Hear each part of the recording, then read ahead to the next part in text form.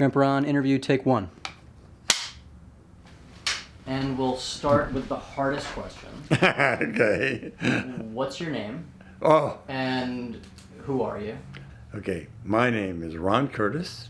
Well, I'm a grandfather and a father, of course, of this young man doing this conversation for me. And I spent most of my life in making furniture, designing and building furniture. And I started out as an art student and continued that for a period of time, but turned to furniture early on and have been doing it for many years, probably 50 or 60 years. And how many kids do you have and how many grandchildren? Oh, okay. So I have 3 children and 10 grandchildren. And with the addition of 2 married into my family, that puts it at 12, which I like. Yeah.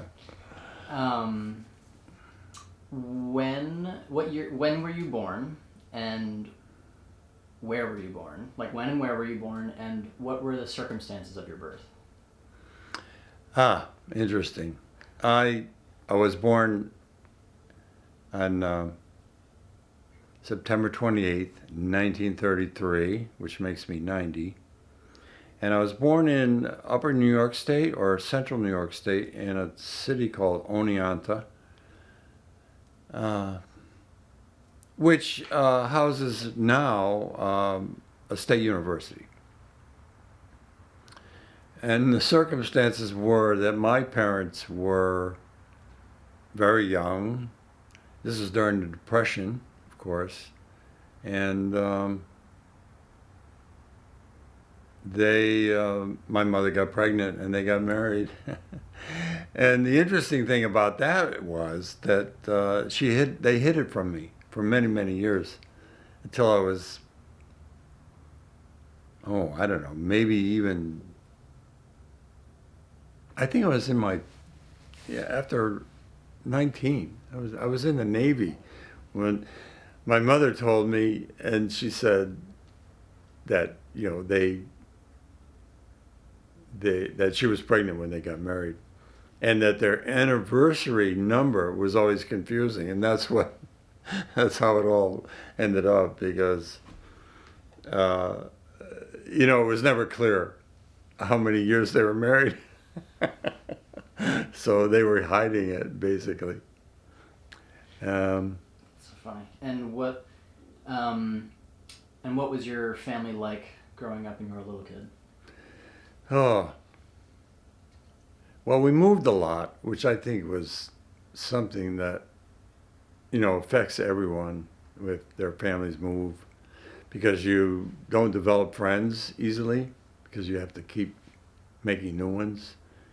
And so that did happen to me. I had some moves which I loved and some that I didn't like. But we went, by the time I was in high school, we had moved, I think 9 times or 7. I think 7. Oddly, I did the same thing with my own children. But maybe not so many times. I can't remember. I'd have to count it. We did move a lot, Francis and I, with 3 kids. And when you were growing up, you had a brother, I know. Oh, I have 2 brothers, sorry. I have 2 brothers. I'm the oldest. 2 brothers. I've already lost my youngest brother. And my middle brother. And we were 2 years apart. And we were close. And he's in Seattle. I suspect I may never see him again.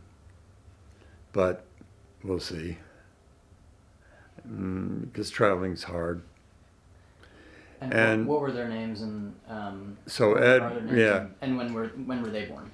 Okay, so Eddie was born in 1940. He's the youngest, and my second brother Jared was born in 1936, and I was born in 33.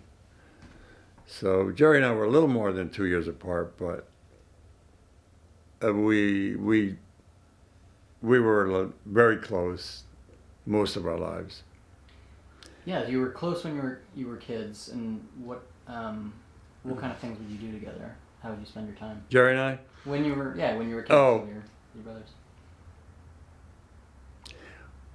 Well, that's a good question. I mean, Jerry and I did spend a lot of time together, like playing, and I don't know what playing is. Like we would sled together, we would play ball together, we would, do the things kids do, just like hanging out, walking, playing in fields, a little swamp. So, one thing about that I remember recently, and I was telling Jared about it, was that I used to make up stories and tell him stories at night before we went to sleep. It's so cool. I'd forgotten completely about that, and he did too. He was like, "Oh, wow, that's so great." And with Eddie, we ignored him, basically. I mean, I didn't really know Eddie until much later on, after we were in our 30s and 40s, and he started having kids. And he was, it's not really part of my thinking and my way of life at the time. He was just different. And later on, he and I developed this kind of humorous, based on humor, relationship. So we always made each other laugh, and that was our relationship basically. It was fun and funny. We shared things. We went to Florida together to visit my parents in the wintertime, and we enjoyed each other's company at that time. And Jared and I, oddly, he was accommodation. I mean, he was an academic, and his field was Wadsworth. He was an English scholar, and he would do things like go to England and sit in the Queen's Library and watch the guards change, which was, a scholar's only place to visit. And so he and I mean, he was always somewhere else, so we didn't really come together a lot. I mean, we would have family meetings during the year, but not a lot. And did your family have a lot of money growing up? No, we were, I don't know, we were like lower middle class kind of area. I mean, my father worked full time. Doing what?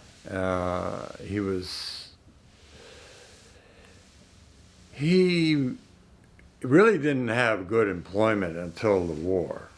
And then when the war broke out, he moved to Connecticut and worked in a Fatman Ball Bearing, which made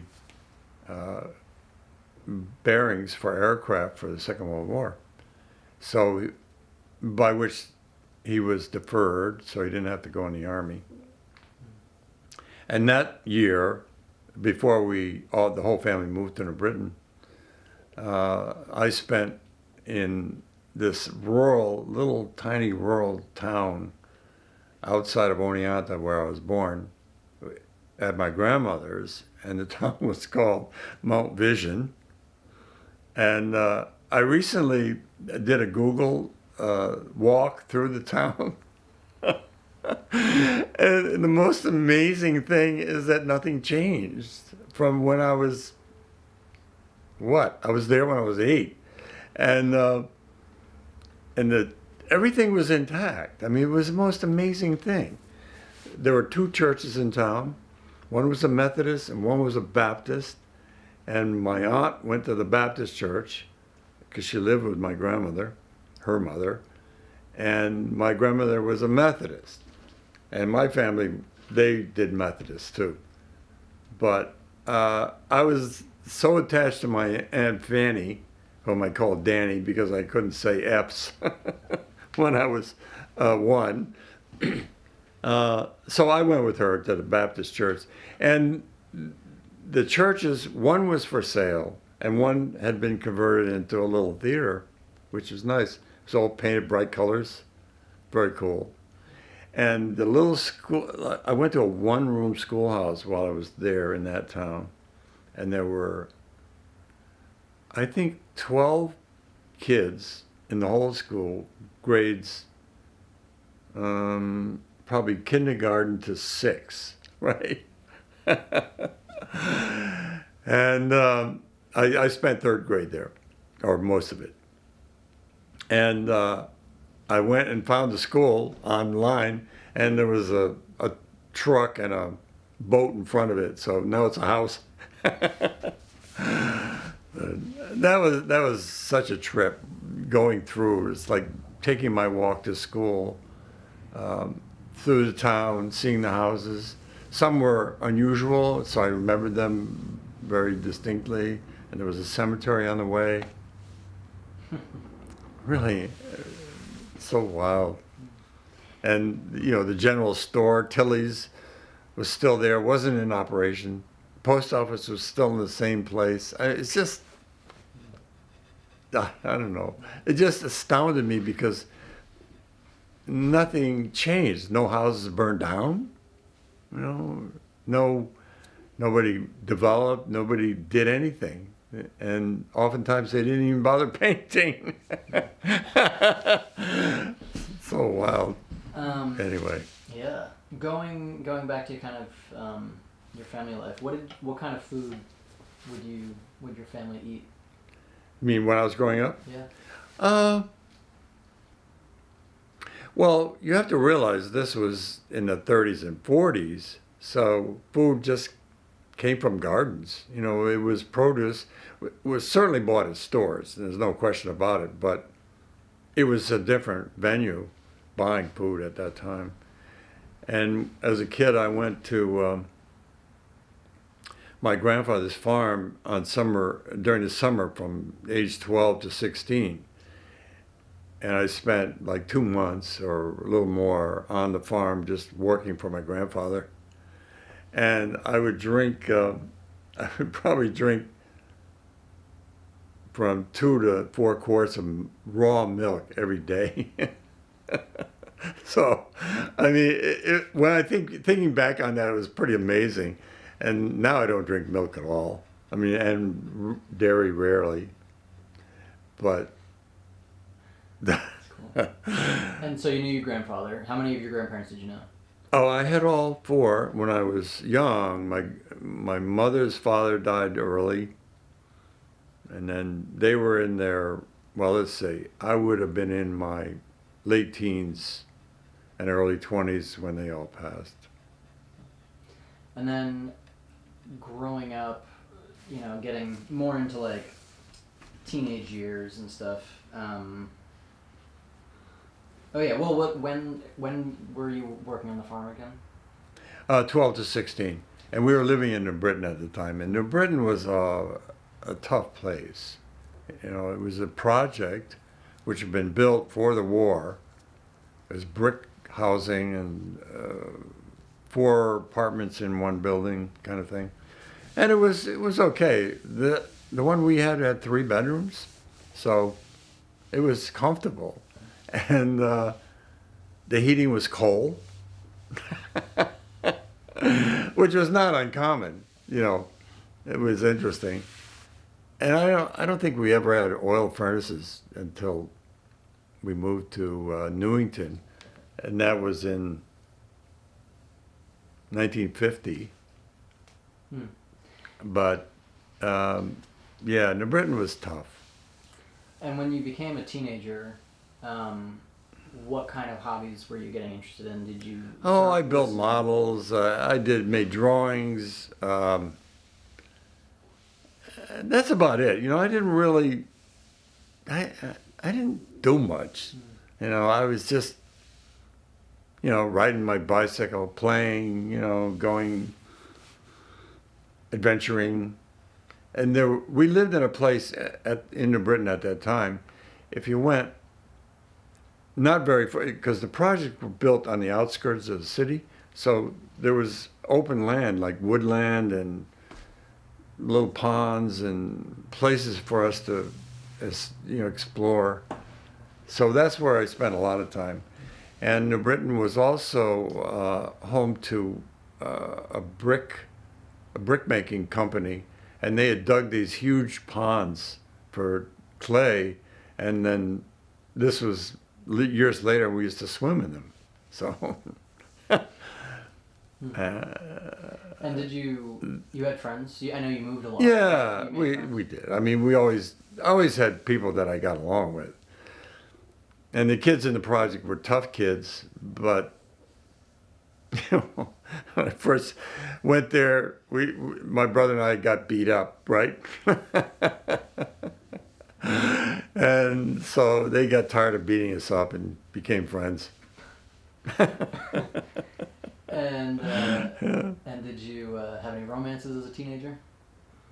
I did, but not significant. It was not that kind of way. Yeah. It was, yeah. Because it was a more traditional time, or because Yeah, you moved around? yeah, because of tradition, primarily.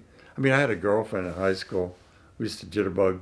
To but- what kind of music? Hmm? To what kind of music?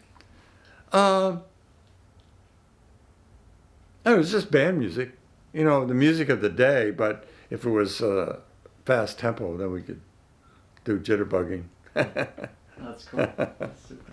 Yeah, and she and I, her name was Joyce, and she, tiny girl, like 5 feet, but we had a good time. We danced a lot. We went different places to go dancing. And what were your aspirations? Like, what did you see yourself doing throughout your life? And at it's that so time? funny. Yeah, I didn't connect. I was just open, and I was always interested in art, and I did take lessons when I was young. And one of the interesting thing was that my mother bought me, or my parents bought me a little summer, or anyway, they bought me lessons at the Hartford Art School when I was, as a birthday present. I think I was 12. Painting? Yeah. Well, it's drawing mostly, drawing and painting. And so I went there Saturdays for like a month or 2 months or something like that. And it was easel drawing and painting in the studio, which turned out to be a place, 50 years later, that I was refurbishing at the Wadsworth. Wow. Sure. So, and the Hartford Art School was housed in Avery Court at the Wadsworth, and that's where the classes were held. So, And would you say that around 12 years old, that's when you discovered art? well, I'd been drawing, and my mother was also artistic. She did little paintings on silver, on tinware, like trays, and it was, and she did, well, that painting on tinware was something that people did at that time. This is in the 40s. And somebody, yeah, I don't know how they communicated, but she knew how to, get pictures so she could copy stuff. But I helped her do that, and then just started making drawings. And when I got to high school, I took art classes in high school in New Britain. And then when I moved to Newington, they didn't have any. So I just went through that last year in Newington. And the family moved to Newington the last year, which again, broke off all my friendships. And the high school that I went into had 80 kids in the class. small. And of course, I knew all of them. And they continue to have class reunions up until maybe 10 years ago. And now I think there are very few of them left, I suspect. And certainly the people running it aren't capable of doing it anymore, unfortunately. Sure.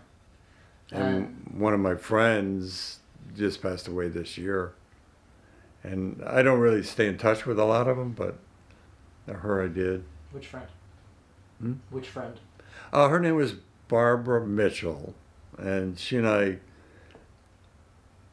well, sort of dated, a little bit, but we always stayed in touch. When I came back to Connecticut after many years being away, I met her again, and it was fun, and certainly saw her at the reunions, and that was fun. Nice. And her daughter's a veterinarian, which we took our animals to, which is kind of a crazy thing. Wow. Anyway. Wow. And then coming out of high school, you joined the Navy. Well, first I Before went, you to college? no, I went to college You went for a year, Okay. and it just didn't sit right with me. I was not a good student. I didn't know how to study. I didn't know how to write. I didn't know how to read. I mean, I wasn't really educated very well. And so I went to work at New Britain Machine Company, who made parts for machines. And I worked in the drafting department, which was fun. So I made drawings there, a different kind of drawing, of course. And then the Korean War had started that year. And I graduated in 51, and the war started in 52. And I was A1, and probably going to end up in the Army. So I decided to join the Navy. So I joined for 4 years. And that was the beginning of my self-styled education. Then I started to read. I taught myself how to speed read, and I read all the classics, over a 4-year period of time. You have plenty of time to yourself. And when I would go places, I would read about the places or invest in literature of the place. So I read the Odyssey when I went to Greek, before I went to Greece, and I went to Spain, and knew I was gonna be able to see bullfights, so I read Farewell to Arms, things like that. I mean, I read a lot of French writers like Stendhal and anyway, whoever they were, like Camus, and anyway, a lot of them, and a lot of German authors, And did you see any actual fighting? Well, no, because we were in the Fifth Fleet, which was at that time trying to do goodwill. So we were goodwilling all through the ports all over Europe, which was nice for me. I made 2 crossings of the Atlantic, and I spent my first Christmas away from home in Cannes, which was a pretty good deal. And Cannes and Nice, and just all throughout the whole Mediterranean. Ship went in and stayed a week or more, oftentimes. And I started out reading like cowboy novels and mystery novels, Mickey Spillane, and those soon became boring, obviously. So that's how I just started reading. And when I got out of the Navy, I took an English course. I read everything on the list. So it's like, oh, okay. And I know you have that story about when you went out on the deck during a storm. Oh, that story. I was thinking about that the other day. In fact, I told it to someone But the story was that, and I'm getting good at telling it, I think, but my watches were on the bridge. I was a quartermaster, and we manned the bridge all the time. And underway, we stood watches on the bridge, and we were responsible for visual communication and the ship's log and weather recording. So we had to be there, you know, and we were there 24/7. Anyway, I had a late watch probably, and I got off at midnight. Probably went on. They might have been 4-hour watches. I don't remember that part. Could have been 6. So we were in a large formation of ships on a, well, it's like an exercise, and there probably were 20 destroyers, which I was on one of them, and there were a couple of large merchant ships, meaning they were carrying supplies and fuel, and there was an aircraft carrier and probably a cruiser, and the command was on the carrier.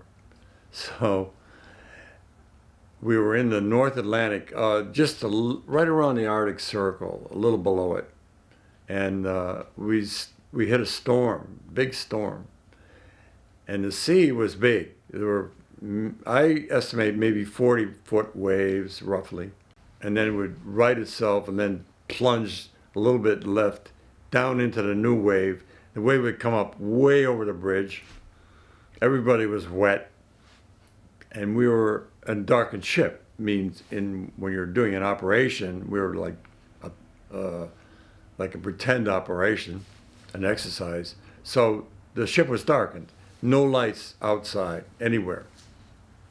So I came off watch, and probably not right away. I might have hung out for a little while. So it was maybe 12:30. So again, darkened ship, no clouds. I mean, it was a stormy night, and it was really basically pitch black out. And to go aft, you had to go outside the interior of the ship. You can't do it on the interior. So coming off the bridge, there's a ladder in the back of the bridge. You come down to the first deck, and then another stairway down to the main deck. And the main deck has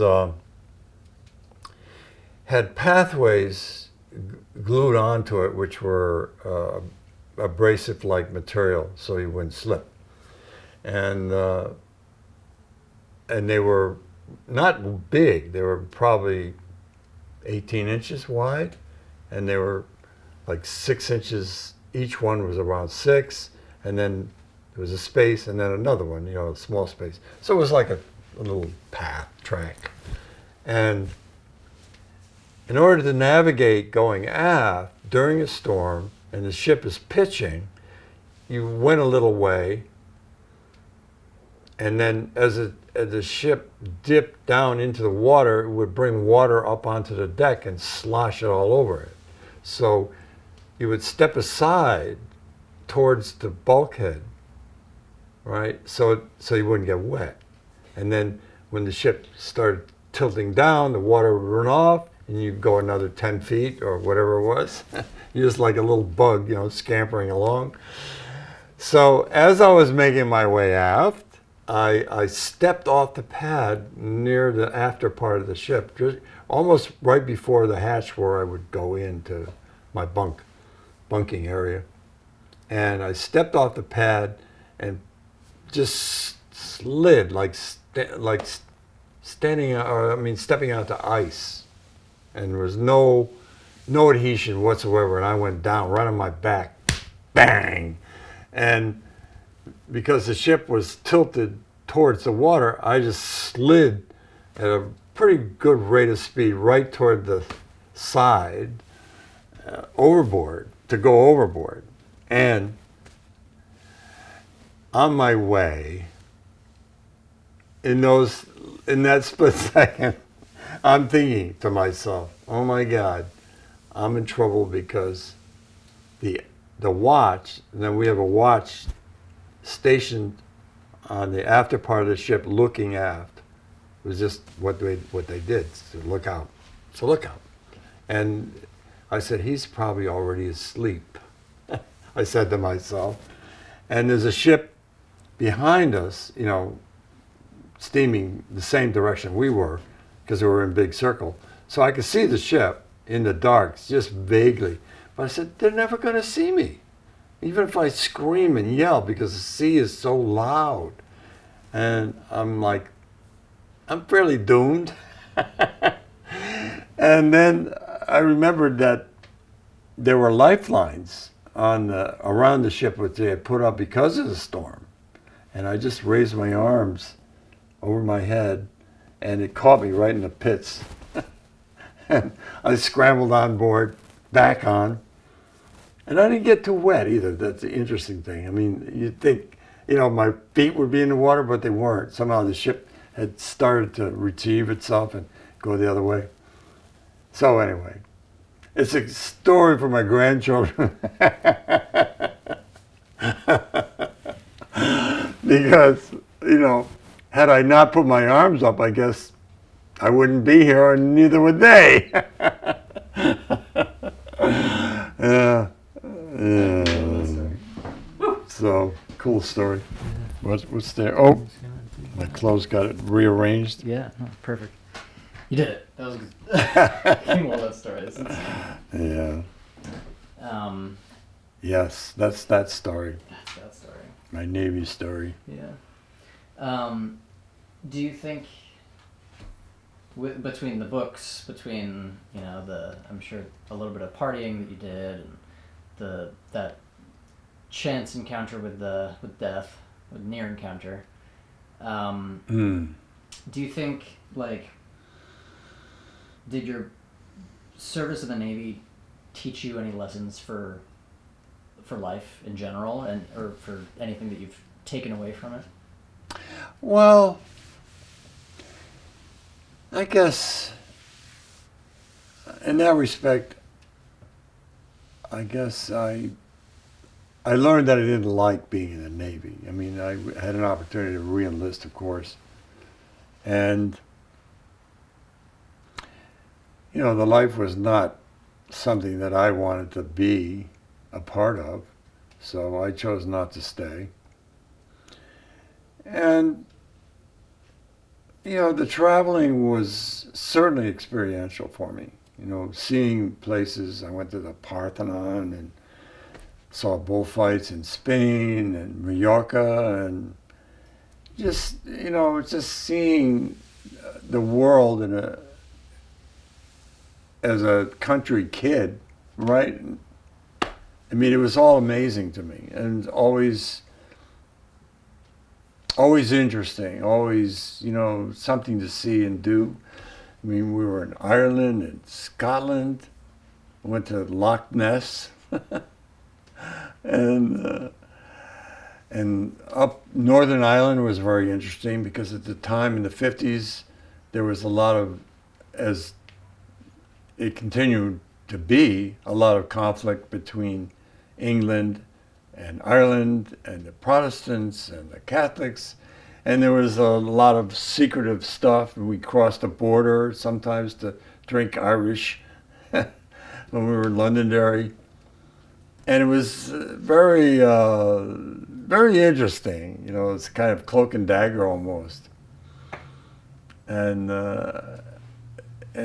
when I got to Germany, I just had such a great time in Germany.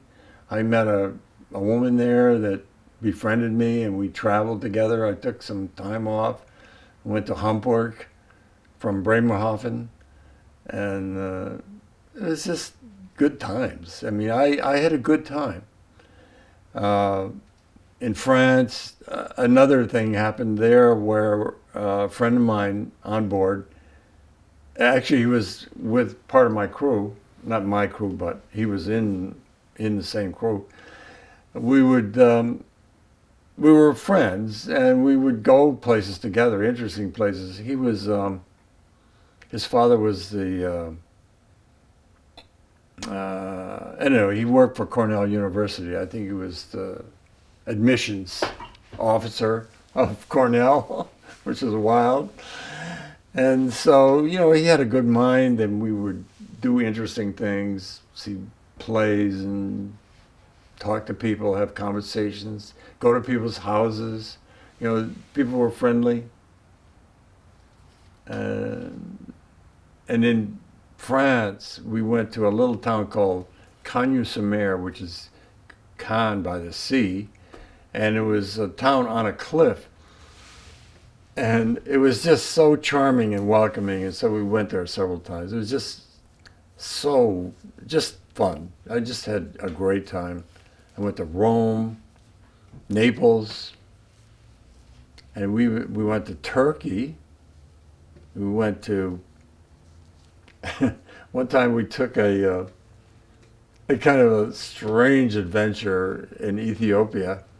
We were in the Red Sea, and we one of the officers, he wanted to go hunt boar, right? I'm like, I could do that. And of course, we didn't see any boar, but we walked out into the desert in Ethiopia, and that was a kind of odd experience.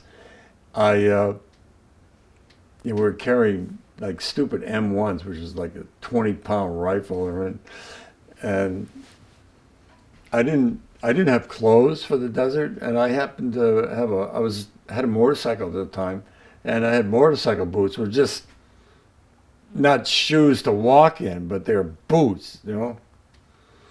So that's why I had those on, and we went out into the desert, into this little hilly area, and I got separated from everybody else, and I didn't have a compass. I only had my own head. And the night before I had gone out, you know, drinking, so I was dehydrated. And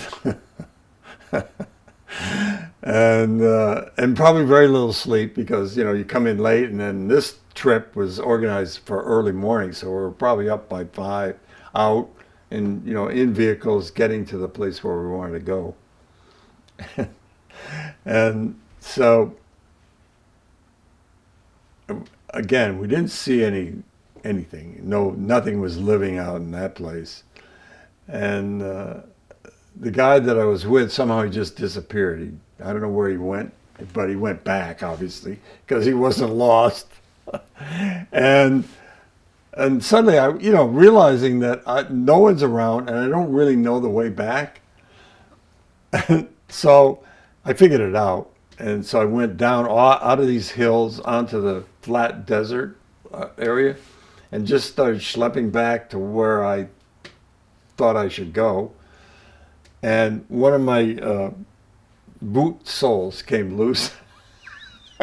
So I'm like flopping, you know, 1 foot flopping, and I'm like dragging my ass, carrying this 20 pounds of iron on me, and totally dehydrated. I mean, I was so dehydrated and didn't have any water because I drank it all. And so, and I'm walking along, and there's this little tree ahead of me, and a man sitting under it, and some goats, I think it was goats. And of course, I didn't speak. I came up to him because I needed water. And I finally, I communicated with him for water. And I got a little water from him. And I think I might have said, I might have asked where this place where I was supposed to meet everybody, you know, if he knew where it was. I can't even remember that part. Anyway, I headed off in the direction where I thought I was supposed to go. And I found it, of course, because I'm still here. But that was another crazy adventure. Wow. Oh my God. I forgot about that. And I actually have a photograph of me standing on one of these hills with this gun in my arms. You'll have to give me that. I'll have to look for it. Yeah. Yeah. It's not, I think I have it digital too. Yeah. Is that, So those are two close encounters with death. Yes, they are. And that was during the Navy. Yeah, Any right. others? Well, Yeah, I mean, you didn't even see battle, but I mean, that's two already. Or any other I mean, you said you were drinking and like anything weird happened while you were out talking to. nah, not really. I mean, nah.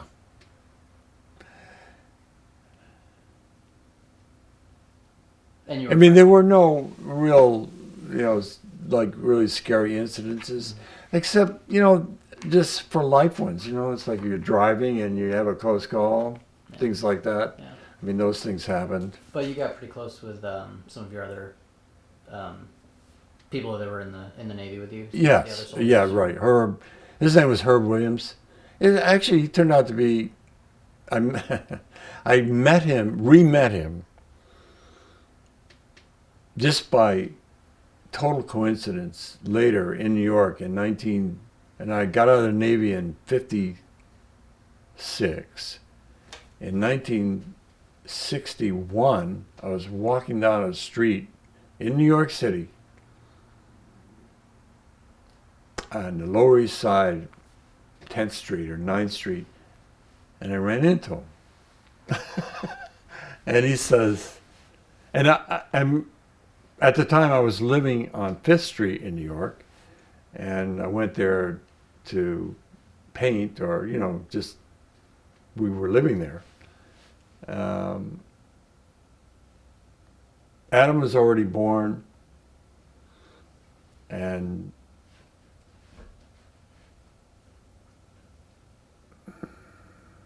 yes, Adam. And then I was looking for a loft, and that's why I was down there. I was like wandering around looking for some place where I could rent as a studio. And here comes this guy from my Navy days, and he says, "Yeah, I have a loft." So that's how I got my loft. And he had a tenant in there that paid the rent. So, and he and I shared it, and then he left, and then it was mine. Sweet. I know it was. I'm gonna come back to this era because I want to get here. Okay. For sure. Okay. Yeah, it was an interesting time. Yeah. I mean, that time, the time in New York when your mother was born there.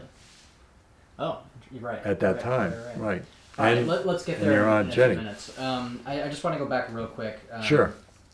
Your daughter Jen reminded me that you were a competitive swing dancer in high school. Not competitive. Okay. No, not competitive.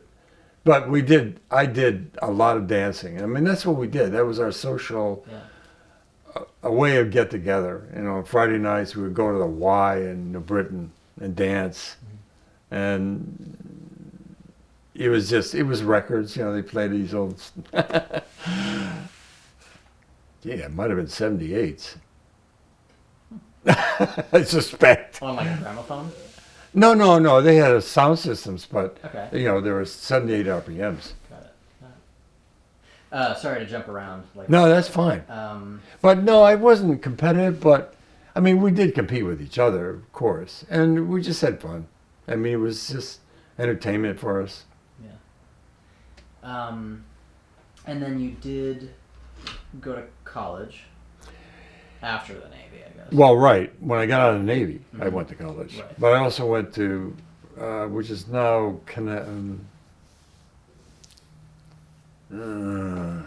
Central Connecticut University. Okay. Now. But then it was like an agricultural school or something in New Britain.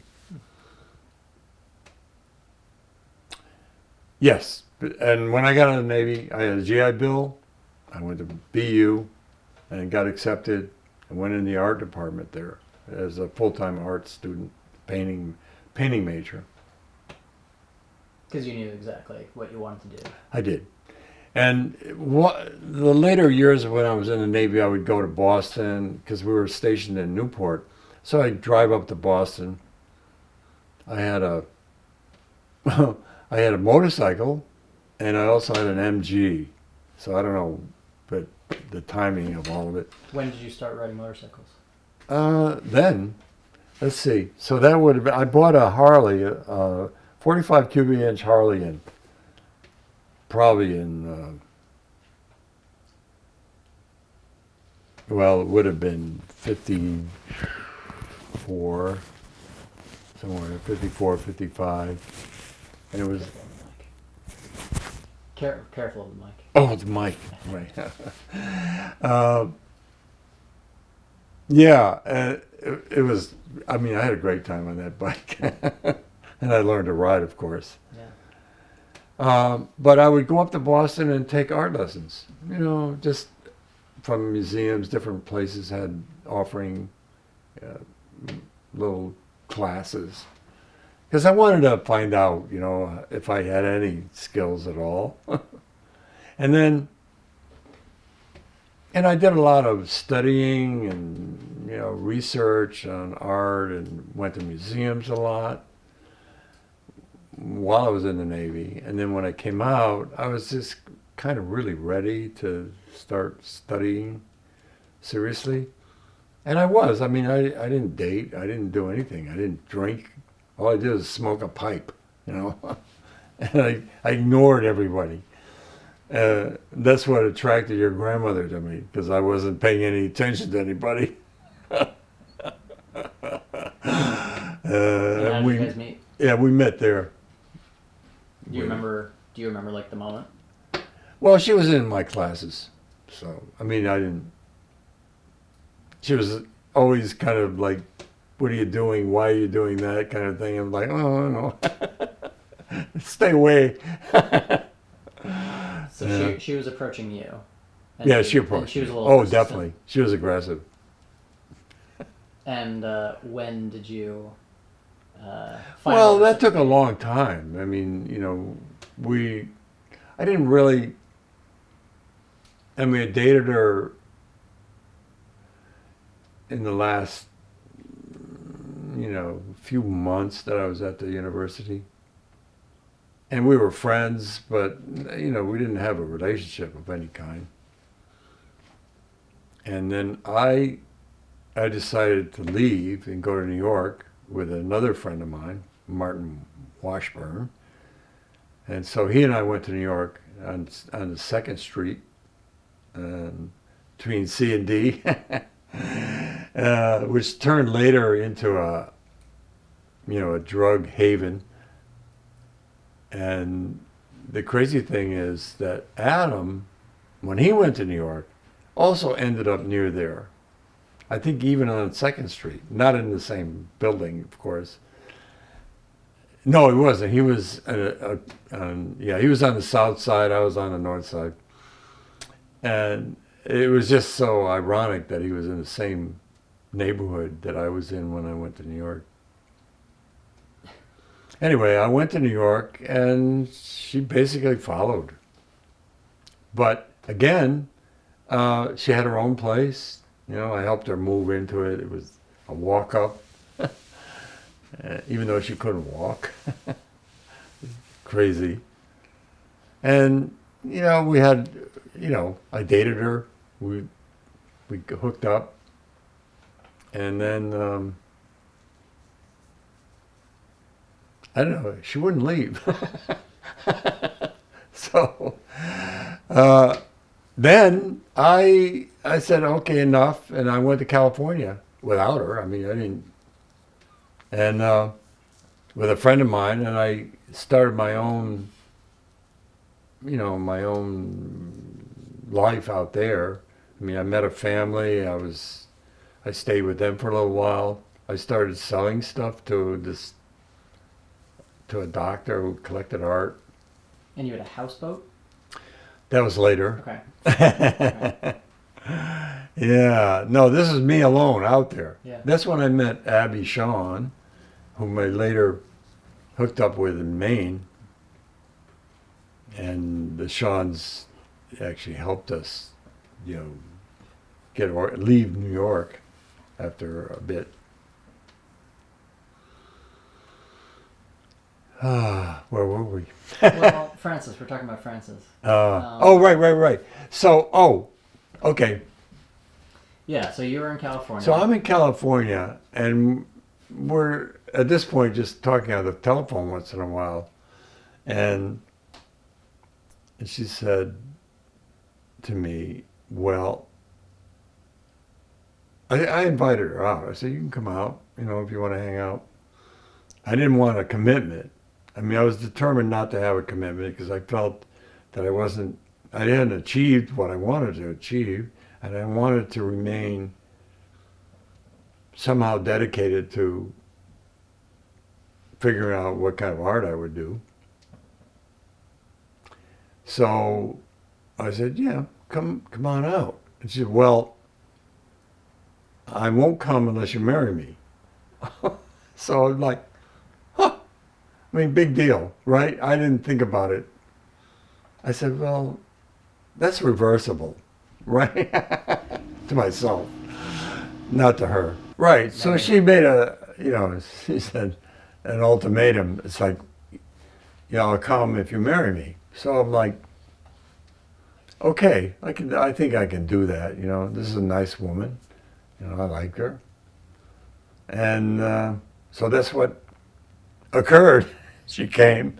And then I think it was pressure from her mother as well, from Henny. Because Henny was totally involved. And I felt, I mean, I know at the time, it's just not You good? Keep going. Yep. Connected to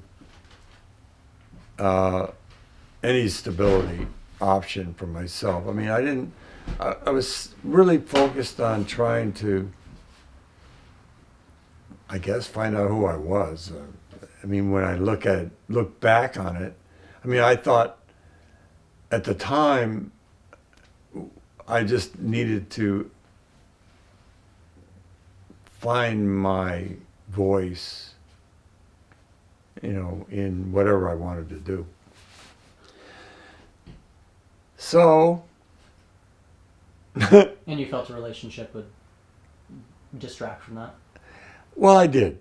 I mean, I thought it would be distracting. I thought it would change my ability to focus on what I wanted.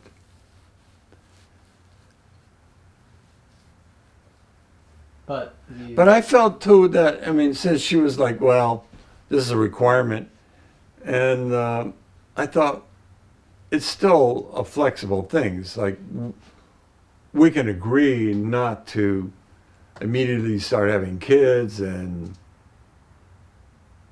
I mean, I was 28 or 27 by that time, so anyway, we did it. We What attracted you to her? Well, I had already established some kind of thing with her. It's like I looked at her and I thought this would make a great mother, of children. It turned out, I think I was right about that. I know I was right. Yeah, she was a great mom. I mean, we all make mistakes, of course, but she was a very loving mother to our kids.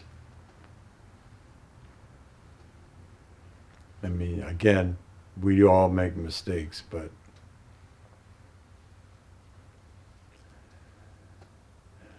I mean, I felt all the way through that she really was very dedicated to that, concept of caring for them. She went out of her way many times, more than what I did maybe, and sacrificed a lot of time. Like she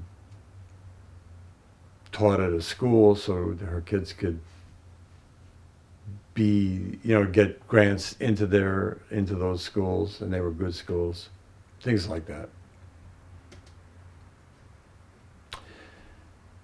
So, you want to hear about the houseboat, I guess. Yeah, sure. So well, there's another funny story about the wedding, because the wedding was, the only person that was there was Henny, her mom, right? And we had this guy who had just gotten out of jail, who was just floating around. He was friends with the people that I was staying with. Charlie, his name was Charlie, red hair, crazy guy, interesting, a writer. That was his profession, and still young, like me. And so he became the best man. Because I didn't know anyone, and she didn't know anybody. She was just there. And so he was the best man, and Henny, and this doctor that bought some of my work, he also was part of the wedding, and that was it. And the synagogue, I had to go take lessons, all this stuff, right? And they were like, who is this kind of goy, right? Crazy guy with long hair or something. But the synagogue was up on the top of, I think, some high elevation in San Francisco, which is very steep, hilly. And someone had given me an automobile. It was a 1940 Chevrolet Coupe without second gear. So I had to figure out ways of getting places in San Francisco by going the long way usually, and then coming back any way I wanted. And so that was part of the challenge. So we went there with that car. And later, we got a little apartment on Potrero Hill, which is where I was living anyway, but it was a different part of Potrero. And that became expensive. We had a hard time earning money because we didn't have anything. And we were wandering around in this car without second gear and went to a place called Hunters Point in San Francisco, which this particular area used to be a shrimping port for shrimpers in the area. And it had been, it had to be dug out every so often, dredged for the depth of the boats, but they hadn't dredged it in probably 10 years. So it was just a mud flat. And there were a bunch of houseboats on just around this little bay.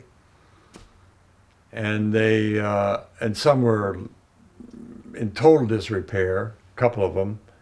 And there was a house, and that was it. And just houseboats up on land on stilts. And there was a houseboat in the middle of the bay,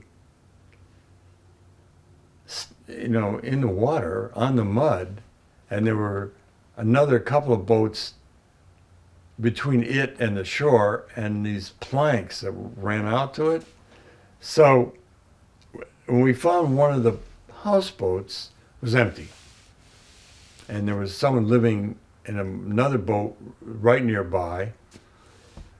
And so we began to inquire, and so the owner was this old German guy by the name of Heine,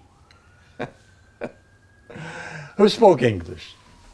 I don't even think he was here long enough, so he wasn't broken English. He was, like a regular guy. But he was a big man, white hair, white beard, almost like a Santa Claus looking guy. And so he lived out on this barge, half sunken barge. And so when I inquired, they said, oh, well, Heine owns it. We just go ask him. So I make my way out on these planks and, knock on the boat and go in. And this guy's sitting in a small room, probably 10 by 15, if that, with a TV and a way to cook and all that, but that's it. And he was like a pair of overalls. And I say to him, so are you interested in maybe renting that boat? I mean, the houseboat? And he says something like, you know, he gave me a small price, like $50 a month or something. And I said, well, I don't have it. He said, that's okay. Bring it when you can. so, so we moved in, and this boat had nothing in it. It was totally empty, but it was still closed in. In other words, no broken windows or missing doors or anything like that. And it had, well, 3 fairly large rooms that were, one was big enough for a studio, which I did, and one had a sink in it with no, and then I borrowed water from my neighbor with a hose. And yeah, it must have been electricity too. So you docked it. You Yeah. just had it like. Yeah, so I just borrowed electricity and water. And you just had all of your stuff in there, and you just. Yeah, we just we didn't have a lot because Yeah. we were in an apartment and we didn't, we weren't. I mean, we were from the east, so we only had what we carried. So there wasn't a lot to move. I mean, I had my art supplies, I had stuff like that. I mean, I had driven out with stuff that I wanted. I had paintings and art supplies, stuff like that. And so we kind of scavenged stuff from around the neighborhood. There was an abandoned, another abandoned like a shack with a stove in it, like a cook stove. So I took that, and moved it into the, man, I mean, that was hard, wasn't it? I had to, wow. I mean, now that I think about it, it's like a real labor. Anyway, it was a big cook stove, I remember that, and which we used for cooking. And I don't remember what fuel we used.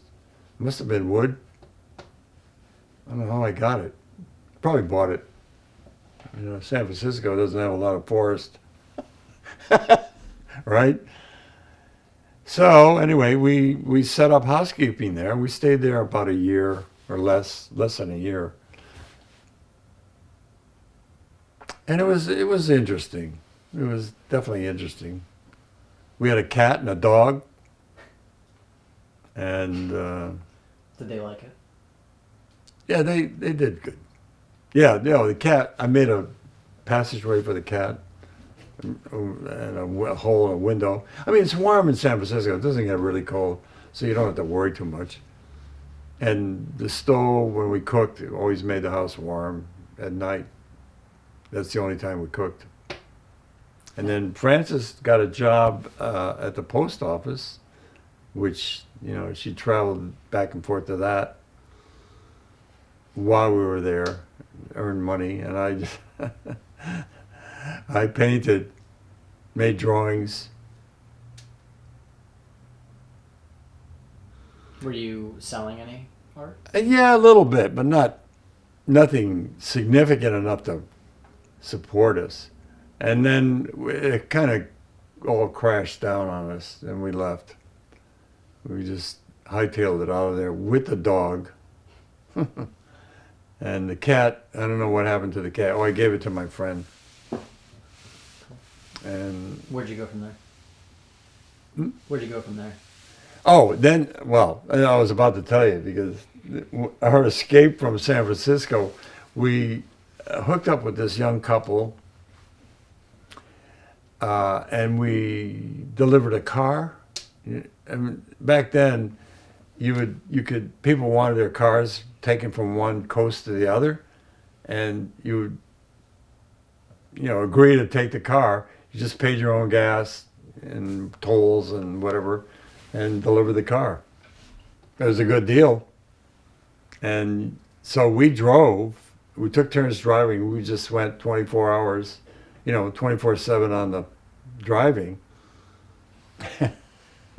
with the dogs. And the doctor had injected the dog with sleep, like put him to sleep so he wouldn't, because he was a pup, Fritz. And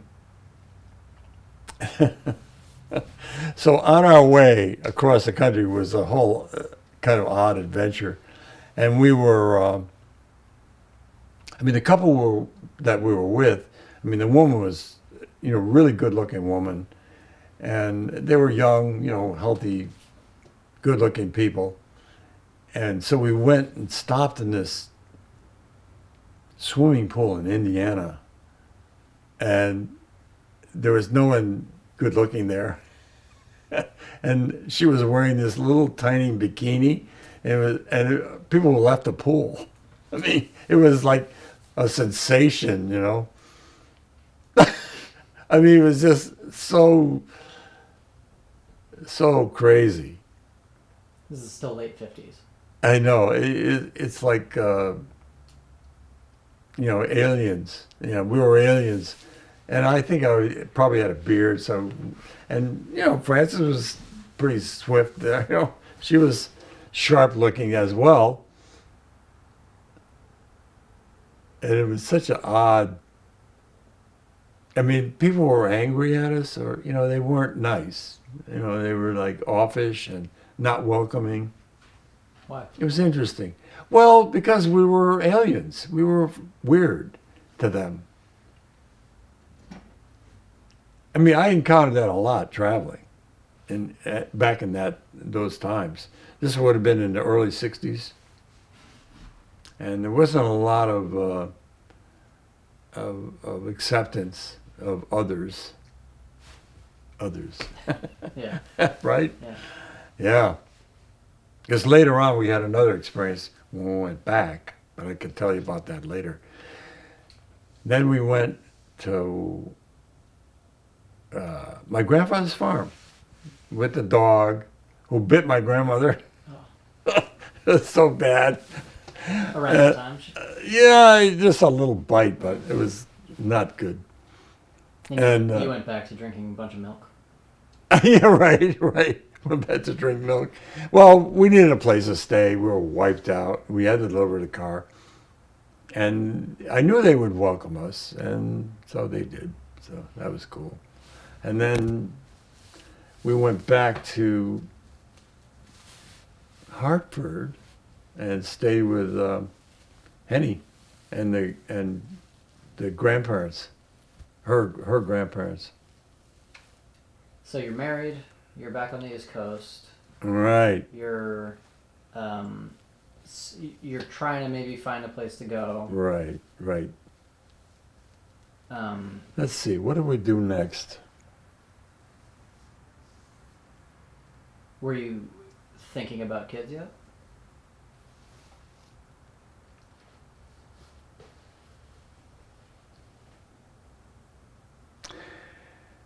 I got some stuff mixed up, but we didn't have the loft yet. So we eventually came back, went to Connecticut. No, we stayed with Henny, and then I found this. We decided to go into New York together. Oh, boy. Mm-hmm. It gets mixed up in my head, the whole sequence. Sure. Because we had 2 trips to California and 2 stays in New York. I see. I can see how that gets jumbled. And there was space in between. Mm-hmm. Well, Yeah. let's just start with, It's still stories. yeah. You can always go back. Yeah. And as long as you're not tired, we can go. No, ahead. no, I'm good. When did you, I'm trying to, figure out this sequence. yeah. Well, when did you have Adam?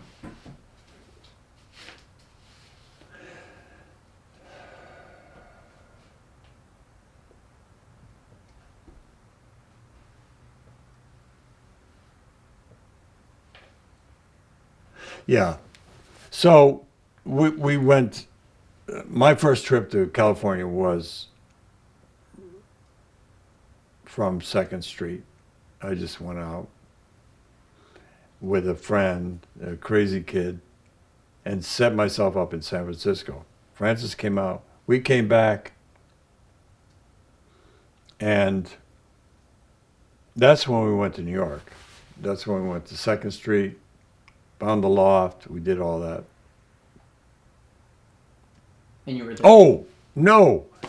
That's right. We came back. We couldn't find anything in New York, and we went to Hoboken. Right. The whole thing in Hoboken. That's where Adam was born.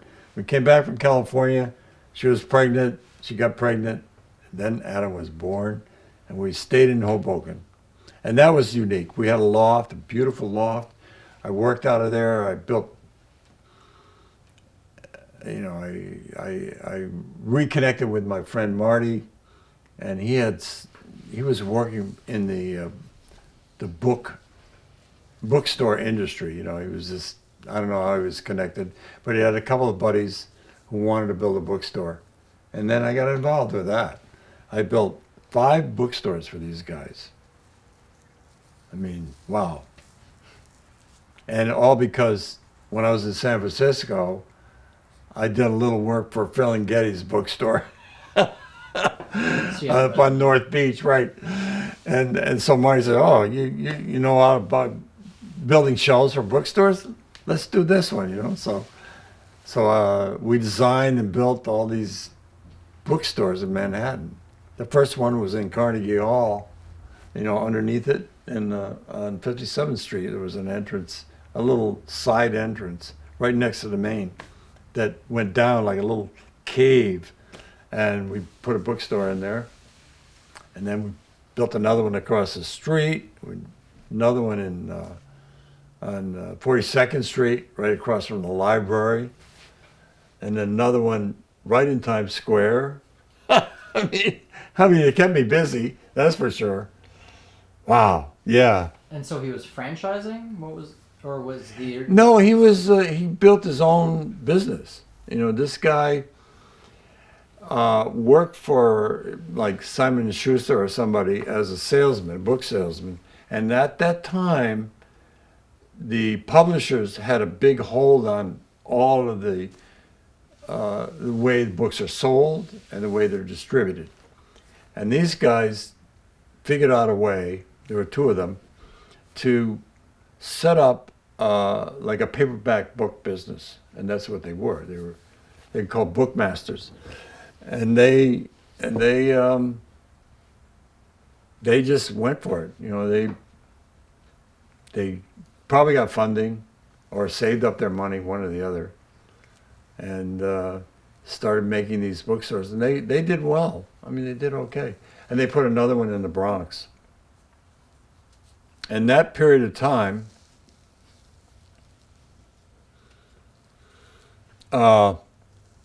we weren't always, I built the stores over a period of time, and I had gone to California and come back and still built stores, more stores. And was this, I mean, you were doing art before this. I always did art all the way through it. And so was this kind of your first gig doing carpentry? Well, to make money in San Francisco, the people that I was staying with, the guy was also an artist, but he did gigs. He had painting gigs. And then this bookstore wanted some shelving built, so I did that. And it happened to be Lawrence Ferlinghetti. And so it made it famous, right? And so was this kind of a spark with carpentry, you think? For you? Do you think this was like a spark? Well, yeah. I mean, it certainly got me involved in the business and in wood and being skilled with tools. But for me, those skills came during the period of time when I was working for my grandfather. I had a lot of like a deja vu with being handy with stuff from the work I did on a farm. And I would have one simple time, for instance, I had to pound a post in the ground. And I used to go out with my grandfather with a wagon and the hired man and my grandfather and I, and we would go run a fence line to repair the post because he had cattle and he had to keep them in place. And usually it was barbed wire, just three strands of barbed wire and posts. Simple. So the posts would rot, or the cows would trample crap down. So we'd be out there. And the way that they did it, they used a crowbar, probably a 10-pound mallet, and that was about it. And they had a tool to pound the wire and pull stables.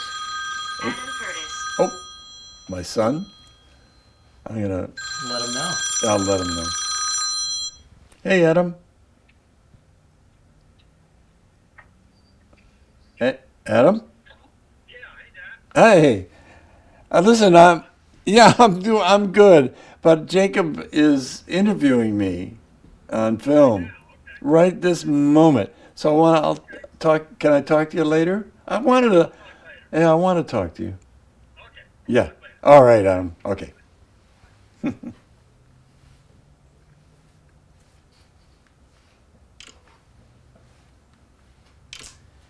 Oh. So I mean, but Oh, yeah. This experience with the fencing. yeah. And so, I would watch my grandfather. It's just study. I mean, it's like something that a kid at 12 or 13 does, right? And I didn't know I was learning anything.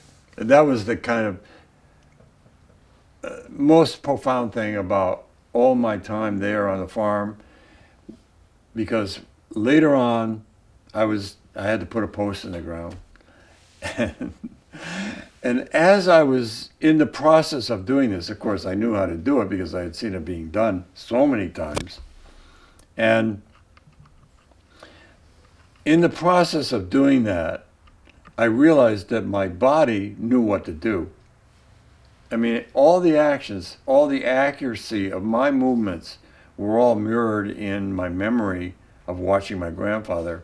And when I picked up the mallet to swing it, it's like it just felt like it was something that I'd always known how to do. And, hitting the post right on the nail, it's like, it just was so astounding to me. It's like I realized how much knowledge was in me from doing that. It's like a visual learning. This is the way martial arts are taught, is visually. No words, just do what I do or watch.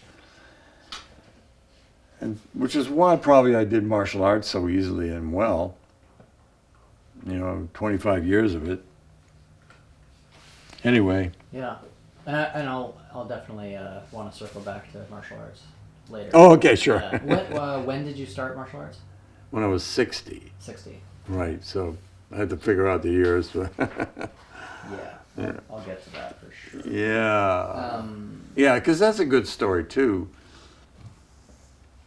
Yeah, well, I want to, we were kind of talking, I mean, we're in... We're trying to arrange the time yeah, here. Yeah, exactly. Right. So we're in New York, and right. we're building these shelves. Right. And so all the things are happening all through this. So the time in Hoboken, when we came back from California, we stayed with Henny and Pappy and Graham, they were called.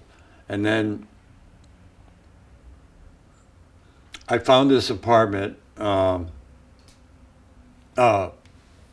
we were looking in New York for some place to be, and we couldn't find anything. And someone said, check out Hoboken. So that's what I did. And I found this storefront, 306 River Street, which was across the street from the Holland American Lines. And oddly, and interesting, later we met Henry Poor, who was an artist, but he embarked on a ship from that very same place when he went into the army in the First World War, or Second World War, excuse me. It was a debarkation dock in Hoboken, and it was also near where On the Waterfront was filmed. I mean, it was that kind of area. Hoboken, 1 mile square. And our dog Fritz got lost, and I called the warden. He said, "Don't worry, he can't get out. It's only a mile square, and there's only tunnels of water and hills." It was surrounded by this cliff on one side, water on the other two ends. So, and we found our dog. Eventually. Right. Yeah, we lived in an apartment over over a bar when we first got to Hoboken, until we found the loft, and it was a railroad apartment, meaning you know what that means? Yep. Okay. Tell me. Tunnel. Tell me. Oh, tell you. Yeah. Well, railroad apartments were buildings that were built with the apartments, with the stairs in between apartments, so that if you stood on one end in the bedroom at the one end, you could look out to the living room on the other end. It's one shot, right? And you said it was above a bar. Yeah, and we had a gas water heater in the kitchen, right? It was wild, that place. And it was above a bar. And it was on top of a bar. I think we were 2 up, but it was called, let's see. It was a pretty funky bar. I mean, and Frances, this is when she learned what her name was. And she was known as Marge, or Marjorie Frances Sloanham, that was her name. And she went to get her liquor license because she had to get it in order to work at a bar. She had a job in another bar. So she went to get it and realized that her name was Frances Marjorie. And at the time she didn't change her name, but later she would, of course. She's known as Frances to most people. But I knew her as Marge until the 80s. Wow. Yeah. And Which was, so you still called her Marge for a while after she... Oh, of course, this, yeah. right, because I it's hard couldn't... to pivot. Yeah. But I would tell my friends, it's like having another wife. A new wife, right? Yeah. And so when did you have Adam? So let's see. Then we found that loft, or that storefront, and then I built, a shop in there and a studio, and it was just a store, and I put a stove and a little kitchen, and found a bathtub, and I just set everything up myself, and we heated it with coal, a little coal stove, and that's where Adam was born, and from not there, but the hospital was in Jersey City, and How did you... that was such a wild place, that River Street, and we had artist friends. We had parties there. It was great. It was like a nice community in Hoboken, artistic community. Yeah. Leading up to when Adam was born, did you have any expectations about being a parent? Oh, I got into it. I totally just disappeared into being a dad. I mean, it was... Yeah, I didn't expect it. I didn't know what I was going to do. It's like, okay. She got pregnant. And she had a couple of incidents, like she was dragged by a bus once. She got off the bus and he didn't know, and she had a hard time walking anyway, and then pregnant, another extra few pounds. And she got off the bus and was hanging onto the rail, and he started up, and she got dragged. And so I get this phone call. It's like, yikes! But she was fine. And that was interesting because the insurance company came right away and offered us sum of money before Adam was born. And Frances, Marge then, said, no, I'm going to wait. So we never got anything, but we had a healthy kid.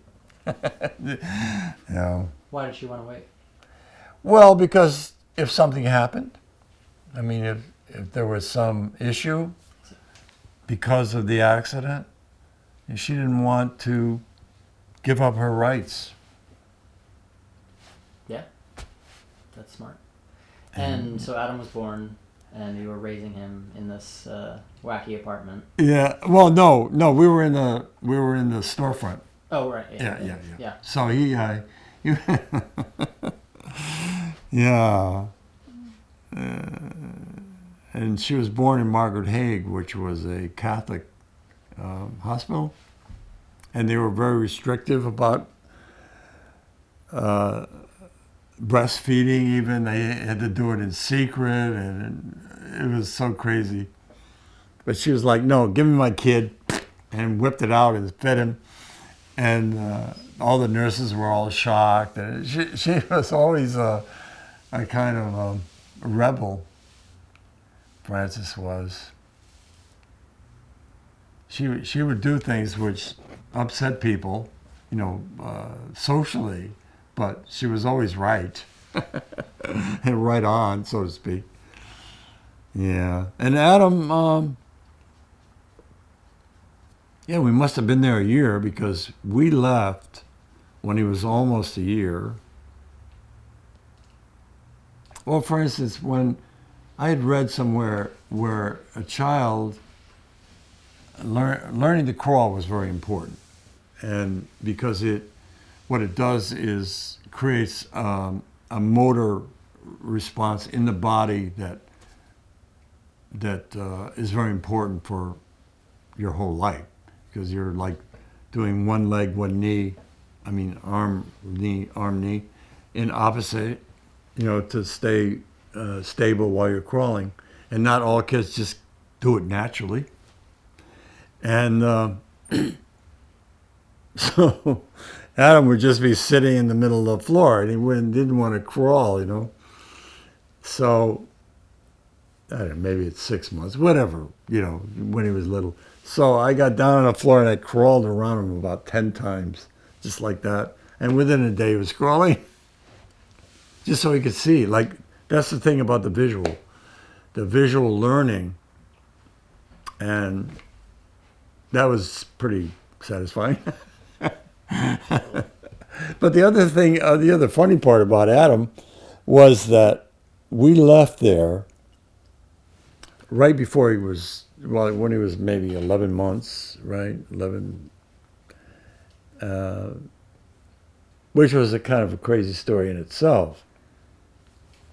I had friends in California who Marge knew too, then Marge. And so they said, yeah, come and visit us anytime. So it was like,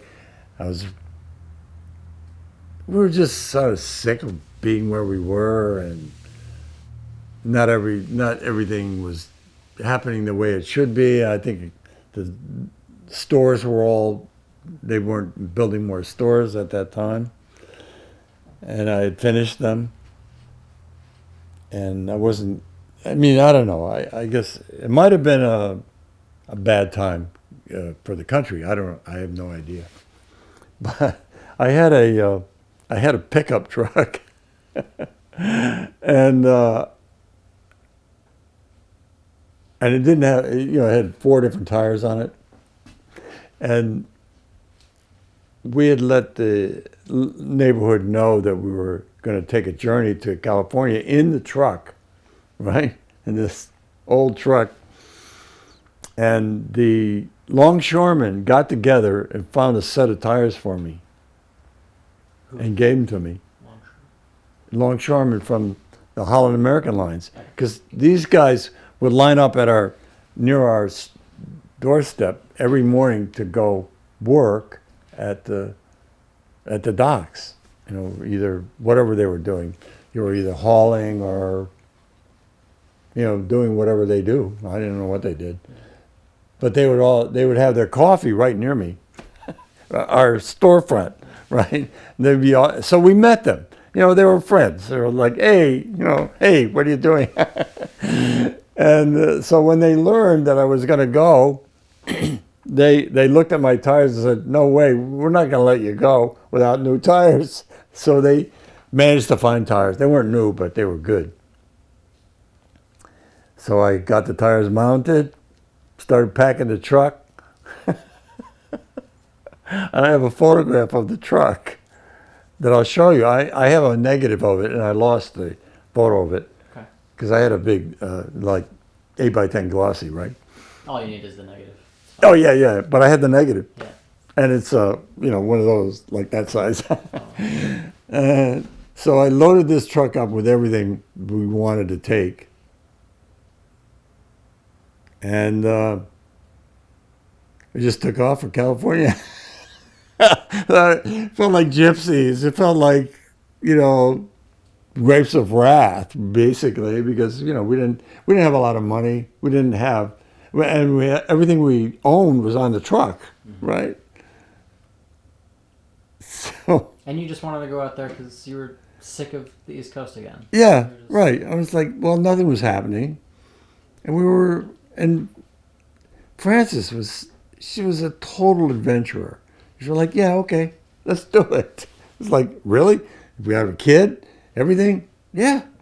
She wanted to do it. And that's when we had some really funny experiences being aliens. Because I broke down in Oklahoma, and she was wearing jeans, and no women in Oklahoma ever even considered wearing jeans. Wow. So she was like, you know, somebody that everybody had to see. It's like they all came out and looked at her in this little tiny town. Oh. So we had to wait a day while the guy fixed my transmission or a clutch or something. Yeah, it was a clutch or a throttle bearing, something simple. And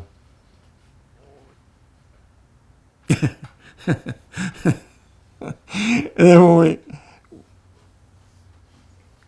so on the way to California, all our stops, we did some interesting stuff. We went and saw some ruins, ancient ruins and crap like that, and went to some lakes, and we had a good time. We camped out at night. You know, just took us a week or more to get there. And on the way, Adam learned to walk. Ironic. Yeah, he was crawling when we left, and he was walking when we got there. I mean, that was like such a wild thing, watching him do that. And we got there, and my friends were gone. They weren't at the place that they were supposed to be, and which was in Topanga Canyon. They had a little house in Topanga, and we walked into their place, and it was flea-ridden. I mean, it was like they just attacked me. It was like, we're out of here. And we didn't know what to do, so I guess we must have camped out. And we found this guy who was, I mean, this is part of my own appreciation for age and for aging well. And his name was DeWitt. I don't remember the first name. But he was this guy who looked like he was in his 40s probably. He was driving to the ocean every morning for a swim. He was barefoot. He had a little pottery on the top of Topanga Canyon. He wasn't in the canyon, he was up on the top, you know, away from the ocean. And he was a real estate agent. So that's how I stopped there to find where George lived, you know, that, and we hooked. We got along, and we just started being friends. And it turns out that he, like once a year, he would walk to a piece of property that he leased to a manufacturing company or a large company. He'd walk into their boardroom barefoot, sit down, and get a check, right, for the year's lease, which is probably a lot of money, probably several grand. And he loved to tell that story. But he was just such a vital person, you know, and it turned out he was like 20 years older than I thought he was. He was like 60. And he became someone that was so incredibly inspirational to me. And, you know, I'll never forget him. He was a really cool guy. Anyway. How did you adjust your life after that? Well, you know, at the time, it didn't impress me, but certainly, you know, it's just, when you have these experiences, you don't say, wow. You live through being who you are, and the experience of knowing this man just comes into you in some way that is totally unexpected, so that it becomes like a hidden mantra somehow, and continues to support you as a encouragement, as a way to be, you know. And you still think about him? Oh yeah, absolutely. Yes. Yeah. Do you think things that you do today are because of him? Oh, absolutely. I mean, well, you know, it's hard to know, Jacob. You know, that you can't really answer that question. You know, if something happened to me and I died 30 years ago, it still wouldn't change my respect for him, you know, and the way he was. He had this kind of energy and a kind of clumsiness to his being that just was there, you know, and not everybody saw it, obviously, but he was a happy man. He was positive. He was just, and not presumptive in any way, not like, oh, I know I don't look my age. I mean, it wasn't like that. It was just him, you know. He was like, how old are you? Oh, well, I'm 61. It's like, oh, okay, you know. But it ends up being, you know, an amazing, inspirational friendship. And I didn't know him that long. I mean, it must have been a really short time. It's just an encounter, really. Because we moved on. We didn't stay in Topanga. Yeah, what was this, like 2 weeks or something? Well, if that. Yeah. If that. Because then we were stuck. We didn't know where George was. So finally I found George. He was living out in a canyon all by himself on a dirt road that washed during rainstorms. And, you know, it was almost impossible to get out there. And I think I had to unload the truck to get out there to see him. And so we found this a town called Cornell, which is near where George was. And it was a town that had been home to an amusement park, kind of piece of property that someone had developed. And had completely fallen apart. It was not being used. There was just a fence around it. There were these old kind of structures that had been hand built out of concrete and wire, and there were buildings on the property. There were maybe 3 dwellings on the property, all of them empty, except for one where the owner lived. And somehow we were just so daring. We went in, talked to the guy, said we want a place to live, and he rented us a place called the Stone House, which was built into a hill out of stones. It had a big, huge walk-in shower and one other room. And that was it. So we took it. That's where we lived when we first got there. And we managed to unload the truck finally. And they had these 2 burros and goats. They had a goat too. They had a goat and 2 burros that lived on the land. He never fed them. They just wandered. It was a huge place. It was probably maybe 5-6 acres, and there was a stream on it, which is mostly dry, I think. Yeah. And I don't even know how these animals survived. He didn't really take care of them. His name was Charlie Hinman.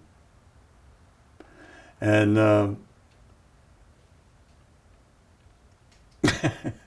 so we stayed there, and then Frances befriended this cowboy that she met while we were there. And by the way, our address for when we stayed there was Curtis Cornell, California. No zip then. And a 3-cent stamp. Or maybe it was 4, I don't know. Yeah. And you had to go to the post office to get your mail. Sure. And you didn't even need a box number. There wasn't that many people there. Oh my God. It's amazing. It's just amazing. And it was just a little town on Mulholland Drive. And Mulholland went through it. And it was just a wandering road that switched back on itself all the time. It was like an amazing road. You couldn't go any speed on it. And it was all dry brush country. Nothing lived there except trees and grass that got brown right away. And so we hooked up with this cowboy who had a little dude ranch nearby. And Frances, was attracted to it because she wanted to ride horses. And she rode a horse one day who got away from her, and she fell off the horse and actually had a concussion. The thing stopped. It was just went nuts, the horse, and started galloping, and she just lost it. It hung on till it stopped. And then she woke up on the ground. So we eventually moved on to that ranch because Hinman got crazy, and so we lived with Jim. His name was Jim Emhoff, and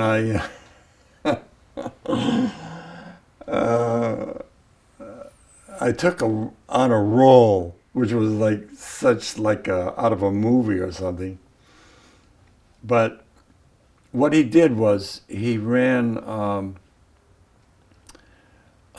trail rides for Hollywood people, or people from San Francisco or from L.A., and they would come up and so we would take them out on these trails which were all around in the canyons.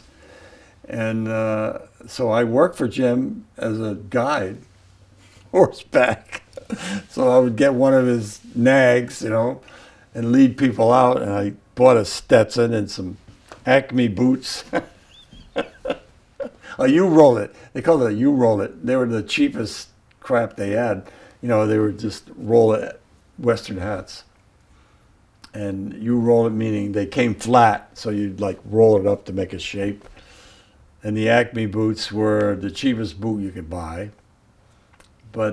And I was a smoker at the time, and I used to roll my own and sit in the saddle and do this thing to impress everybody. And that was fun. Full-on cowboy. Oh, yeah. Yeah, I became a cowboy. Can you just Oop. the collar? Oh, this thing. Perfect. There. Full-on cowboy. Yeah, it was fun. I mean, I got Western shirts and the whole thing, and How long were you there? 501s, the jeans, right, with the buttons and the straight legs. How long were you there? We were there, well, probably Well, we're in California a whole year. And I think we were there, we didn't stay at Hinman's that long. So it would have been, oh, it's hard to know on the ranch, but probably 8 months, maybe 6 to 8 months, roughly. And Adam was. And Adam was the little guy there, walking around in the horse shit. I mean, you know, and that's where I found there was a mobile library, and I found a book by Henry Poor, whom I later met, on pottery. So I built a pottery. While I was there on the ranch, I built a whole structure for my pottery with a pounded dirt floor. And I made a wheel, and I threw pots, which I had done before. I mean, I had already done that, but, no, wait a minute. No, that was my first experience. I started doing that. What made you want to do that? Well, it just fascinated me. It's like something to do that, you know, I couldn't paint there because I didn't have enough space. Our dwelling was tiny, and it just wasn't feasible to paint. And I wanted to do something creative. And Henry's book was very inspiring to me because he had built his own kiln. He had built his wheel, his whole, I mean, he was like me. He was like a builder. He just wanted to do something. He did everything to make it work. And I had a lot of admiration about that. And his pottery was very, very down home. It was like real, you know. It had, he painted on it. You know, he made patterns and he designed his shapes. He made drawings for his shapes, which I did. You know, I made drawings for my pottery and made them accordingly. I didn't have a kiln there, so all that work I didn't really save, but it was a really interesting experience, the whole of it. You know, So you the kinda riding and the You kind of just made it to make it. what? You just made it because you wanted to make it. Yeah. I mean, just something to do. I mean, I didn't want to just ride horses or drive his trucks or something. You know, shovel his horse shit. That's what he did. You know, we had to go haul hay and, you know, all the chores of maintaining horses. He didn't have land. And the interesting thing about this guy was he had, at one time during his life, he had ridden on beaches in California. I mean, to me, that was like so amazing to be able to ride a horse on a beach. And evidently he did it regularly. I mean, he must have lived or been on a ranch that was near or had access to the ocean. Excuse me. So, and he was an interesting man. By the time I saw him, we met him, he was broken. You know, he walked stooped over, and he had he was wizened and old looking, and he wasn't. And he had a young wife, which is wild. And he had a string of maybe 6 horses, maybe. And he also boarded horses at the same time. In other words, he had space to board them. So there were maybe 10 horses altogether. He didn't pasture them. They were all corralled, which meant that he had to, feed them all the time. You know, he had to get hay.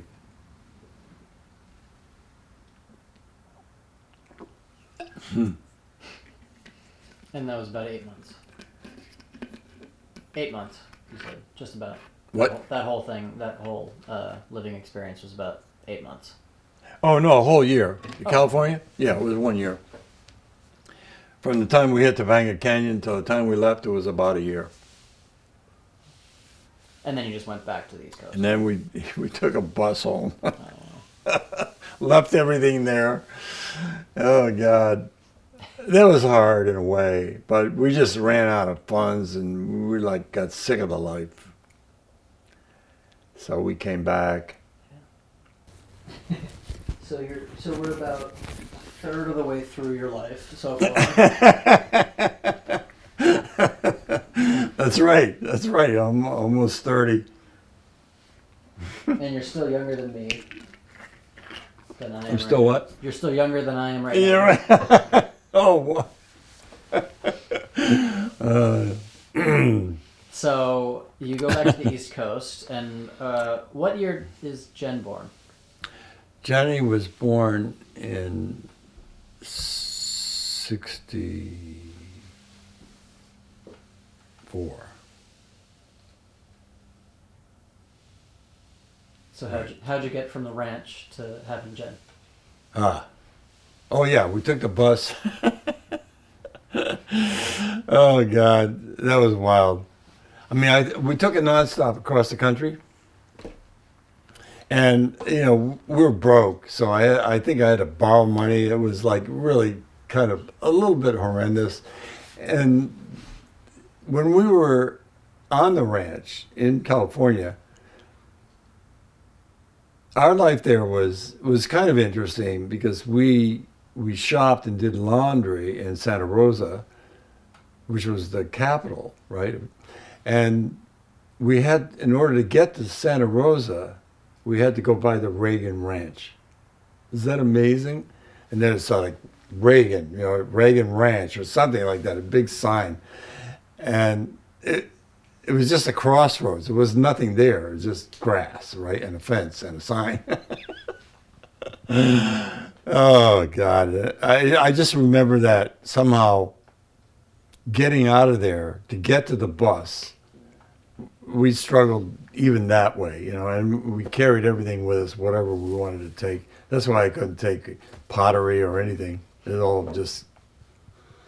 And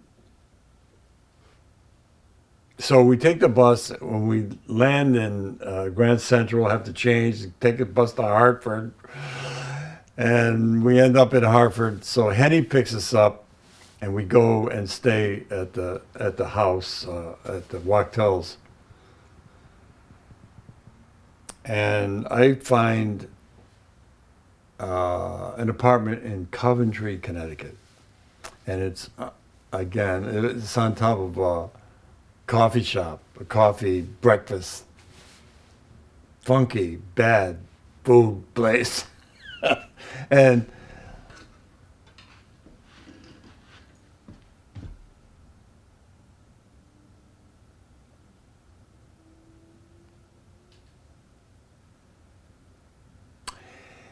yeah. So how did that happen?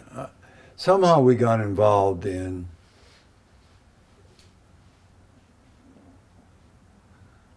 macrobiotics. Somehow it seemed significant in that place. I remember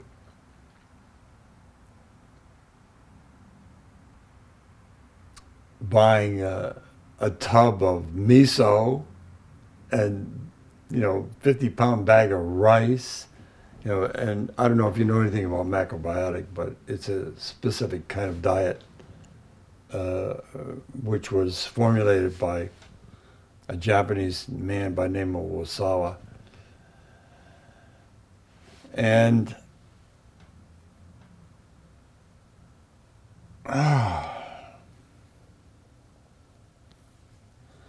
anyway, in Coventry, there was at that building, there was like a 2-story building. Downstairs was a restaurant. Upstairs was a little apartment, which that's where we lived. And in the back was a shed. And I decided to continue the pottery, so I made a pottery out of that little shed. I bought a wire to bring juice from the house out to that little shed so I could put a kiln in there. So it was big, heavy underground cable wire, which I still have. And I have no use for it, but it's probably worth a couple $100 just the copper. I mean, it's like number 2 copper.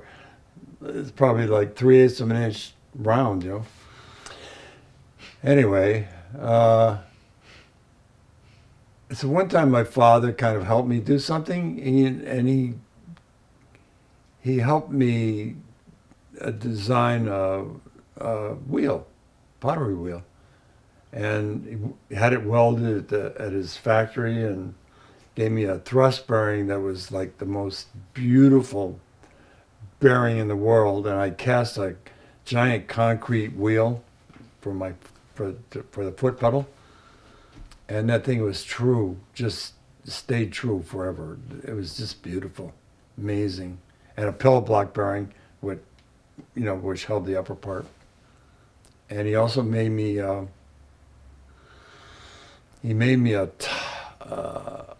throwing top for the wheel that had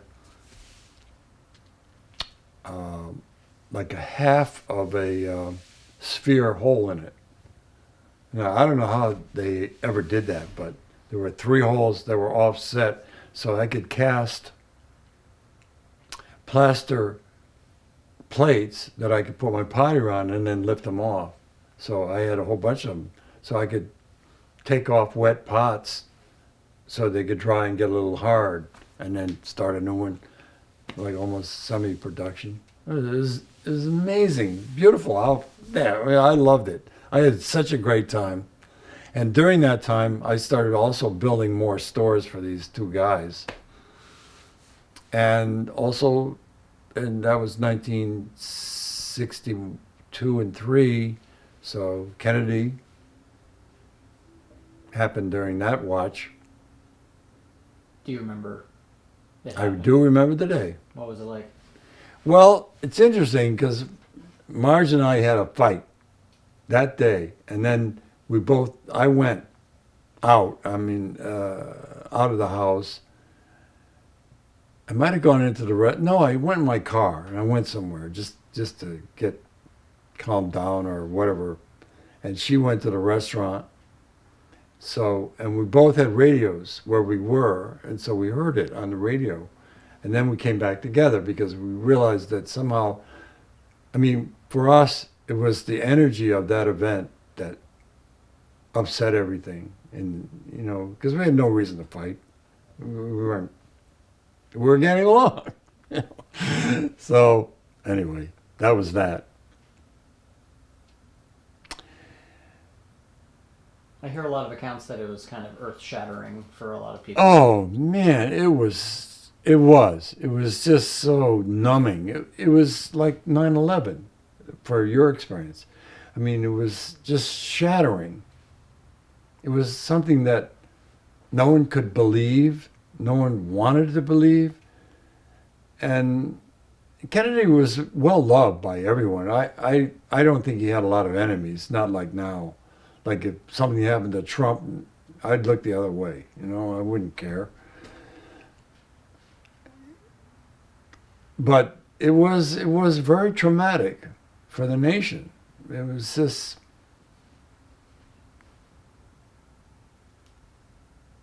a very powerful event, emotionally.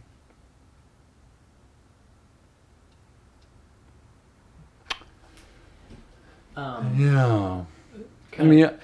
My experiences, like the end of the Second World War, I was on the farm, and it wasn't. I didn't experience it as a large emotional event, but it was like, and I wasn't very old. You were I was like 12. No, I was 16. Huh. So let's see, 45, 33, 7, and 5 is 12. Yeah, I was 12. Oh, right. So that would have been my first year on the farm. And so you remember the bomb? I do remember. Yeah. I remember also the bombing, the Pearl Harbor, because my brother and I slept in one room, and we lived in Herkimer at the time. And I remember my father, I could still see, visually, that experience is still with me. And I would have been 8.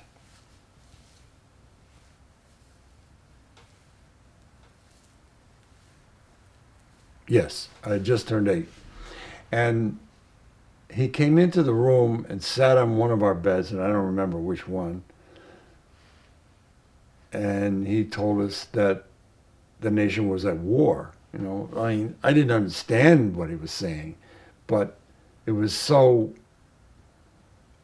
such a kind of heavy event, you know, the way that he was responding to it, you know, and his whole being carried the weight of that event. And I think that's what I saw or felt or whatever it is. I mean, I had a very similar experience with 9/11 because I mean, Because you were young too. Yeah, I was in 2nd grade. Okay. Yeah. Evelyn just dug up. The same. It was an old, similar. Yeah, and Evelyn just dug up an old journal of mine from that day, and it's 7-year-old scrawling, but it says the Twin Towers were just bombed by airplanes, and now we're at war, and I'm sad. And then the next page is like, I got a cool gift for my birthday. Oh, okay, right. It On, was just on that. with life, yeah, right. Yeah, and then it was that simple. But I remember, my mom picking me up from the bus stop, and the gravitas that she had. Right, at the time, right. The seriousness. Right. Right. So Yeah, it was definitely like that. And you and Francis had were in a fight, but you kind of came back. Oh yeah, no. So it's like we realized that.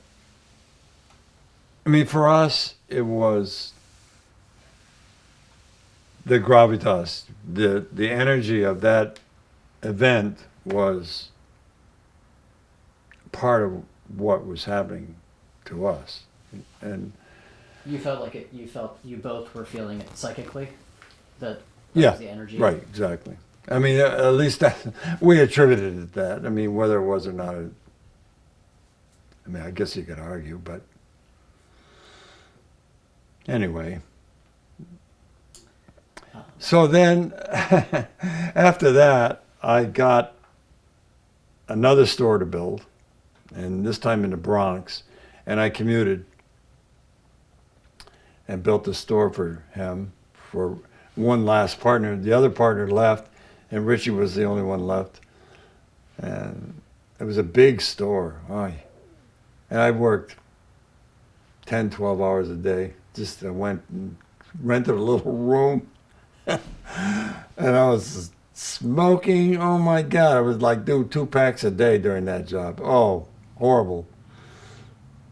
Oh, when did you start smoking? Start? Mm-hmm. 14 years old. I mean, nobody knew. I mean, doctors smoked. and not only that, they sat for advertisements and for brands.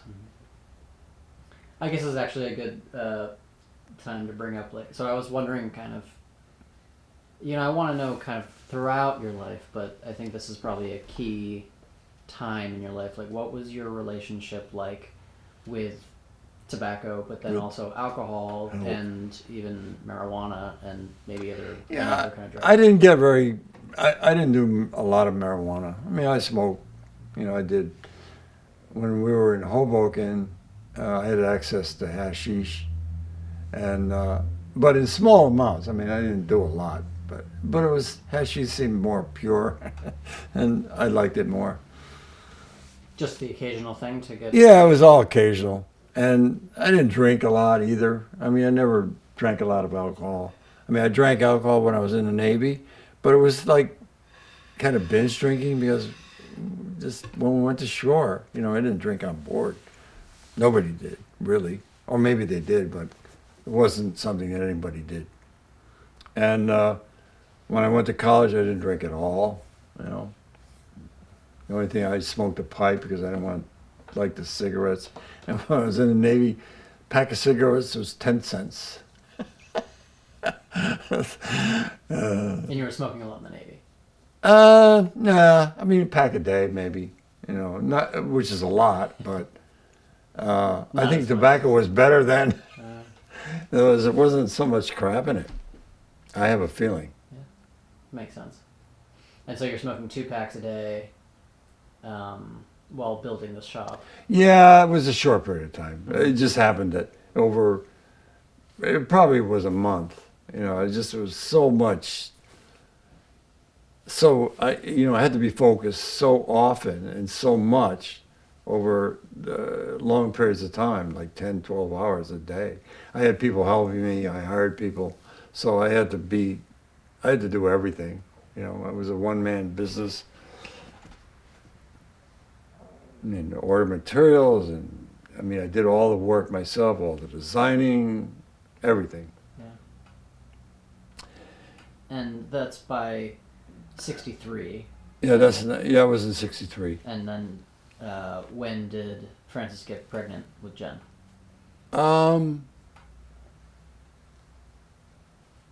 Let's see.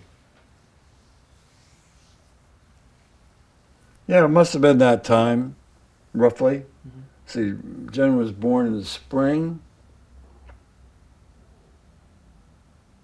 Yeah, so it must have been there. And what was that like? Second kid? Well, other things happened before that happened. Okay, all right. Let's go back. So that's when we came to New York. We found an apartment on Fifth Street. On Second Street. No, Fifth Street. Fifth Street, between C and D. And then it was pretty strong Puerto Rican neighborhood, but there was still a lot of the, white people around. But it was nice. It was like small town. People knew each other. There were bodegas.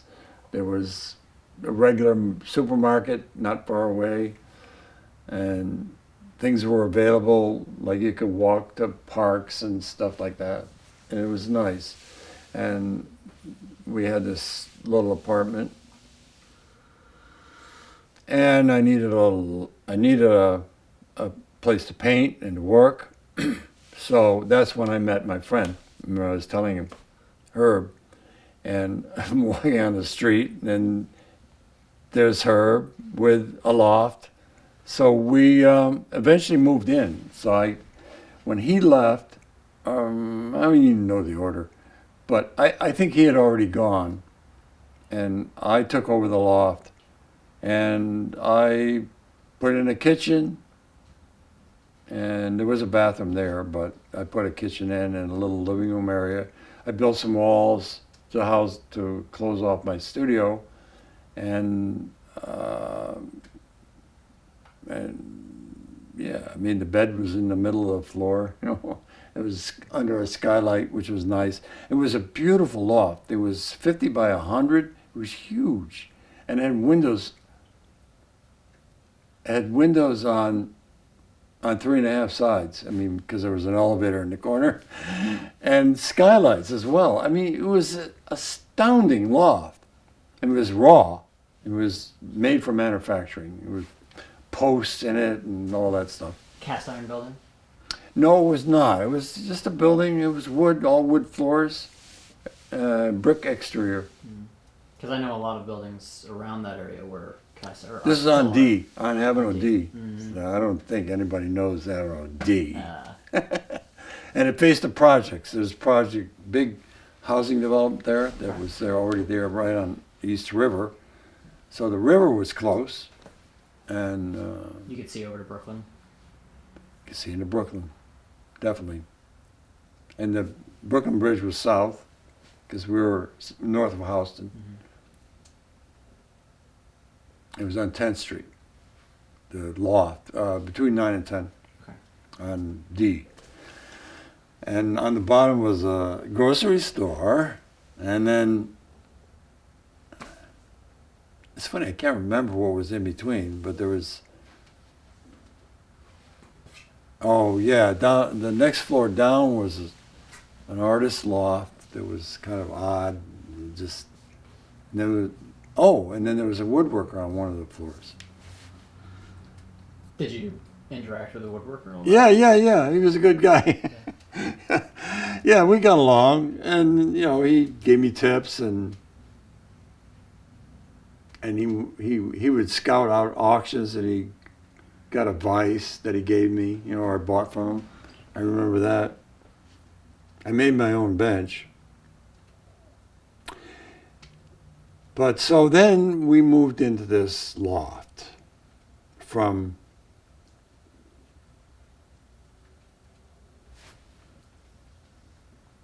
oh, wait a minute. No. Jenny was born while we were still on Fifth Street. That's right. And she was born in New York Hospital. It's on the east side, north.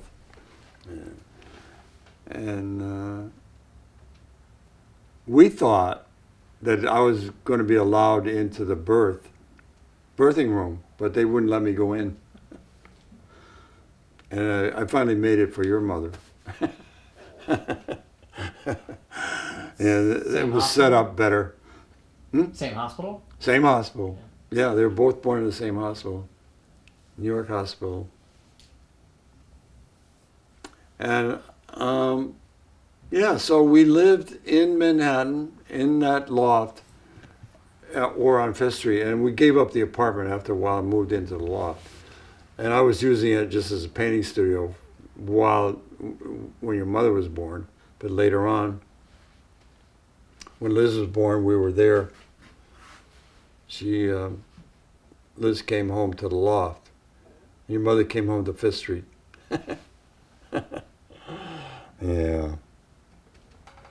So. And that was wild times. I mean, it was good. We socialized in the city, went to openings, did all that stuff. It was great. We had parties. Who came to the parties? There was an artist by the name of Al Hansen who lived on the floor below, and then the woodworkers below that. That's right. Al Hansen. And Al Hansen, if you look him up, you'll see, but he made collages with Hershey bar paper. I mean, he was an odd one. He definitely, and he isn't obviously that well known, and I don't know what else work he did, but when he was there, that's what he was doing. And they were nice. I mean, they were sometimes big with all these torn pieces of Hershey bar paper. Wow. What were those parties like? Who came? Well, artists from around the area, and or hangers-on and just, people that we knew. That's how I met, let's see, the Slams came, Roy and Abby from Maine. They weren't in Maine at that time. They lived in just north of Chinatown. And who came to those parties? It's hard to know, but they were big. I mean, 50 people would come. Any notable? Well, some of them, yeah. Some of them were, yeah. I don't remember their names, but yeah, they were. Anything weird ever happen? Nah, Yeah. not crazy, not like dangerous or bad or. I mean, I think that's what you're saying. No Weird cops or anything? Yeah. No cops or anything? No. They weren't. Those parties weren't like that. Mm-hmm. Just, and the music wasn't big and loud the way later it became. It wasn't like that. It was people drank, probably smoked a little, and primarily socialized. Sometimes people would do events like little happenings and things like that. Adam would dress up. And the girls were young, so they were babies. What other parents come?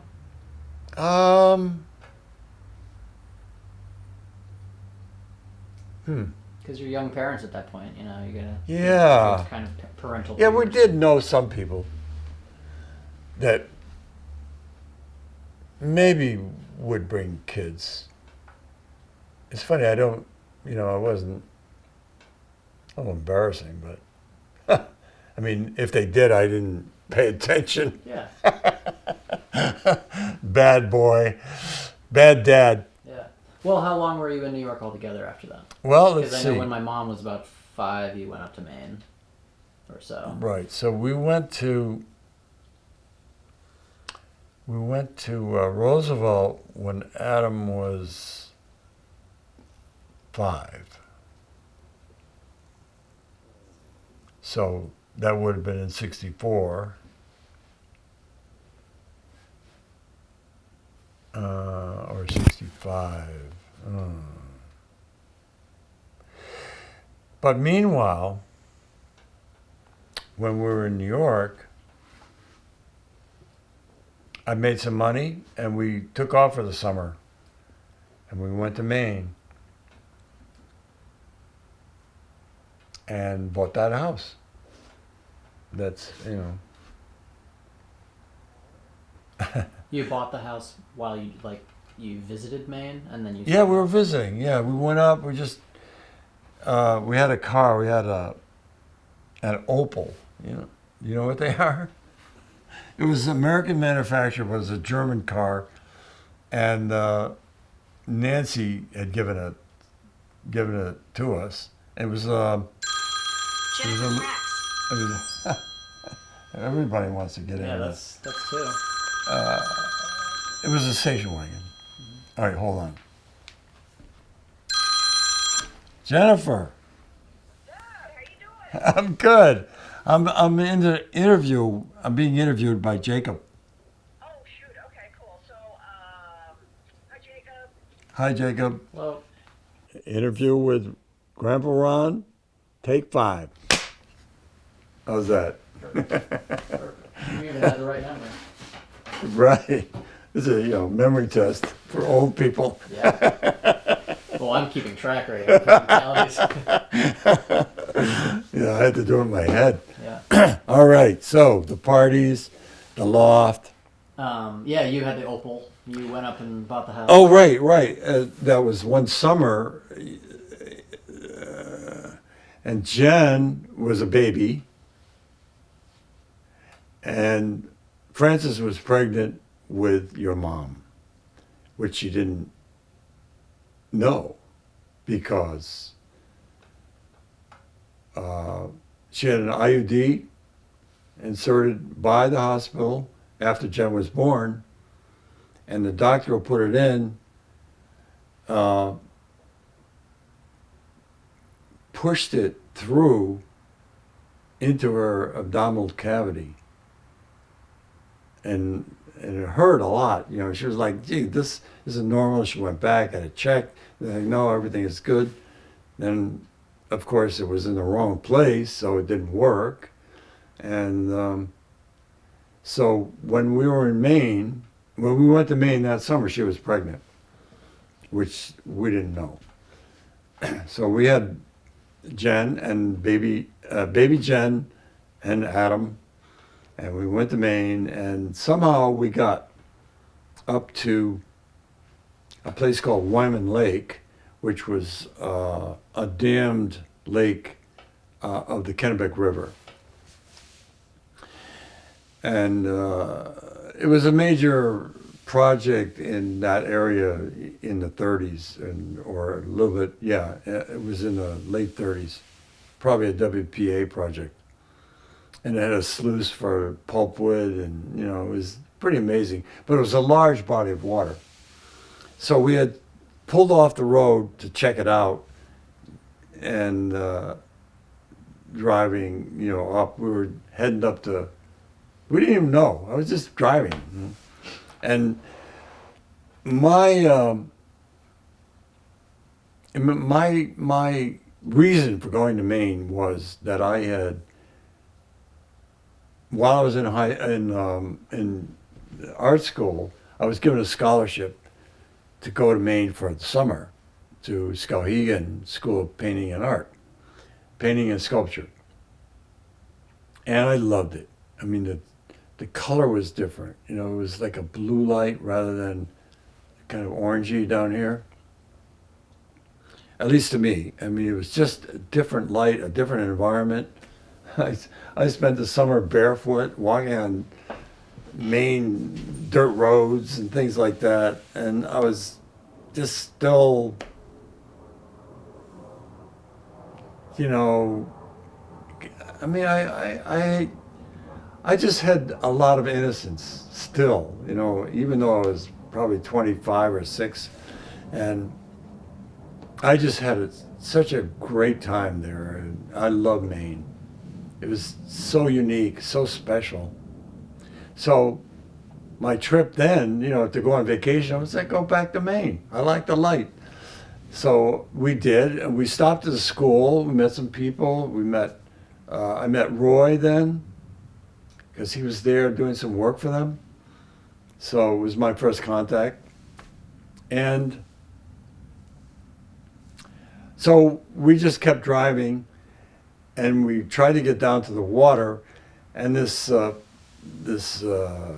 forest ranger pulls up and said, "What are you doing?" You know, it's like, and we're like, "Well, we're trying to get to the water," kind of thing. And he just befriended us, and like, "What are you doing? Where are you going?" I said, "Well, we're heading north. We want to go up to Canada."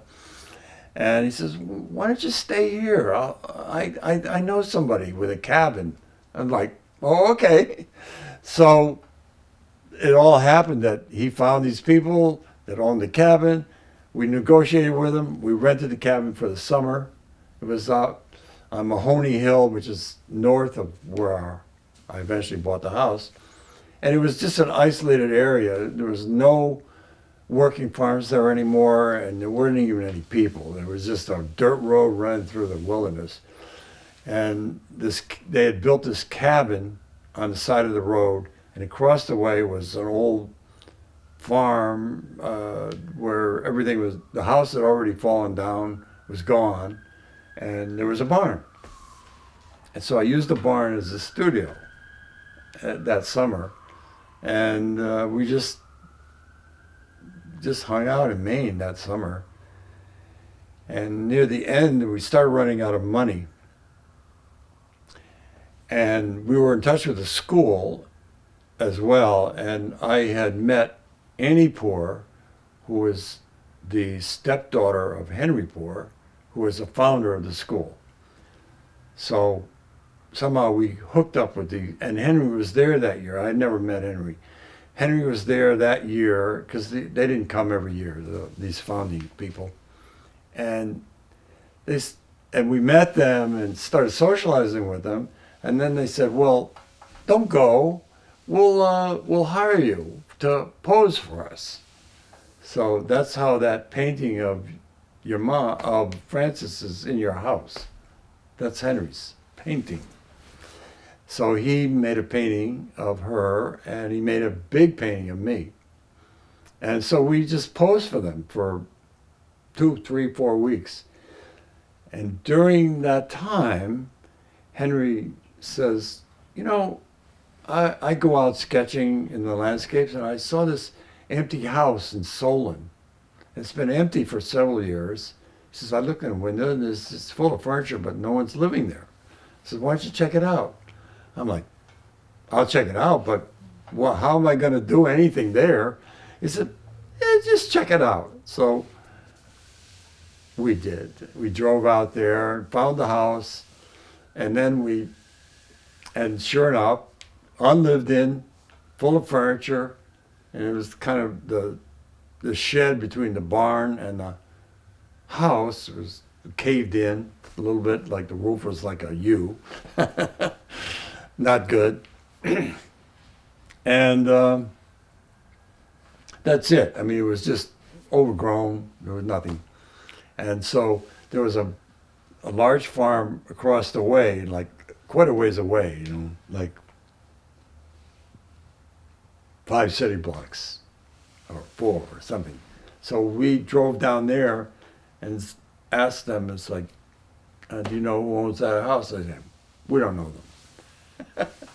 So we're like, okay. So meanwhile, at that time, and this was in like 63-ish time, there were these people who roamed Maine in these big trucks from all over the country, like Texas, and they went around buying old furniture from these main houses. And oftentimes they would end up at auctions. So these people would be at auctions and they bought all this tons and tons of stuff and trucked it out of Maine. I mean, it was astounding, but it was what was happening in that town at that time, in Solon.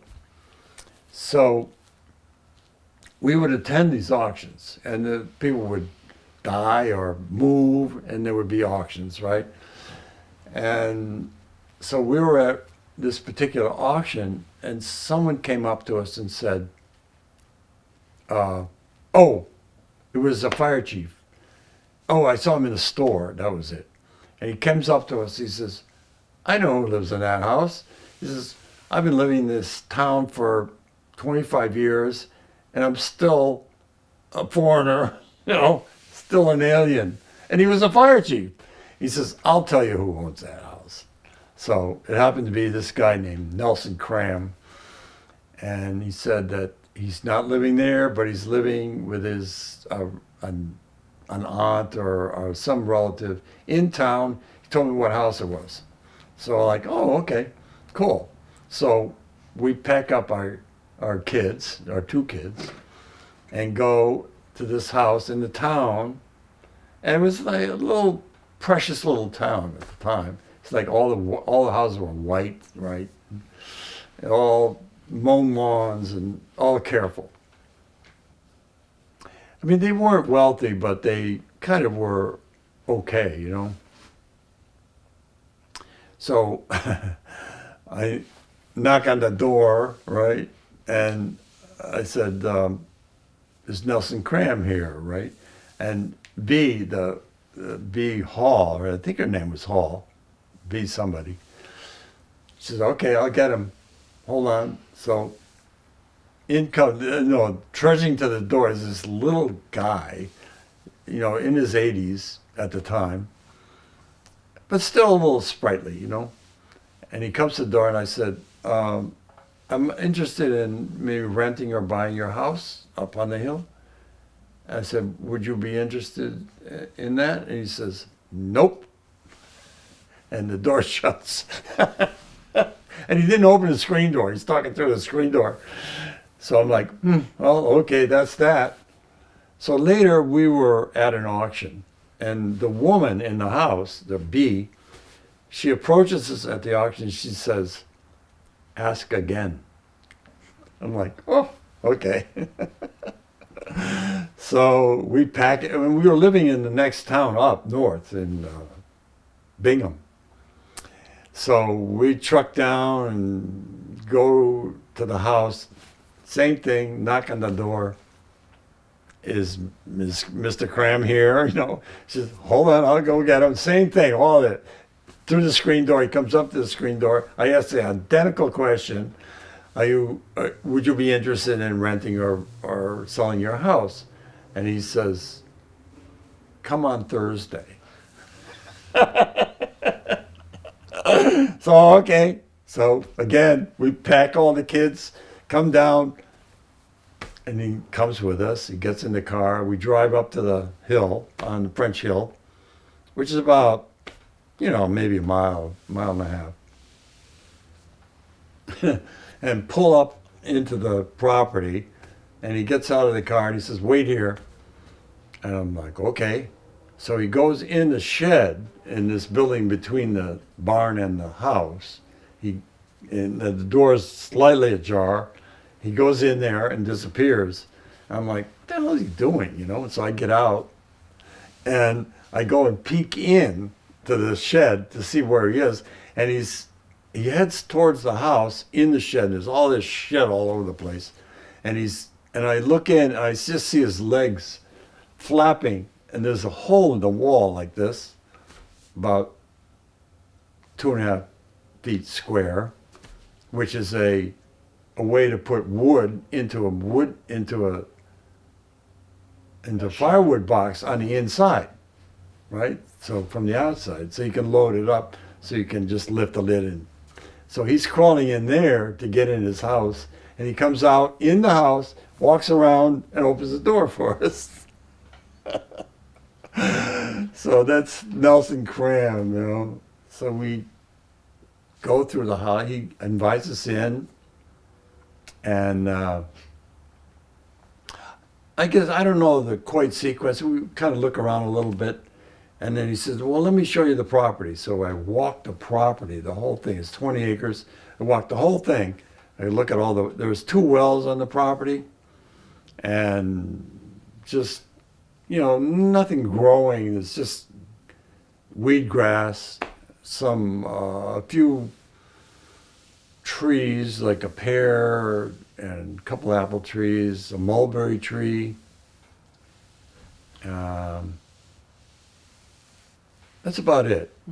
And so then we come back into the house and we begin to tour the house.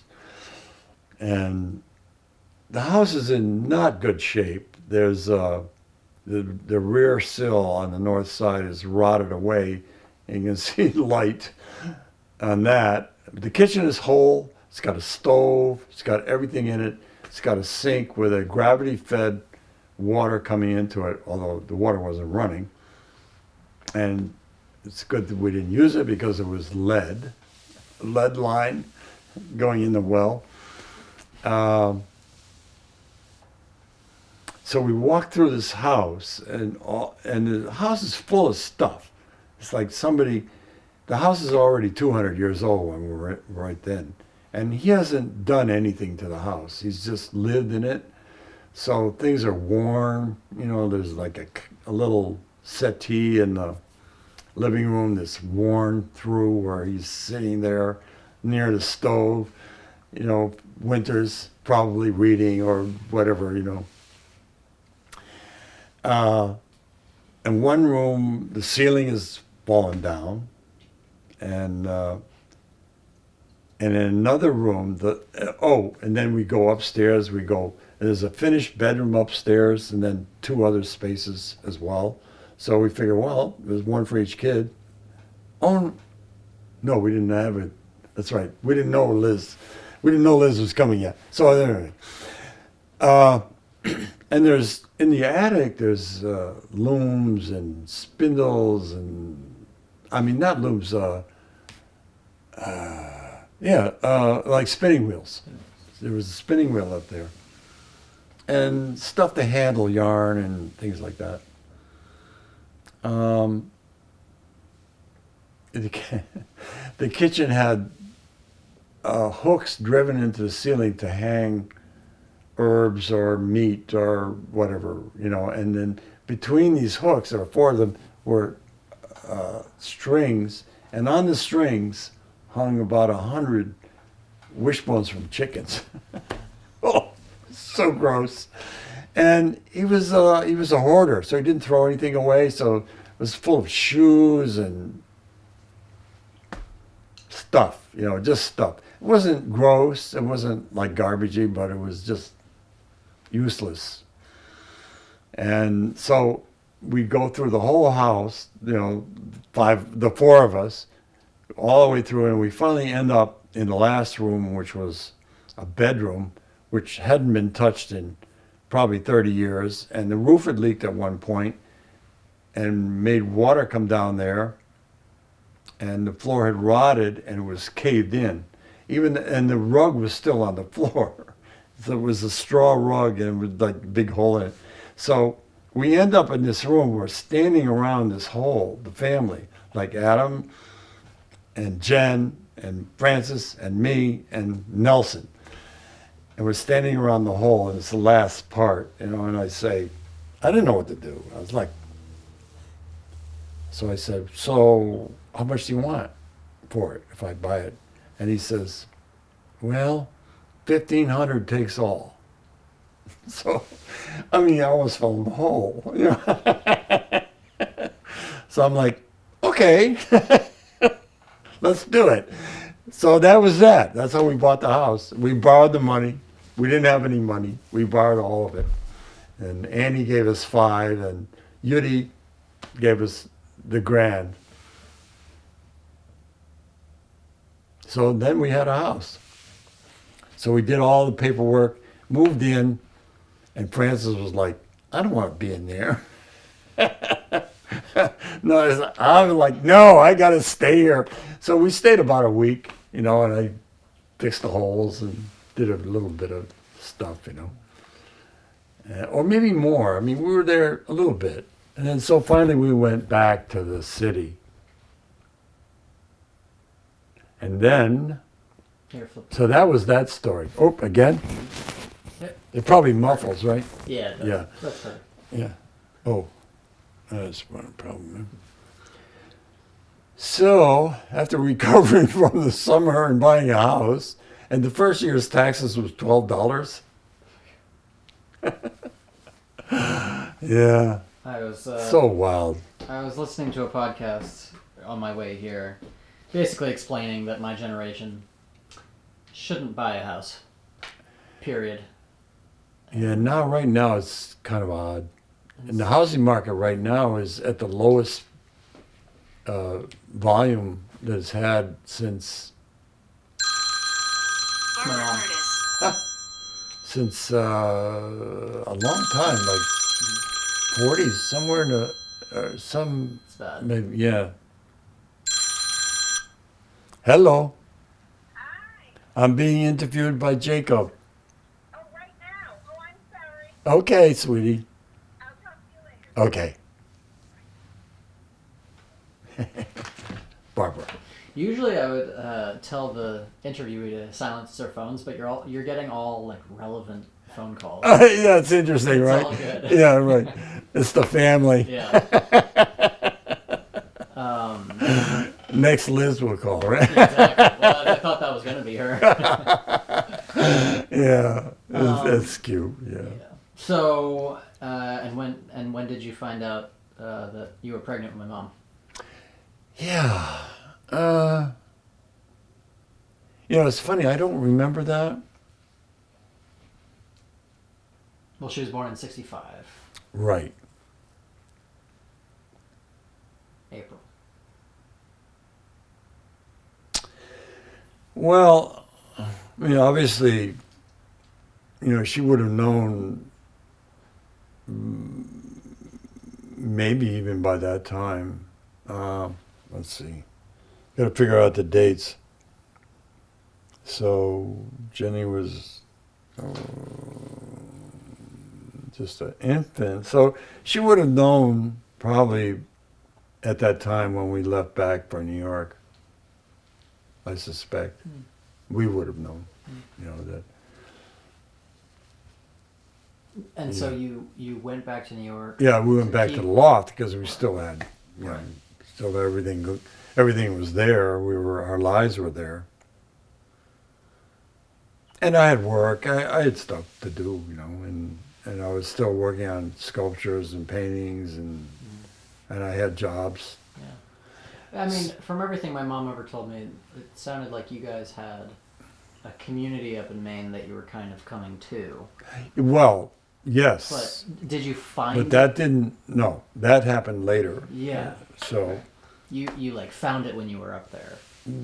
well, we went up each summer for the next few years until we moved there, and I see.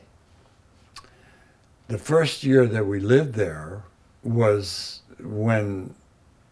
which was a really, that first Thanksgiving was so beautiful because what happened was the community, we didn't all know each other, not necessarily, and we didn't know who was where or anything like that. But this woman who had been a secretary of the Skowhegan School of Painting and Sculpture had bought a house in Maine and had been living there since probably, maybe 5 years. And she was a great woman. She raised pigs and did stuff, She was like, yeah, I'm here, And so she invited the community to her house for that Thanksgiving. And we came from all over, like a 30-mile radius. And there were 30 of us at that year. And that amount of people increased exponentially over the next several years. And it was like the next year it was 60, and next year it was 100, and so on, because people were just accumulating in Maine from the city and from other places. But that happened after. So we had an interim, like Adam was going to be, he started preschool, and it was such a schlep and very expensive, and we were having a hard time handling it. And by this time, we were friendly with the Slams and Abby, and Abby's mother, Bernarda, and Francis, then Marge, had a relationship. And so Bernarda felt she wanted to help us. So she found a house in Roosevelt for us that we could move to so that we could use the public school system in Roosevelt for Adam. So I gave up the loft and moved to Roosevelt. And again, my garage was my studio. Again, it's like, it was hard for me in that respect. But, Roosevelt was very social. It was, the village was 500 population, so, as was Solon, by the way. And in fact, an interesting thing about being in Solon was that in the census in 1960, there were 500. And the census in the next, in 1970 was 505. So we made a difference. I'm sure like 100 people came and went, but we tipped it over. Anyway, so then we moved to Roosevelt, and then Roosevelt was a place where I found a studio. I rented spaces from people who had spaces. One was an outdoor, and one was on top of another building. On top of the house. And that period of time in American history was a wild time, because that was party time, the 1960s. So we had a ball. We had a lot of fun in Roosevelt. I mean, we had issues, but we also had a lot of fun. It was like party time. How so? Well, there was a lot of parties. And, there was all this free love stuff, and there was opportunity. I sold painting to a museum, and I built some furniture for the first time and sold a piece of furniture to a Vanderbilt, who was the CEO of the American Craft Museum in New York. So we had successes. It was the first time that somehow things started moving. What kind of furniture was it? It was my nice book chair, an early version. And as far as I know, it went and served in the boardroom of the museum. And that's what I was told. And I don't know what happened to it. They probably still own it. It's probably stuck away somewhere. Yeah. And the painting, I have no idea. I mean, Newark Museum bought it. And I got that was in Roosevelt. And I got an inquiry about a drawing that the museum director bought. And they were just updating his collection and asked me for verification of the drawing. So at least I know where that is.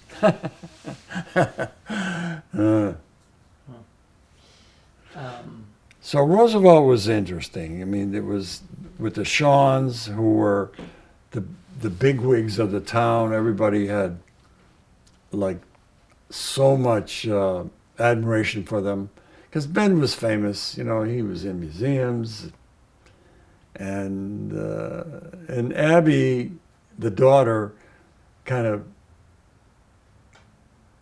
stayed away from being connected with her father, as far as I could tell. She never really embraced his fame, and I don't know why that was, but that's the way it was. And she had a brother. Ben had two families, from two wives, and Abby had a sister who was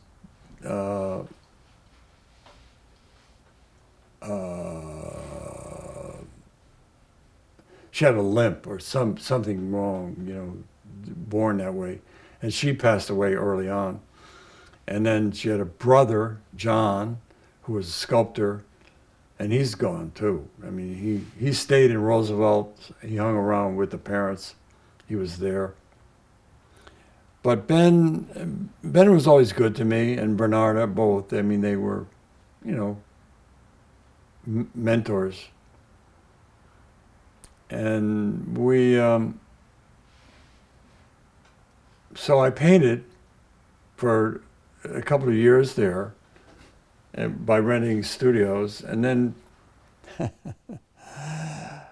order to make money, I used to do home repairs and painting and interior stuff for the residents in the community. And because Ben was so admired, whatever he did, they did. So he had an architect and furniture designer and builder by the name of George Nakashima do some work on his house. I'm going to put silent that. Yeah. That's my mom. Oh, Jen's doing this meeting thing. She said it's 6:30, right? Yeah. She's talking to.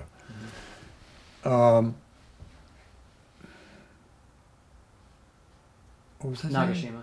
Oh, right. So, and George, whom I met, so I call him George, designed part of Ben's house, built a whole like cantilevered living room up on top of it. And Ben bought his furniture, and Ben's house is full of George's furniture. So everybody else in town, or at least the people who could afford it, or liked that style, bought Nakashima's, and they were all over the town. So as I was working in all these houses, I'm looking at all this, like, to me, it's like, wow, that's such wild stuff. And it wasn't like normal furniture.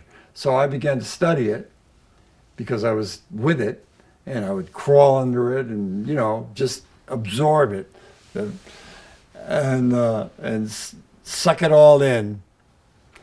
And then I had a customer who wanted to pay me in wood because he was an oddball, and he had this stack of walnut, probably 4 or 5 boards that were 2 inches thick and 18, 20 inches wide and maybe 10 to 12 feet long. He said, "You can have that pile if you do this for me." So I'm like, okay, I'll do that. So then I had all this wood, and then I was kind of afraid to touch it because it was walnut. And walnut at the time was valuable, and it still is, but then it was a premier wood. So then I started buying green wood from sawmills and playing with it, and I started to design and build stuff. And that's how, the town people loved it. They all bought it. They commissioned me. So I couldn't keep anything. And I took a piece into New York to a store that carried crafts, which was across the street from the American Craft Museum, which is how my chair got bought. And they took it and sold it to the museum. So that's that story. And and then in Roosevelt, we made lots of friends. It was nice there. I mean, it was very social, very easy to live there. And we later moved in the town to another address near the edge of town, which was a house that backed onto an old chicken farm, and it had outbuildings. So I made these outbuildings in my workshop, and so that's how I was able to build these chairs and design and do all that. And that's how that all happened. And all of these things happening to me, like I was selling furniture, I sold a painting. Meanwhile, we were kind of running low on everything, meaning our patience with what was happening socially. And, you know, I wasn't able to make a lot of money. I did things like I worked for an architect who designed a house for a professor at Princeton University, and I did the whole thing myself. You know, I hired contractors to do the hard parts, but I built everything on the inside.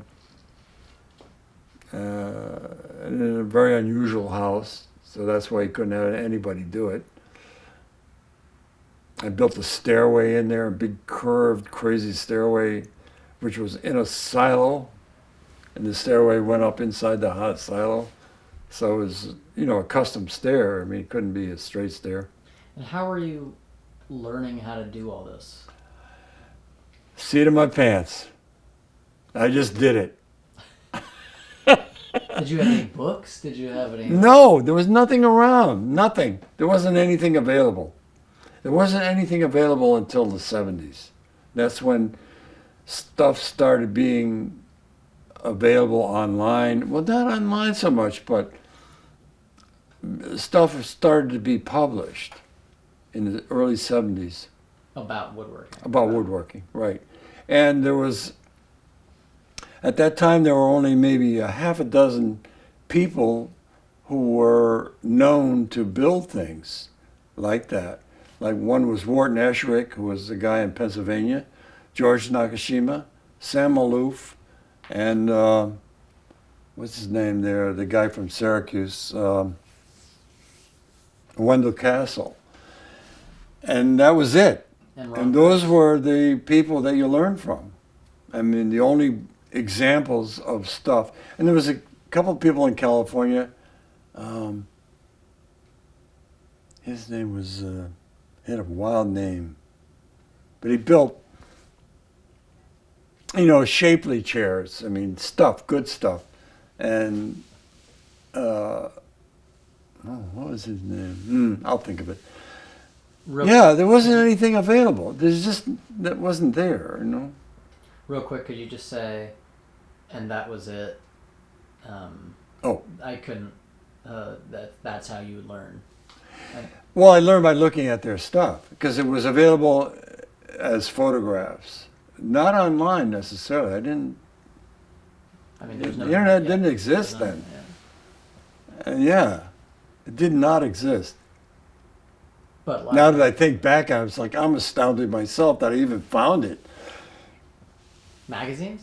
I mean, Yeah, is that how you magazines, found it? mostly magazines, because they weren't publishing that work.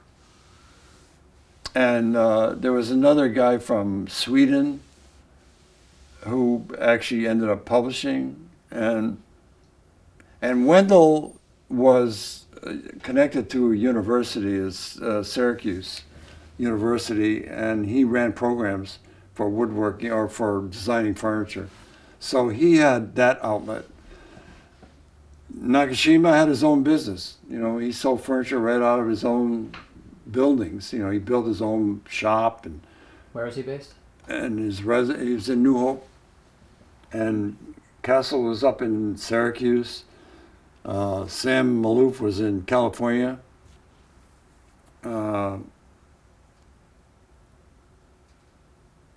Wharton Esherick was near Nakashima, but he was before. He was the first one. And Wharton Esherick was a friend of Henry. Henry Poor, they knew each other. And mostly through some, a writer by the name of Anderson, who wrote screenplays and plays and things like that. So Anderson hired Wharton to build his kitchen in D.C. And it's a kind of a complex thing, but there was a little kind of weird network. And Were you getting notoriety? Were you? No, getting, I wasn't. I didn't. Well, I had some. I mean, I was published. I was in the New York Times. I was in Time Magazine, no less. I would call that notoriety. Yeah, somewhat. Yeah. I mean, I was known, true. Did but these guys know you? Did they consider you a contemporary? I mean, the guys I'm talking about? Mm-hmm. No, see, they were my mentors. They were older. They were all older than me. They were the pioneers. Like Wharton was a bit of a, he was eccentric. And he built his own environment, which I went there recently and looked at it. It's like, it would be hard to live there because it was just so overwhelming. I mean, everything was wood, everything was fitted in that house, and there was no straight lines. I mean, he just did everything custom. Even the flooring, was all shaped, not curved, but not, they were straight, but wedge shaped. It's a little bit mind-boggling to look at his work. And he was also an artist. He made sculptures, which didn't go anywhere, but he did them. And did you have woodworking peers that you were? I did. It's interesting because but later on, it wasn't, not when I first started, there wasn't anybody I knew. No one. Absolutely. And like Wendell, I mean, he was not even touchable. He was somewhere up in the hills there in Syracuse University. It was a long way away. And his work didn't appeal to me. I never really liked his work. It was more,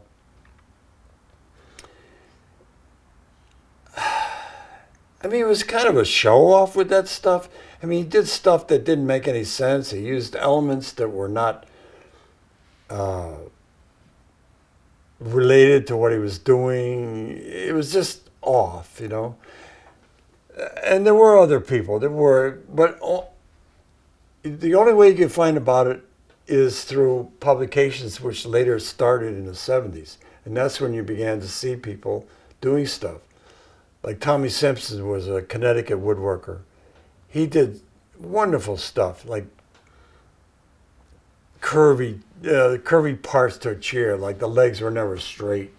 The backs were crooked, and I mean, they were fantasy-like, lovely stuff. I mean, a lot of people did those, like James Krenoff. He came out of Sweden and worked in his cellar and made these beautiful cabinets. And my friend Roy, he was a woodworker. He did innovative stuff as well, but he didn't gain any reputation on it.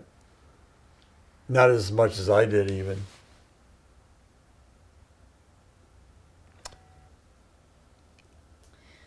And then somewhere in the late 70s and early 80s, or maybe later, the thing exploded, and there was furniture galleries in New York with all this crazy stuff.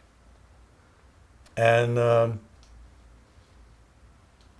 somehow I didn't get into it. Somehow it went right by me. And I don't know how that happened. And most of the people doing innovative woodworking back then were connected to universities so they could be supported. They couldn't, you can't do it on your own. And even though I did it, it was like, I think I did something that nobody wants to do. It's like I wouldn't advise it. I mean, it's all, commissions like doing straight work so you could do crooked work or your own work. It's hard. It's a hard life. Why'd I you mean, I don't regret it. I don't. I mean, I enjoyed every friggin' minute of it, probably.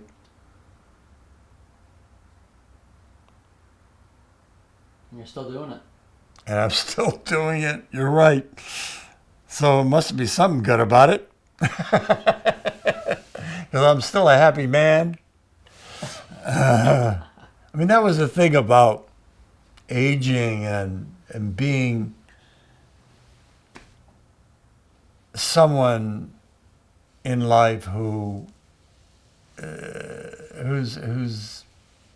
glass is always half full. It's very important to me, and I think that's what saved me and made me who I am, is that I always felt that there was always more, more to do, more to see, more to be, more to make. I mean, there was never anything that was discouraging, even no matter what the setback. There was always a lesson, something to move you forward.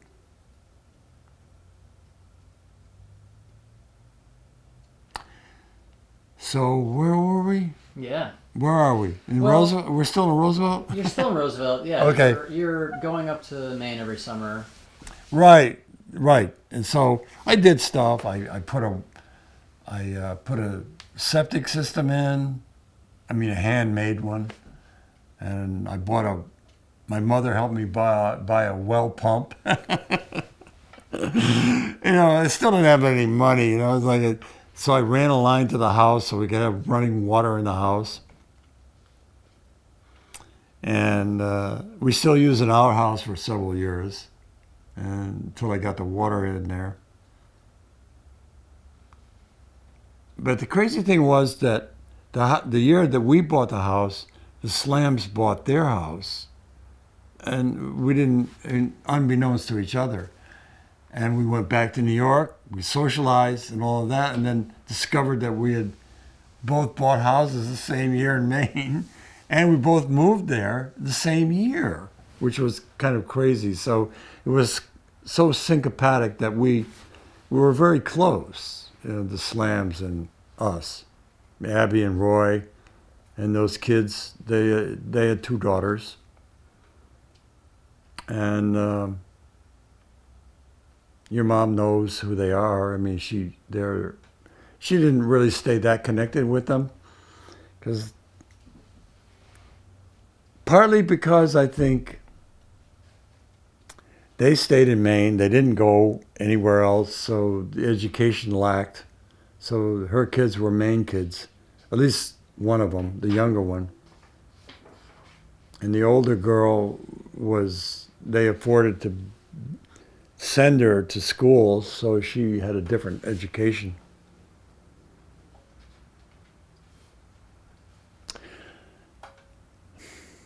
And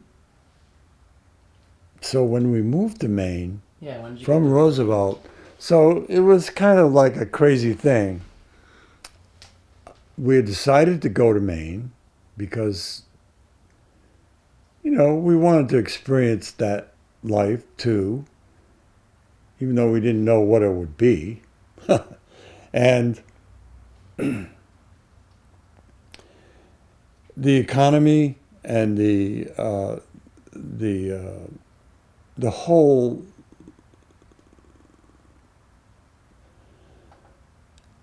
Well, it was the Vietnam War.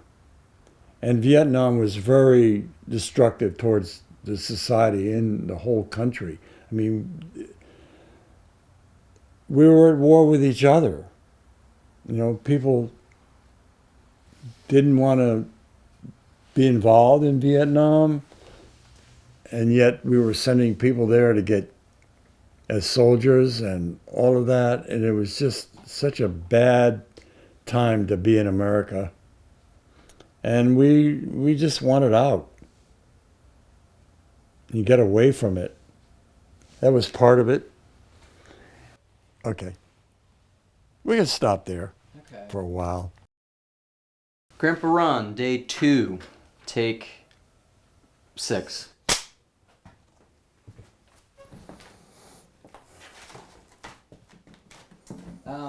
So you were talking about the Vietnam War and everything was going crazy in the world, and you had just bought the house in Maine. Well, the you house were was living in Jersey, right? right. The house was purchased in '63, and this was '65. So it was 2 or 3 summers later, after we purchased the house, that we decided to go to Maine. So it wasn't immediate. Anyway, that's a detail. Sure. Yeah. But you were kind of talking about how it was kind of a wild time for the country. It was. There was a lot of demonstrations, a lot of dissatisfaction, a lot of conflict even within the government, as we know, and coupled with our own kind of limitation in the community and access to earning, we we decided to go to Maine, try it out. I mean, it was an experiment. It wasn't something that we knew could work perfectly, but you know, when you're young, you have faith. And so, you know, we packed. And Was there like a moment that made you want to do it? a what? Was there a moment that made you want to go do that? Was there something that happened to you? Well, we were just getting a little bit dissatisfied with our situation. You know, we were in a rented house, and you know, income was problematic. I think, you know, I think the economy was struggling along as well, I suspect, and I don't remember exactly. And you know, my prospects for earnings were limited. But the irony of all that was that that's when I sold the painting. So I was thrown into a huge conflict. You know, was I going to just abandon everything and go to Maine? Which I did. I mean, I wanted to investigate building the furniture, you know, and kind of committing myself to doing that. That was my intention. And and selling and painting kind of threw a curve in that, but we did it anyway.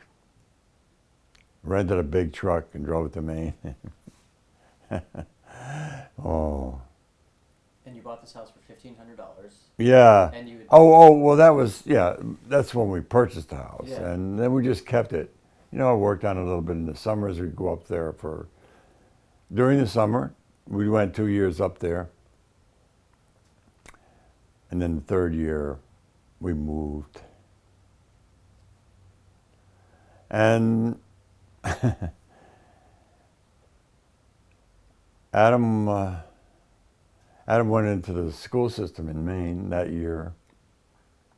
And it was a pretty hard year, the first year in Maine. Again, no income. So I went to work at a local mill that made popsicle sticks. And they had these huge lathes were turned to wood, and the process of making the sticks was, they had already worked it all out, but it required a lot of really heavy manual labor. And I went to work at the mill that winter because, we needed some income for the winter. And I didn't have wood, and that was the only source of heat, so I had to scrounge wood. And fortunately, I had a pickup truck. And one interesting part about being at the mill that first winter was that, and I worked a late shift, so like the Navy thing, I got off at midnight.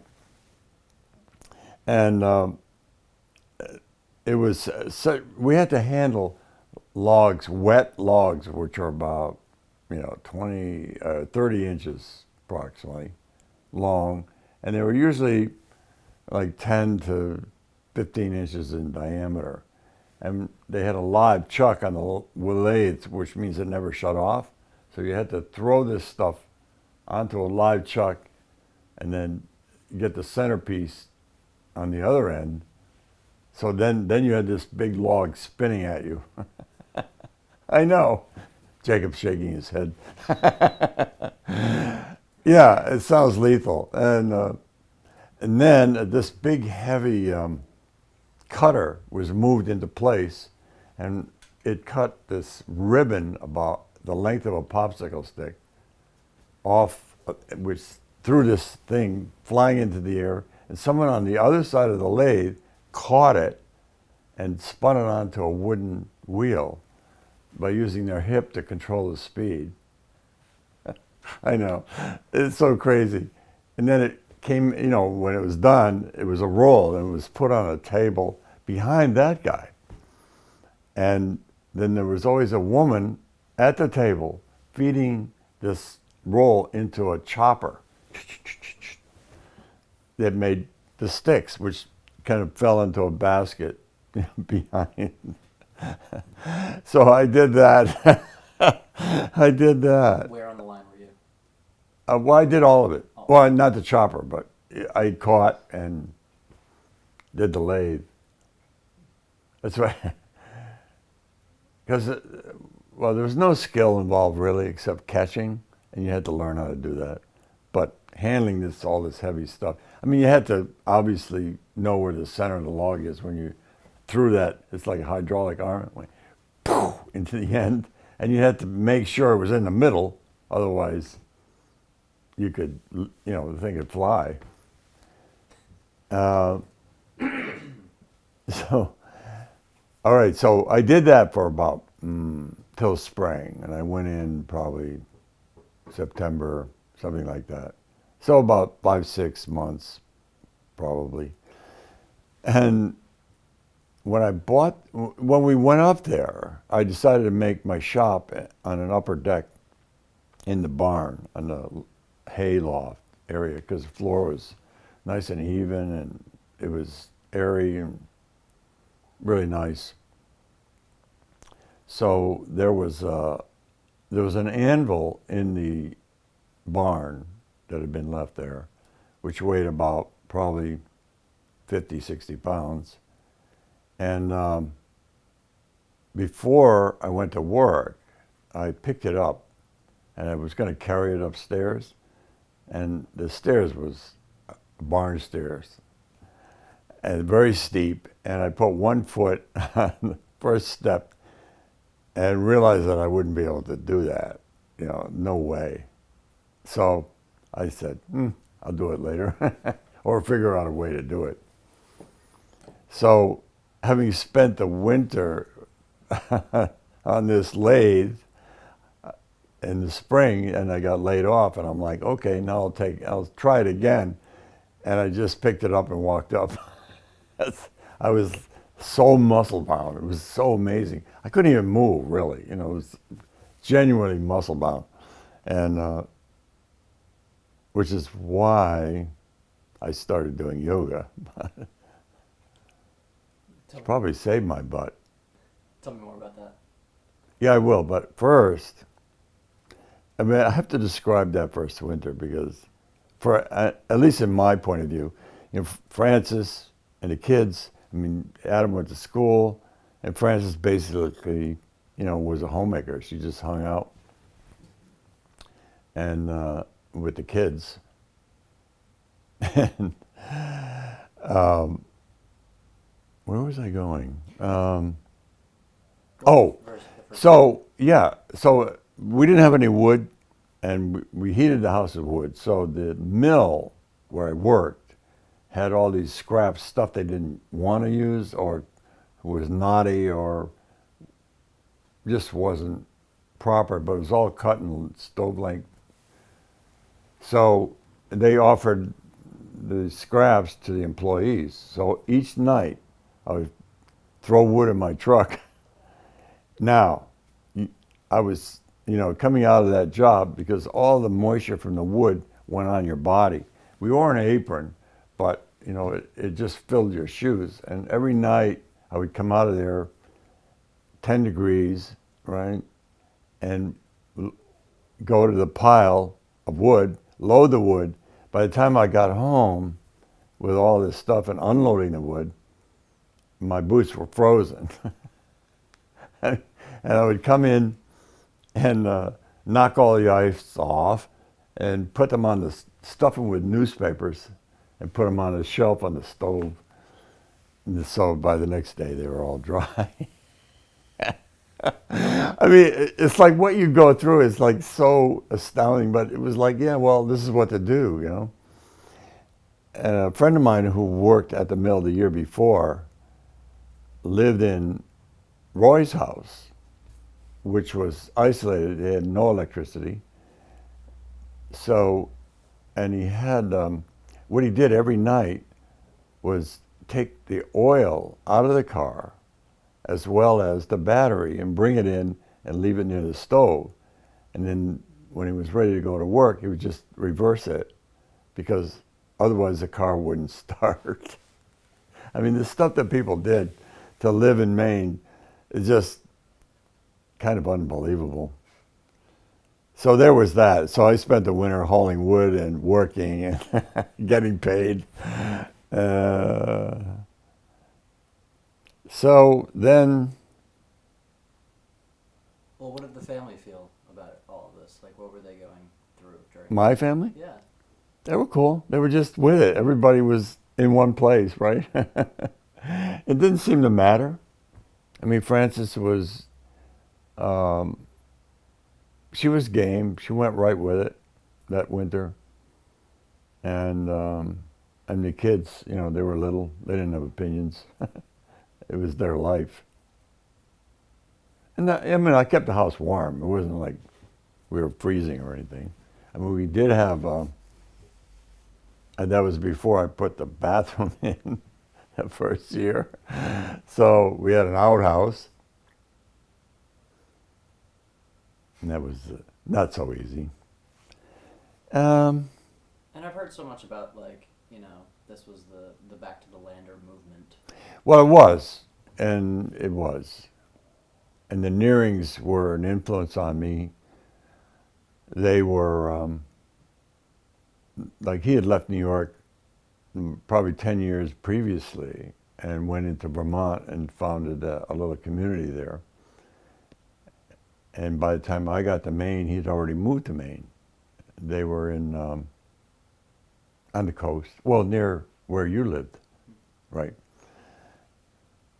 And he was, an intellectual who intentionally, created an environment for himself and a community around raising your own food and self-supporting community. And that was part of what I had been interested in. And, for my own kind of interest at the time. There was a book called The Whole Earth Catalog. Are you familiar with it? And it was made a newsprint, but it just published interesting things from around the world, like how-to-dos and stories, and I mean, their subject matter wasn't limited to anything, but it was primarily to do with what we were doing, how to do something yourself. It was like before YouTube. It was the early YouTube in a way. And they published Fuller's dome things, how to build a geodesic dome, yurts, garden information, everything. It was amazing. I still have one copy of it left somewhere in my house. And so this was kind of your Bible. Yes. Yeah, right, it was. And we all used it.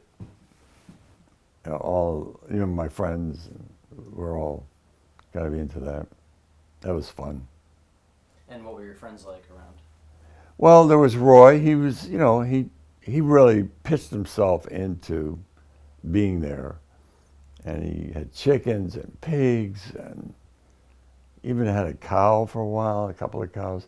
Some people had cows. They didn't have one. Maybe they had one cow, right? And they milked it. Some people had goats. They often just built little structures in the woods, self-sustaining places. There was a woman who lived in a teepee throughout the winter with 2 kids. I mean, people did wild things up there. It was just a really pretty interesting community. What was the philosophy behind it? Like, why was Well, it? escape, I know you about Vietnam. Well, yeah, that was part of it. That was probably a driver, but I mean, society was getting ugly. There were demonstrations and a lot of unrest during that period, and people just didn't want to be part of it.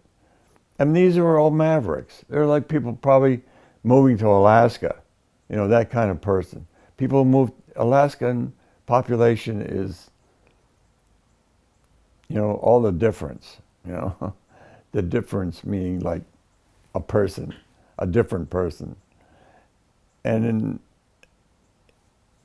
that's who we were. I mean, that community was a community that was escaping the city, and escaping the unrest, and they didn't have TVs. They had radios maybe, but nobody was connected to the world, as far as I know.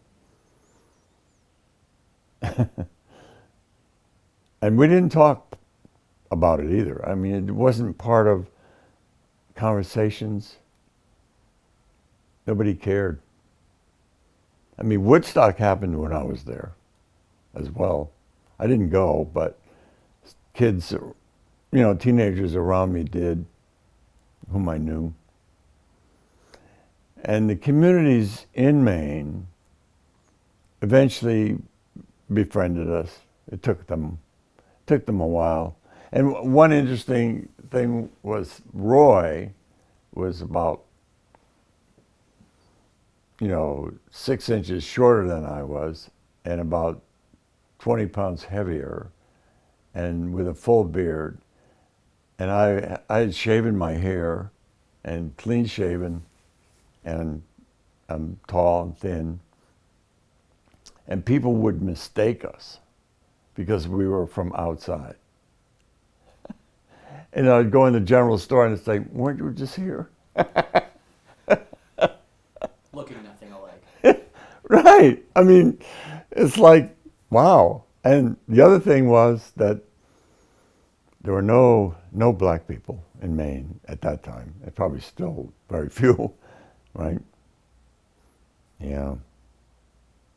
And that would always surprise me, that Roy and I would be confused. It's like, it still surprises me. Because, you know, we're nothing alike other than the fact that we weren't raised there. What were their judgments about you, you feel? Well, I'm not really sure. I mean, it took the community a long time to accept all these people coming in. Even after I left, there was still a lot of hostility towards usurpers and people coming in, buying the land, using the land the way they wanted. I think now it's all gone, all that hostility, because they've been there too long. You know, they're doing their organic stuff and building nice buildings, and I mean, I think the community is fully accepting them, and the community's degraded themselves. I mean, the people that were born and raised there don't stay anymore because the opportunities are so limited, and they become poor communities. You know, because there's no industry in Maine other than wood. You know, the tree harvest industry. So. And fishing, I guess. Hmm? And fishing. Well, on the coast, yeah, but I'm talking, we were in the middle. There, You know, yes, the coast has also tourism. They have other Maines, and it's a little wealthier on the coast. But inland Maine, there's no money. It just doesn't, you know, the mills support the population for the paper. And so you were there for how many years? 5? Yeah, basically 5 years. And I did begin to build furniture and sell it. I went to fairs. You know, I had started to become well known, so to speak. And we did okay. I mean, we did food stamps. We qualified. I mean, I didn't even really earn enough to pay taxes, you know, for many years, until after I went to Hartford and started working for my brother-in-law, Joel. That was the first year I paid taxes. When was that? That would have been in 72.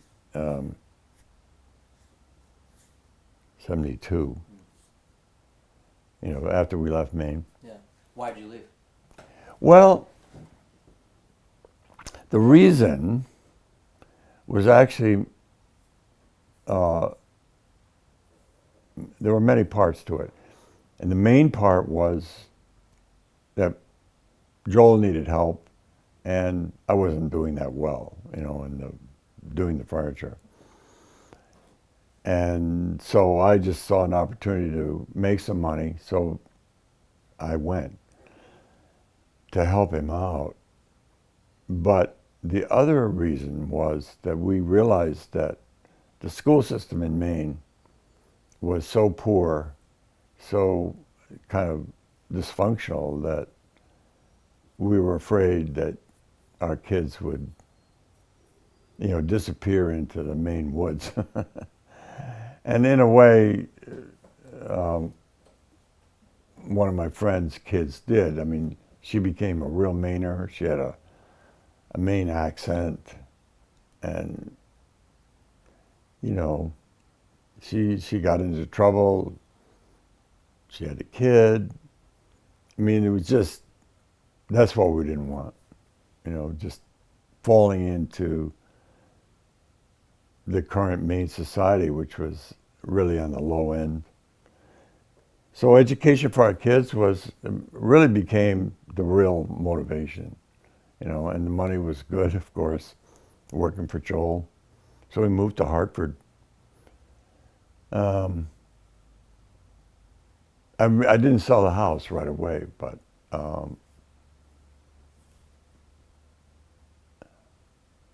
yeah, let's see. And you didn't move to this house yet. Well, that's coming. Yeah, we lived in Hartford for about 2.5, 3 years. after I moved the family down. I mean, I was commuting for a long time. And then Between Maine and Hartford. between Maine and Hartford, yeah, it was, yeah. Became a short drive eventually. I'd go up sometimes every week or give or take for about a year. What were you doing for Joel? I was helping him manage his factory. He had, I don't know, 50, 30, 40 people working for him. Well, when I went there, he had about 15, and then I realized that he had so much work that he could afford to hire. So I started hiring people and, finding people who could help run the place. So I found this really great guy who was a Marine, Vietnam Marine, who I made him a foreman, and he was perfect. And I hired people who knew how to use machinery, so I had to make sure they didn't hurt themselves. Like sawmen, people who operate routers and lathes and drill presses, and What was the factory making? Yeah, it was. I mean, working plastic is very much like working wood. So you kind of use the same tools, but the blades are different. That's all, and the material is different What that were you're you cutting. making? We were making bathroom products, and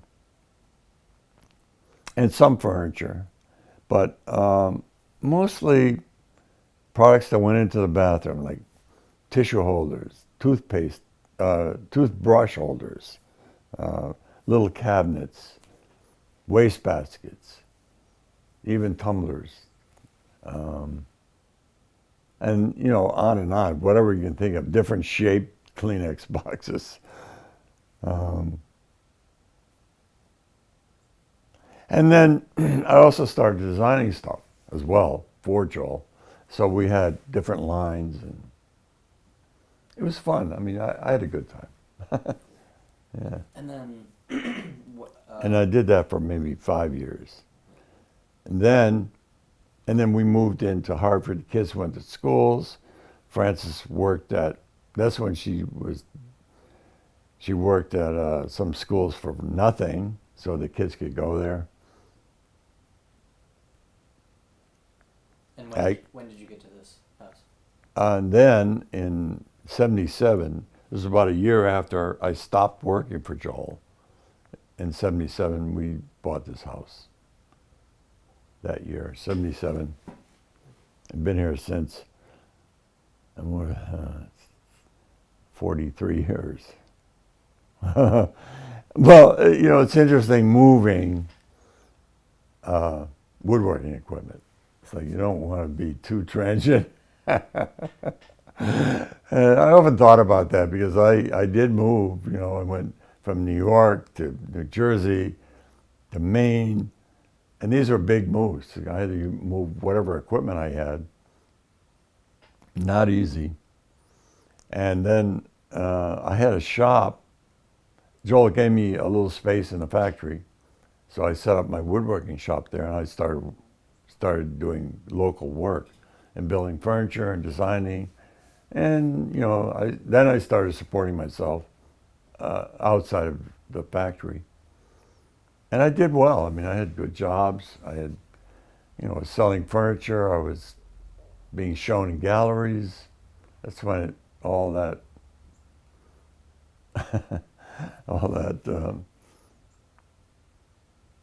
exposure happened. It began at that time, and that time was the beginning of exposure to other woodworkers. I mean, I knew about them, but while I was in Maine, there wasn't a lot of information. Only like Whole Earth Catalog sometimes would pick up a few things. But that, let's see, it would have been 73 or 4 that a magazine called Fine Woodworking was first published. And I received the first issue. I had seen it somewhere, and I subscribed. I got my first issue. It was like a whole world opening up. You know? It was totally amazing. And a real eye-opener. I still didn't know any woodworkers. It was only later that I began to, I decided to form an organization called the Connecticut Woodworkers. So I started, calling out to all my friends who were either hobbyists or woodworkers. There was some people whose professions were woodworking. And we began to have meetings and formed a real organization, which lasted about probably 20 years. It's gone now. What were the goals? My goal initially was that I knew that these people never talked to each other, didn't know about each other, and I felt that they needed to do that they needed to see each other's work, they needed to, interchange information, sources. I mean, there was a lot that could be, it could be an advantage to having that kind of interchange and friendships. And it worked. I mean, it did work in some respect. It didn't grow to be like a really strong organization because everybody's too busy to devote time to making that thing work. But we put on shows every year, of our work at local venues like Wethersfield Historical Society. It would let us have a month, So we mounted the show, had openings, the whole bit. And we had guest lecturers and, we did some interesting things. And to kind of shift gears a little bit, remind me again what the timeline was. Francis was pursuing more spiritual. Oh, yeah. And so, what was the timeline of kind of all of her involvement with spiritual groups and all of that?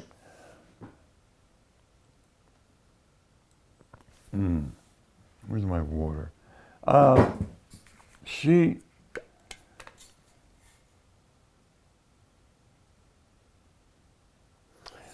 had an insight into her own past when we were in Maine, involving some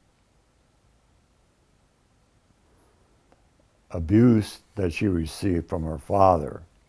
And at that point, she began to seek out teachers.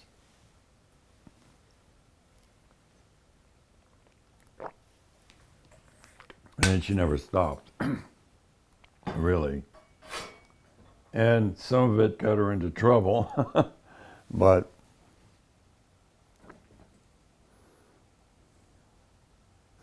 it was generally positive. I mean, I always felt that she was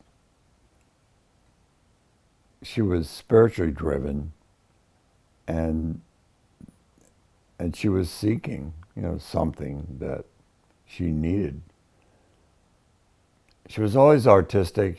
When we lived in Maine, she weaved, and I built looms for her. And I bought what they call a barn loom, which is a huge loom that made rugs, which she did. And I set it up, and she did it. She also worked when we were in Maine. She worked for social programs for the government, and she went around and helped women get their kids organized, health issues, and problems with their families. A lot of these families were very poor, so she would hook them up with food stamps and get clothing to them. I mean, she was a real, a big heart, that lady. So she earned money doing that, on and off while we were in Maine. And she opened up what we call a free store. So we got donations of clothing, and just set up a space in our house where people could come and take whatever they wanted. And we did that for a number of years, and then, well, not a number of years, but we did it.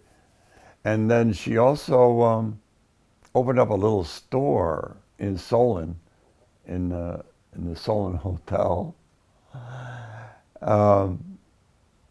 And she sold or ordered food from organic distributors, rice and just general goods, and sold things in the store, crafts as well. And she did that for a while. And her spiritual pursuits were sometimes a little bit crazy and distracting. How so? Well,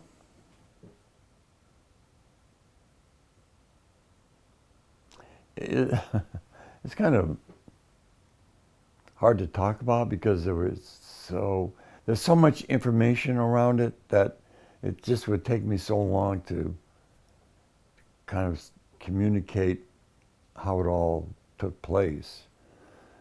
But she got involved with some local people that were teachers, and she learned a lot from them, I must say. I mean, she was dedicated to their information, and she learned things. But they were nut jobs, I mean, really, who were somehow also very wise. I mean, smart and wise, but off. And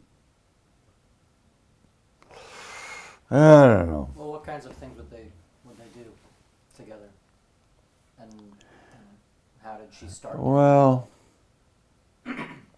like maybe quests or challenges, spiritual challenges, things like that, which would involve her in ways that distracted her from the family, right? So that wasn't so good.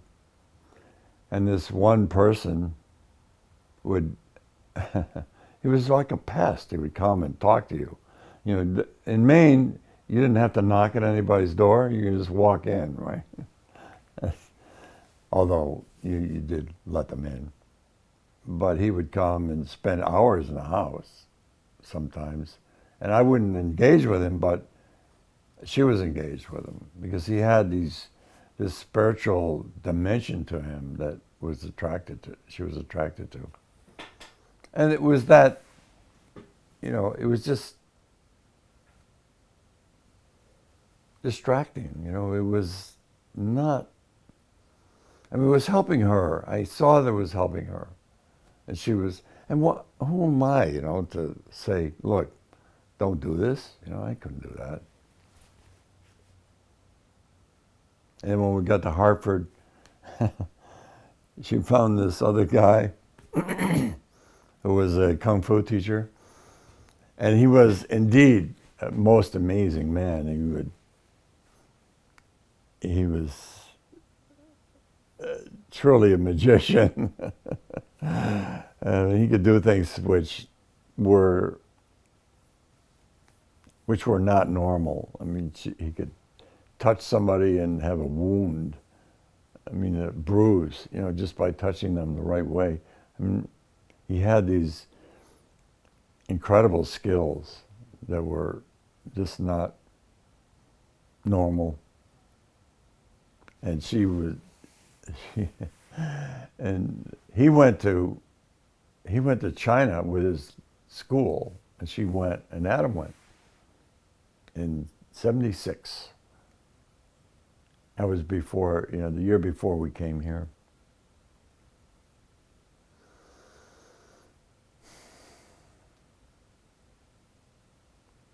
Yeah. And she continued to, get involved with kind of spiritual groups. And then it wasn't 77, that year, I believe, that she got involved in Eckankar, and that kind of smoothed everything out. And it became something that she could relate to, and it was not crazy. It was, spiritual, genuinely spiritual. And it wasn't any, and it was almost the opposite of being aggressive. It was really low key. So in Maine, the kind of spiritual pursuits and the people that she was around, it wasn't so organized. It wasn't like Oh no, there not was at no all. name. They were just individuals. Like somebody decided they were going to be a guru. And so tell me what Eckankar is. Like, Well, I've heard things about it, but Yeah. tell me what it is. Well, it's a religion really that was formed. Probably in the '60s. That was based on kind of Sanskrit teachings and ancient Indian, Asian basis for its for its teachings, and they taught. Let's see.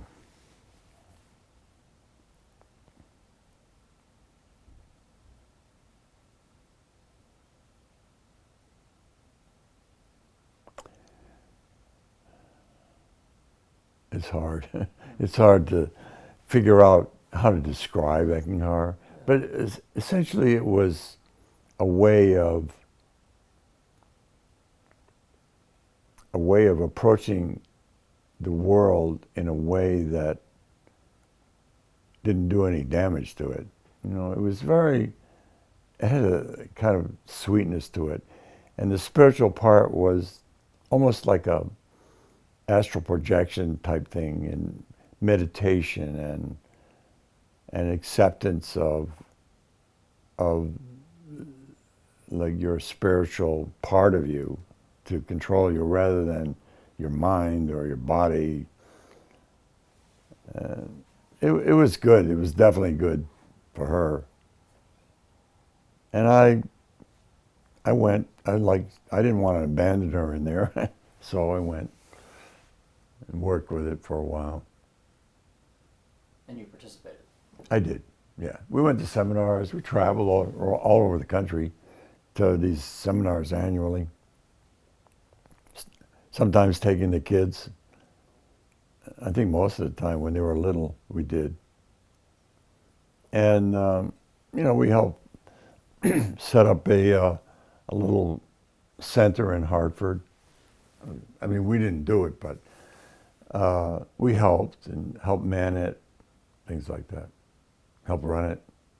And did you feel like you bought in to it? Like, did you really, like... Well, for me, I had an experience after that, and which I'll tell you about, that somehow caused me to realize what really my religion was, or maybe my spiritual relationship to the world.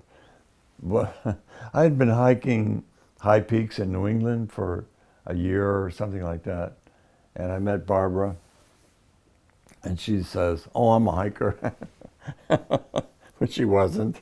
So I'm like, okay, and we drove up into the Adirondacks. I found this kind of nice walk up there.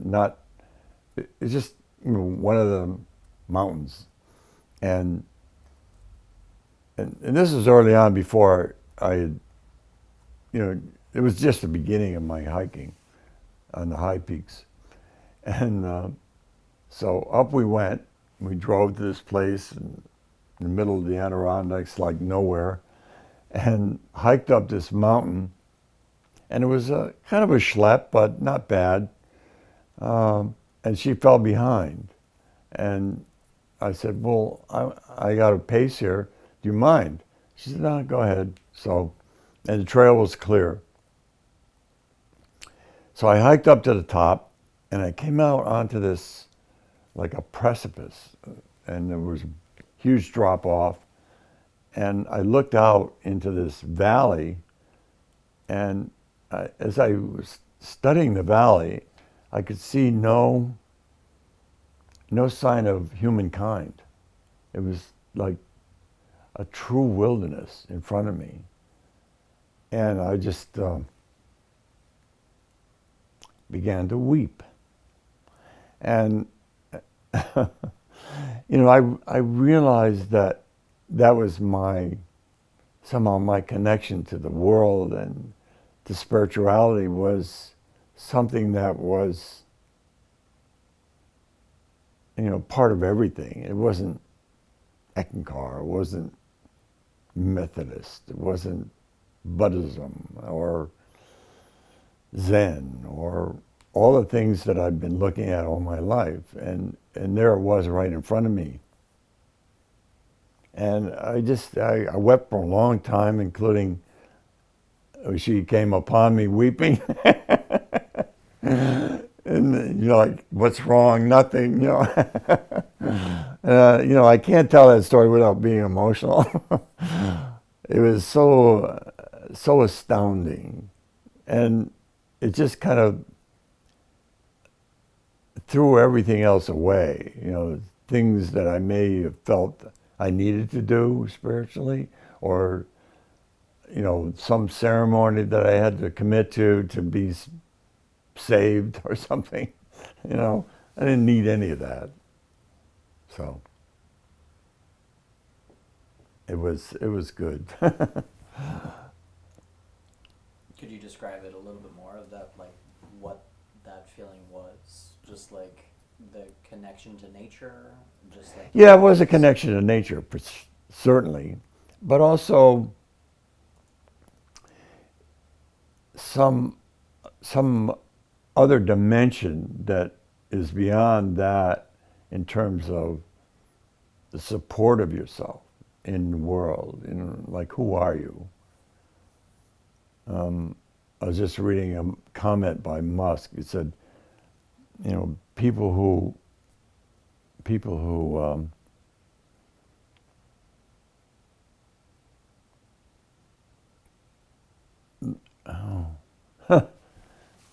was kind of interesting.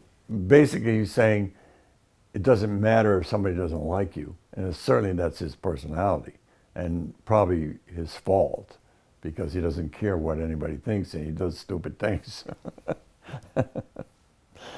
But that's the kind of thing that happens. It's like you secure yourself in terms of your life, who you are. In other words, you begin to be who you are, not somebody that you think somebody wants you to be.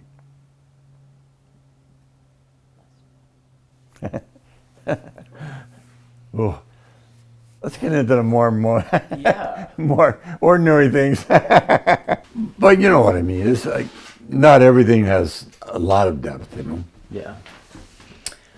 Grandpa, take 7.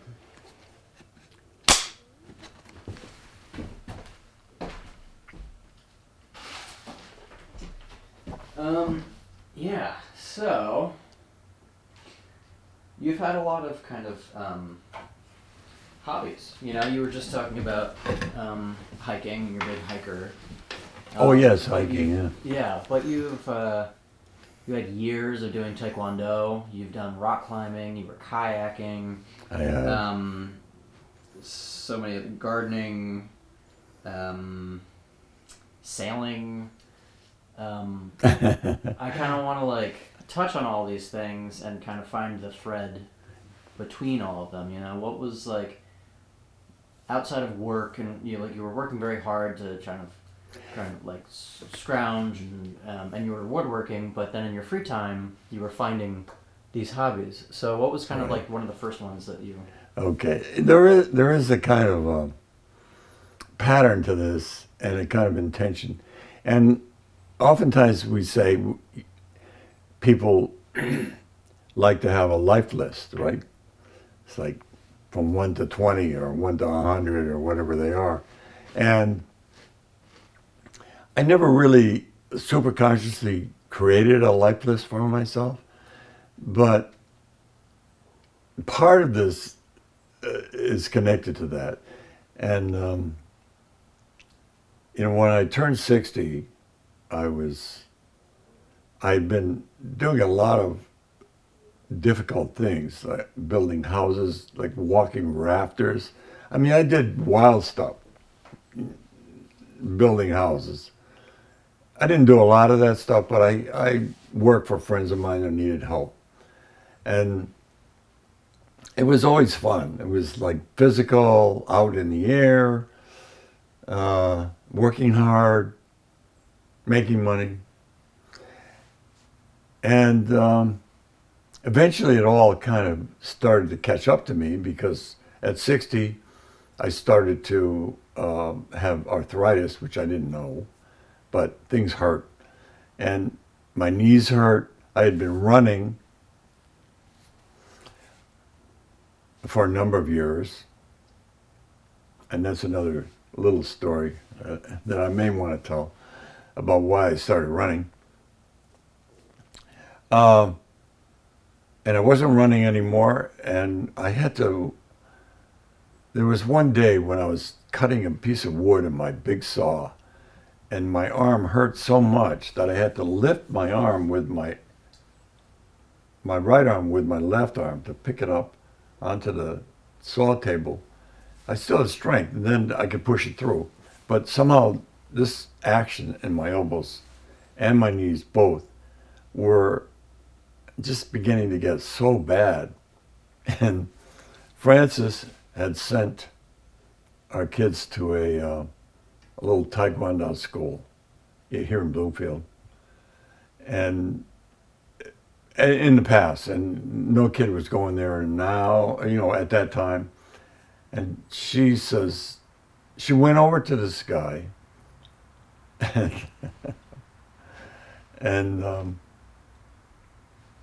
I don't know what she did, but she came home and she said, go see him. You need it. I'm like, okay, I'll see him. So I went and sat with him and we talked and we arranged for me to make some furniture for his daughter in exchange for going to the school. And he looked at me and he says, I make you black belt. And I'm like, whoa, that could have been on my list. That's why it's like, okay. Because I had done some kung fu a little bit, but I didn't dedicate myself to it. So I started this class. I went 3 times a week in this Taekwondo class. It was very formal, uniforms, the whole thing. And in 3 months' time, all the pain went away everywhere. And I began to, build muscle all around my joints so that they didn't hurt anymore. So I just said, this is good, and I'll keep going. And I did it for 25 years before I stopped. And I didn't really stop because I couldn't do it. I stopped because he moved to school far away, and then I started doing yoga. But that was my first inspiration to achieve something like that. And that was wonderful. I mean, I enjoyed it. I was good at it. Then, Well, what belt did you achieve? And what 5th was degree. the journey getting there? 5th degree black belt. Can you say it in a sentence? What? Can you say it in a full sentence? Can you say that in a full sentence? Or meaning I became a 5th degree black belt. Yeah. Well, it's interesting. I was going to say more about it because the 5th degree is a master degree, which is given. I mean, there aren't a lot of them in the world. It can go all the way. It gets more to 8, goes to 8, but usually a 5th degree is a very high rank and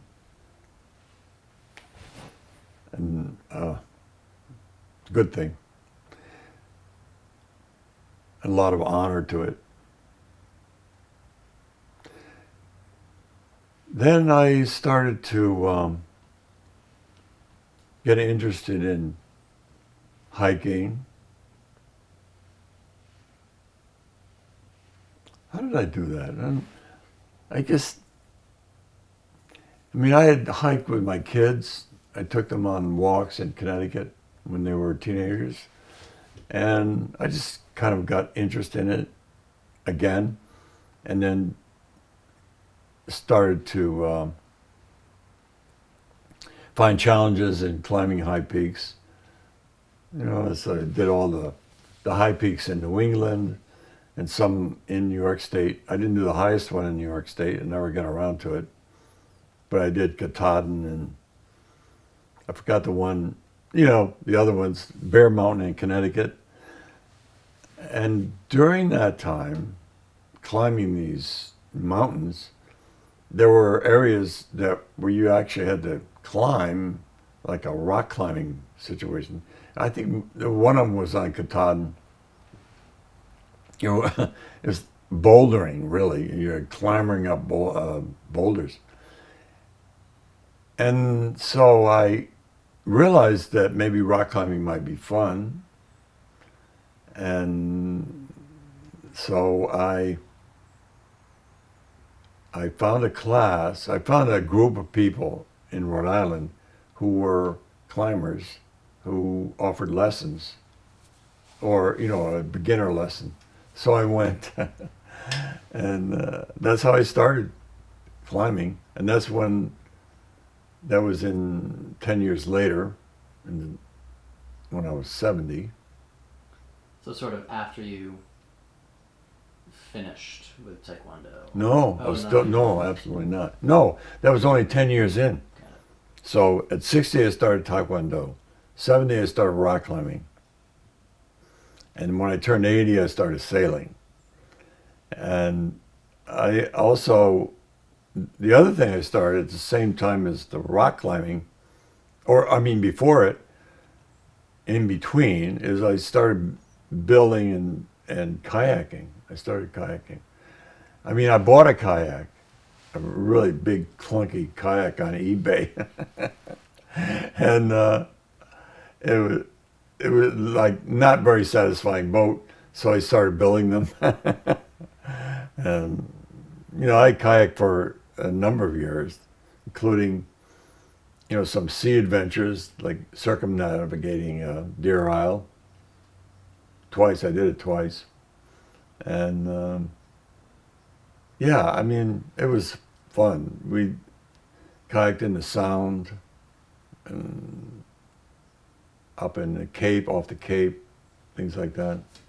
What did you get out of kayaking? Well, it was, you know, it was an adventure always. It was never the same. You know, the water was never the same. And, you know, it was a skill, of course, and just very spiritual being on the water like that. It's always visually beautiful, you know, being on the water, finding islands, things like that. Yeah. I even went to the Bay of Fundy, kayaked around Wales. And then, you know, I would spend maybe a week out on Lake George, you know, with groups, but. And meanwhile, building boats. I mean, I must have built about 6 or 7 boats, not all for myself, others. And I built 2 native boats, meaning they were copies of original designs from the Aleutian Islands, one, and then another one from Greenland. I still have those boats. I think I remember them in here. Yeah, well, the one was hanging, and yeah, they're on my front porch. I was thinking about selling them or giving them to someone so that they could be visually appreciated. Because they're, Are they usable? are they what? Usable? One is. The other one is just a frame. I never skinned it. Were you riding your own kayaks when you were kayaking? Yeah. Yeah. Oh, yeah. I mean, I only bought that one, and that's the only one I used. It was plastic. It was heavy, really heavy. And the ones I built were all lightweight. I mean, the ones I built were 18 feet long, so they would. The 18 feet is a seaworthy boat because it covers a wave in a way that makes it more stable. If you have a short boat, it's harder to manage it, and you could be dumped out of sight of land. Not a good thing. And then the other kind of checklist thing that I had was sailing. And when Barbara was working for the Navy, they were offering sailing lessons on these little 15-footers. And I'm like, well, okay. You know, she wanted to do it. I'm like, okay, I'm good. And when my family built a tiny, like a little pram sailboat in the cellar when I was in the Navy, but I also participated in building it. And later, when I got out of the Navy, I used it to give lessons or rides, really, to a camp of disabled kids, you know, in Connecticut, where my brother worked in the summer. And that was fun. It was just sailing the kids around, you know.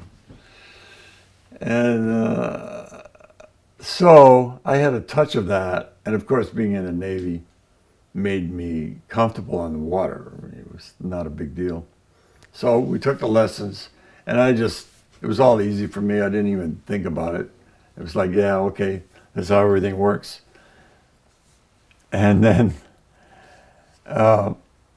some guy was selling a boat at the marina where we took the lessons, and we bought it. It was a Bristol, 24-foot Bristol. Great boat, a heavy boat with a big keel, and that thing liked to be in 15+ knot winds. Otherwise, it wouldn't go. So I had a ball with that thing. I mean, it was a great sailing vessel, and it had an outboard motor that was very funky. And I thought, well, I want a bigger boat. So then I bought a 34-foot boat, a tartan, and I sailed that for several years in and around Long Island Sound. And I had it more actually docked at the Navy base. They had a marina so that was great. I loved it. It was a good time. And that kind of put an end to my rock climbing. Although I still climbed a little bit, the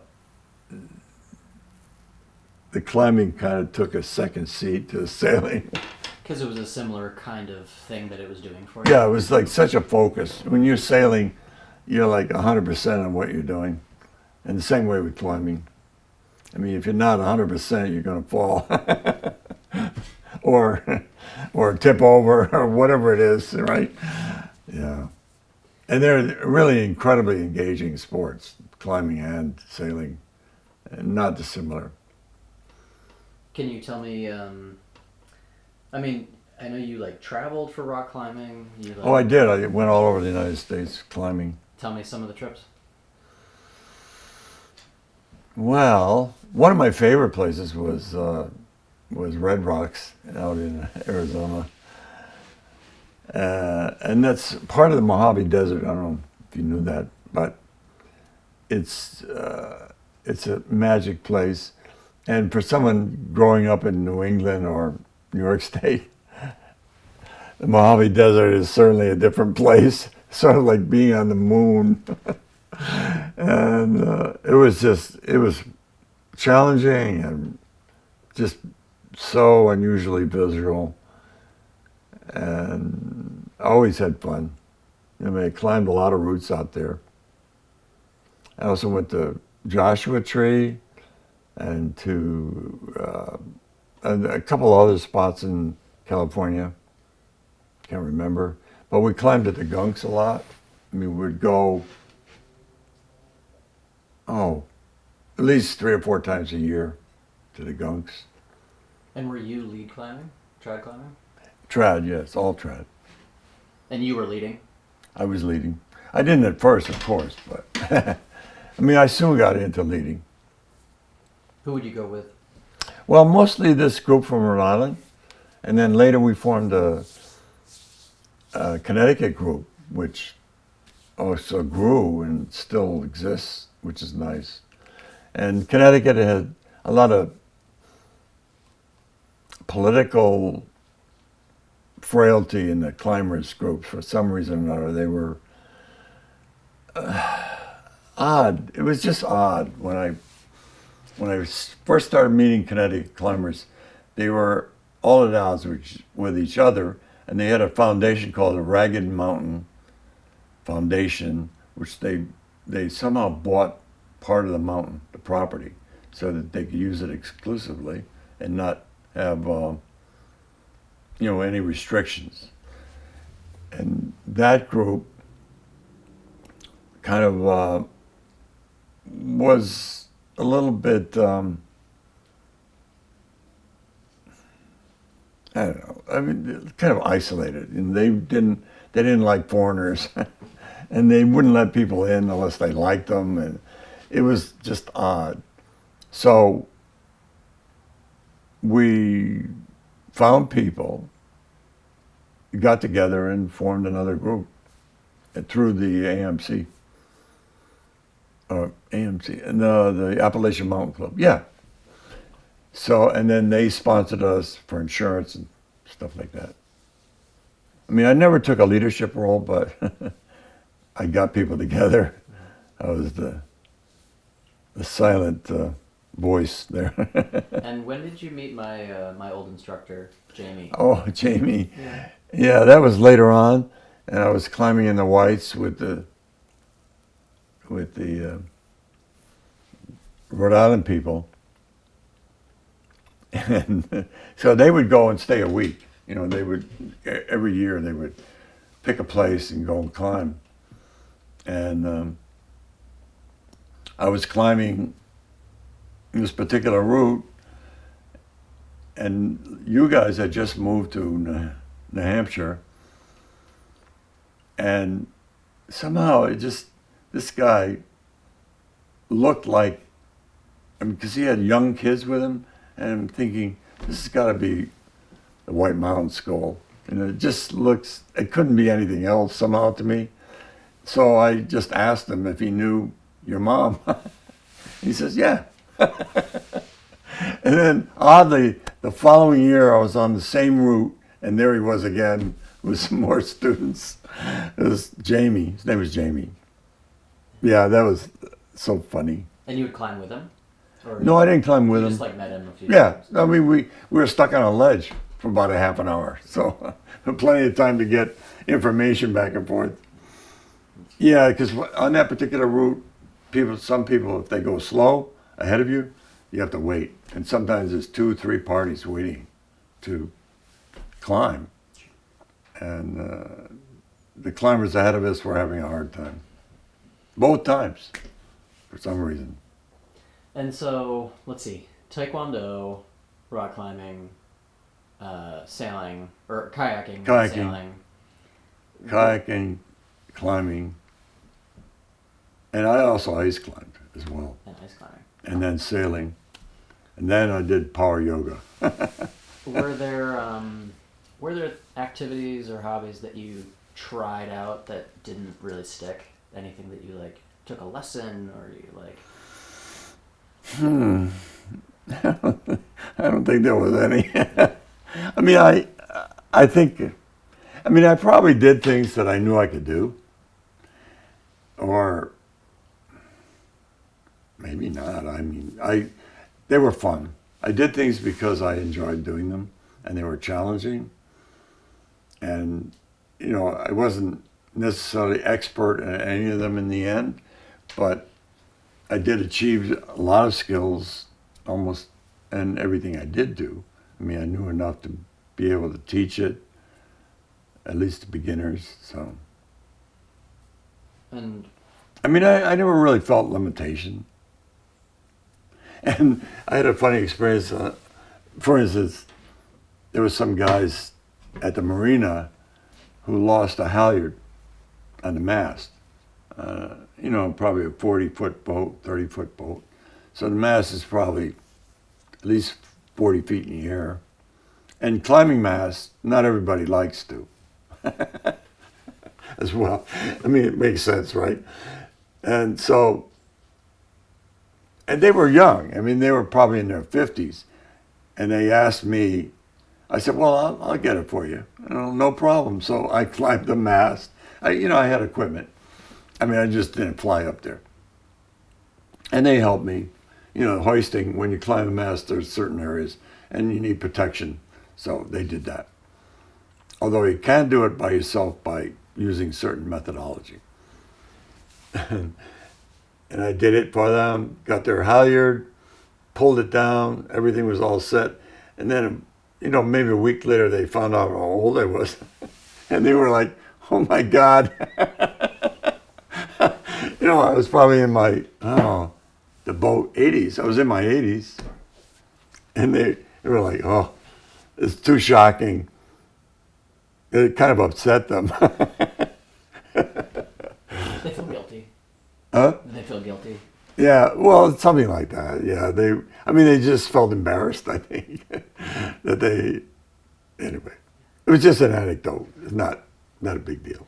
So what did all these hobbies have in common? That's interesting. Well, one of the things that I think connects them is that they're activities that don't require a lot of interaction with people, right? Hiking, climbing, I mean, some, and sailing, I single-handed. Kayaking, single-hand. So they're sports that, that don't require a team. I mean, that's the one thing that I felt connected all of it. Although the climbing is certainly dependent. You know, I mean, you need a partner. But other than that, Did you ever, I kind think- of a little random, but did you ever dabble in any either languages or instruments? Languages or instruments? no. Anything musical? Well, I did. I'm so unmusical. I don't know why. Well, I do know why. You know, it's like I thought back on that. And when I was, I think in 4th grade, they tried to put a chorus together. And I went. And as we were all singing, you know, the director of this choir started singling out people. It's like they listened to them and more until finally the one guy that wasn't carrying the tune That was me. And I think that affected me. You know, it sort of like put a curse on my singing or on my music. I mean, I always, I mean, I learned to love music, different kinds of music. Jazz, I was introduced to jazz by Franz Klein, no less. And Franz was sitting in the Cedar Bar, a little bit stoned from drinking too much beer, and he was just carrying on about Lester Young and telling stories about Lester. And I'm like, who the hell is Lester Young? What did I know? And that's what drove me to listen to jazz. You know, I wanted to find out who this guy was.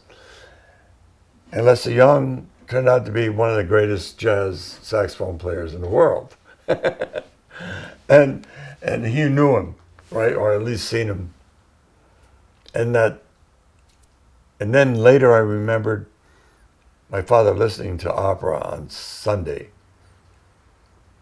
And there was a program in Connecticut that had an opera hour or something, which was common on the radio in Connecticut when I was growing up. So fast forward like 40 years or 50 years, I moved to Bloomfield, and right around the corner was the guy who ran the program, and just, you know, on my running route. It's so wild. I mean, he was retired by that time and died soon after that, but it was just some kind of weird connection for me to have that happen. And you listen to classical music all the time. All the time. And you go to concerts, and you... Right, I do. I've been to concerts. What are some of your favorite composers who are, like, what are your Oh, some of my. your favorite eras or pieces? Well, I love opera generally. I don't study it in a way where I can identify specifically anything. I mean, obviously, you know, I just a Philip Glass opera, which musically purists don't listen to because to them it's not even music. But you know, La Boheme, I can shed tears. I mean, I go to the opera, I cry almost for every opera I see. And it doesn't really matter what it is. I haven't seen a lot of the modern operas, but I certainly love Verdi, Mozart. I mean, you can't really pick anything out. And when I was in the Navy, I bought records and listened to Beethoven's Sixth Symphony, for instance. I wore that thing out. And I went to a live concert in Boston for the Boston Symphony Orchestra. And I was in the Navy. I bought a cheap seat. I was in a third balcony, and I was up there jumping around like an idiot, and people were looking at me. I mean, I was so excited to hear, and I knew the music so intimately. I knew everything about it, and it was just experiencing it live was just amazing to me. When I hear that symphony, I get excited, even now, when it comes on. And I know it. I still know it. You know, it's like no surprises. You know. You just wipe your mouth too a little bit. Yeah, let me get the napkin. Oh, thanks. Yeah, and it's so fun to like see you at an opera. You know, I think you took us to Don Giovanni. Uh-huh. And, right. Yeah, you really, yeah. Yeah, I get so motivated by opera. Yeah, I just love it. I mean, opera is a very incredibly complex art form, and there's so much happening. You know, it has this humongous visual thing happening.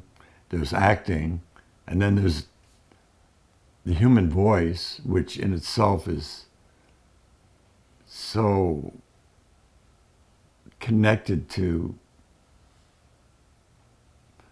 it's connected spiritually to me anyway. I have a real spiritual connection to the human voice in that way.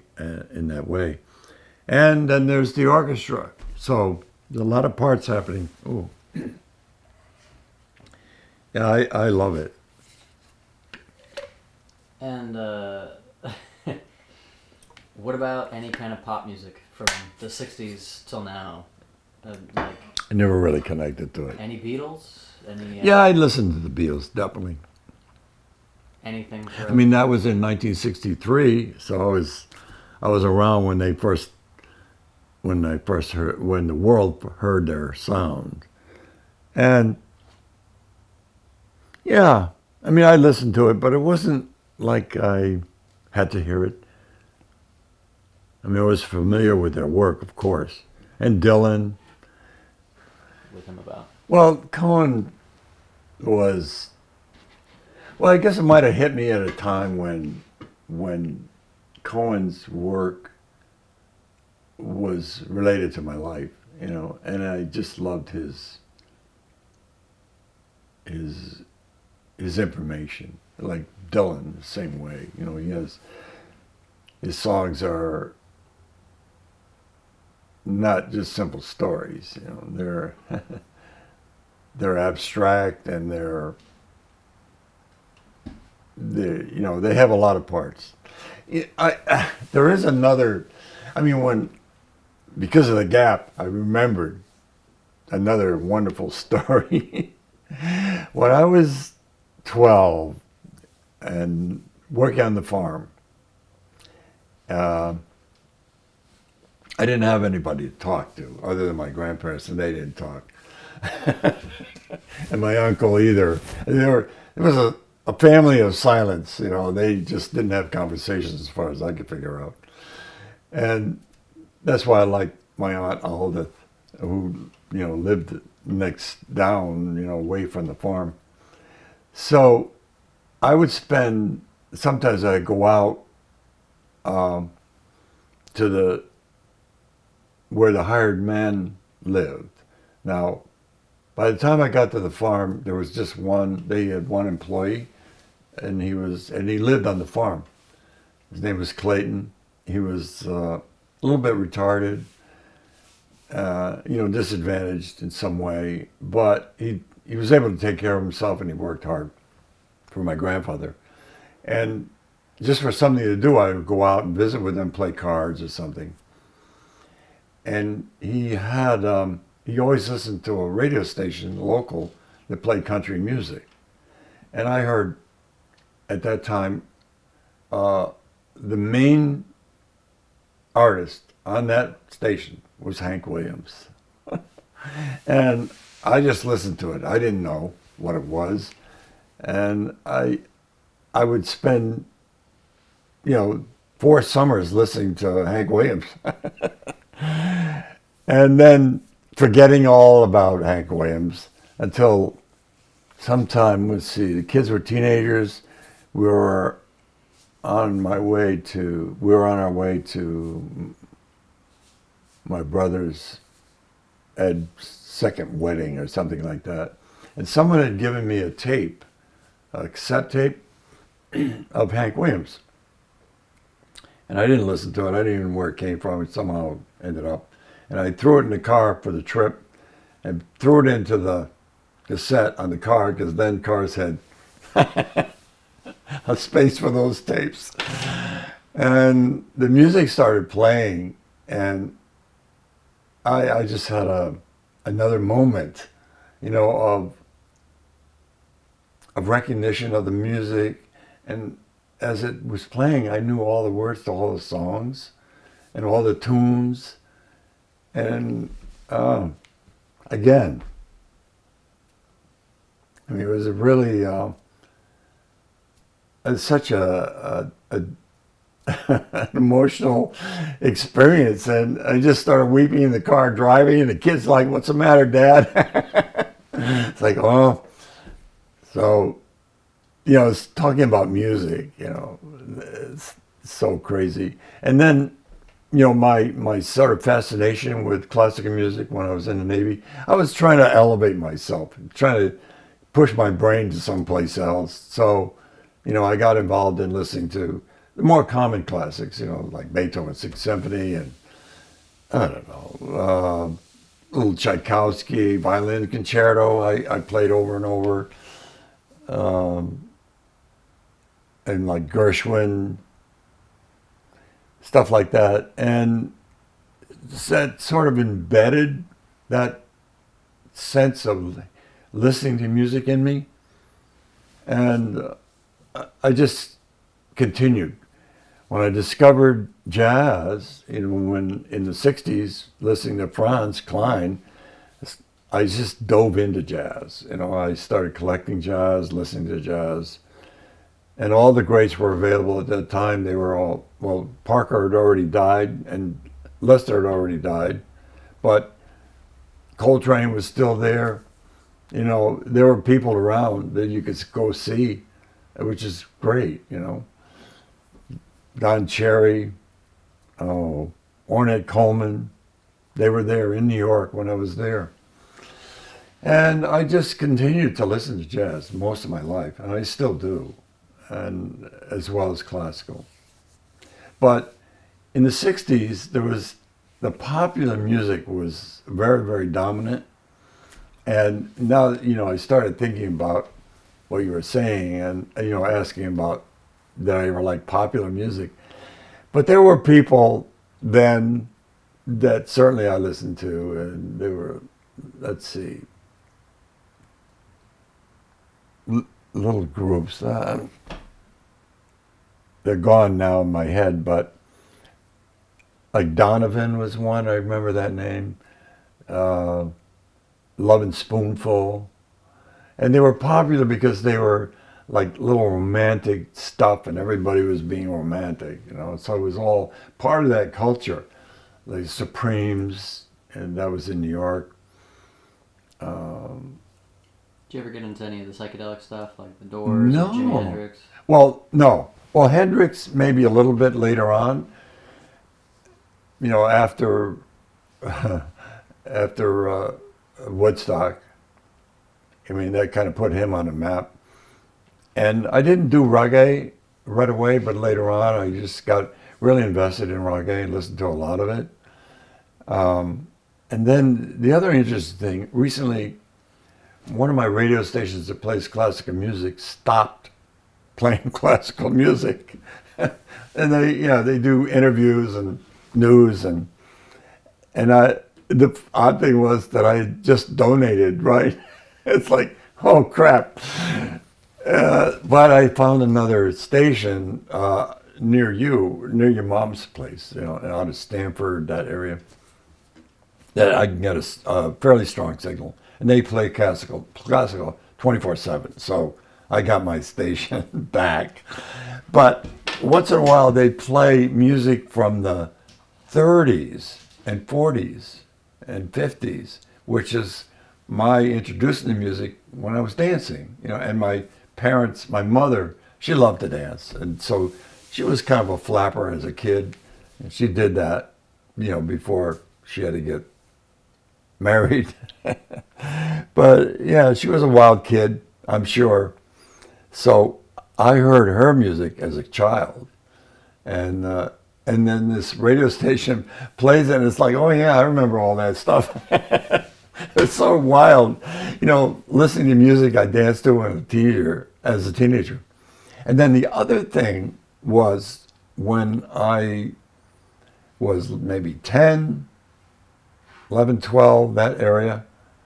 Well, as a teenager, Frank Sinatra just started being played. And he was the popular music, which I didn't hear a lot of because my parents didn't play it on the radio, and we didn't, I don't know, music wasn't part of my life. I mean, they would play the radio, but it was only like circumstantial, like it had to be an event. Spike Jones, was popular then too. You know who he is? I know the film director, but Hmm? I know, there's a film director named Spike Jones. Oh no! Oh no! Spike. That's Could be spelled differently. yeah. Spike Jones. So he was a comic musician.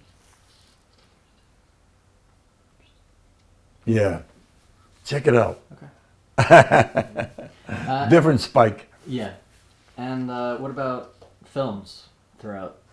You know, like what kind Yeah. of films were you drawn to? I know you watch all kinds of stuff now. I do. Oh, the early one film that really impressed me that I saw in the theater was when it first came out was The Magnificent Seven, the Japanese one. Way out there. The And then- Kurosawa, the Seven Samurai. Yeah, yeah. And then the other kind of odd experience I had in the movies was watching one of the Godfathers in a movie with my family. I was with Joel and Nance and Francis and then there's a character in the movie, Guido. And when Guido came on the screen, I'm like, whoa, that's John, my roommate. So that was pretty wild, seeing John. And when I was in college, John and I were, John was my roommate. I managed a rooming house, and I had space, and I took a couple people from the school. John Casals. Great. And that was just a wild experience. You were touching back on your parents a little bit, and I do want to kind of revisit that. Can you say the names of your parents? Yeah, my father was Ralph Curtis, and my mother her name was Annabelle Champlin, and she never liked Annabelle. She would never let anybody say it that way. So she was Ann Bell, but she never used Bell. And the reason for that was there was some advertisement that used the word Annabelle in it, and she didn't like it. So anyway. And where were they both born? Okay, so- How did they grow up? Right. My mother was born in a town called Downsville, which is in central New York State, near Oneonta, where I was born, or in that area. And my father was born in D.C., and then as a baby went up into New York State, and the family bought the farm. And the farm was a large spread and he milked 40 head. I mean, it was a business, basically. And there was 200 acres on it, and a lot of buildings, outbuildings, big ones, big barns, and a really old, beautiful house. Probably right now would be 300 years old. It's still there. The barn's gone, but it burned. And it burned about a week after I went up there for the last time to visit my aunt, who was still living. The barn burned. It was so wild. Anyway. And I mean, we used to play football in the loft in that barn with my cousins. And it was, at the time, it was before bales. So the hay was loose in the mows. And it was a big, flat area. Of course, we could have fallen out. It was probably 30 feet off the floor, off the main floor. But we played tackle up in there. It's so wild. Dust, everything, whoa. But you can run and fly and fall. And it was like, wow, it was like kids now playing those foam things. It's kind of like that. Only a little bit better, I think. And where were, like, ancestrally, where were your parents from? Like, going way back? Like, I mean, their families and, like, what? Well, I did do some of that, and the Curtis family supposedly is connected to a widow whose name was Elizabeth, who came from England in the late 1700s or early 1800s with 7 kids, and I think a lot of boys, and settled in Connecticut in New Haven area. And my grandmother was a Binger, which is German name. She came out of Pennsylvania and was a child. She was a child of a child bride. We were talking a little bit last night about, about your parents and your upbringing, and any reflections on how they raised you, how your dad raised you, how your mom raised you. How? Just Like, any reflections on your upbringing. Oh. About how, like, what they were like as parents. Yeah. Well, they were certainly people who didn't know what they were doing when they had me. And they learned slowly. I don't know. I always felt my upbringing was just incredibly ordinary. But now I realize that it's like cats. There are no ordinary cats, right? There are no ordinary parents as well. And I think, well, my father was not, he didn't know how to communicate at all. And it feels like I just never really had a relationship with him, other than maybe him throwing me around when I was little, when he could do it. And that was it. And yeah, I mean, he didn't do anything with us, you know. He didn't take us I mean, I don't remember anything. I think my mother motivated any action that we may have taken, like swimming or any activity. I mean, I kind of brought myself up, I think. Me and my brother. I mean, it's like I don't have any really genuine connections to things that I would have learned from them, you know, that were unique, or other than, you know, putting food in my face or bathing or whatever, you know, things like the things that you need to do. I mean, my mother was a good cook. She fed us well. She was very conscientious. I think they both worked hard at providing for us, doing what they thought was right, and, you know, building a place, you know, an existence where we would be comfortable. And I mean, I was just reminded recently of a party I went to for my father's retirement, and he gave a speech, and he never mentioned my name, and he talked about both my brothers. I mean, and Francis was like, "What happened? You know, you don't exist or something." So it was like, I guess at that time they just simply didn't approve of my way of life. I mean, I lived differently, that's for sure, as I've just talked about. So they didn't like it. I know they didn't, and he just never somehow came to me. You know, I mean, I had an experience when I was in college, and this was with John and John's father, and this is an Italian family, an old Italian family in Boston area.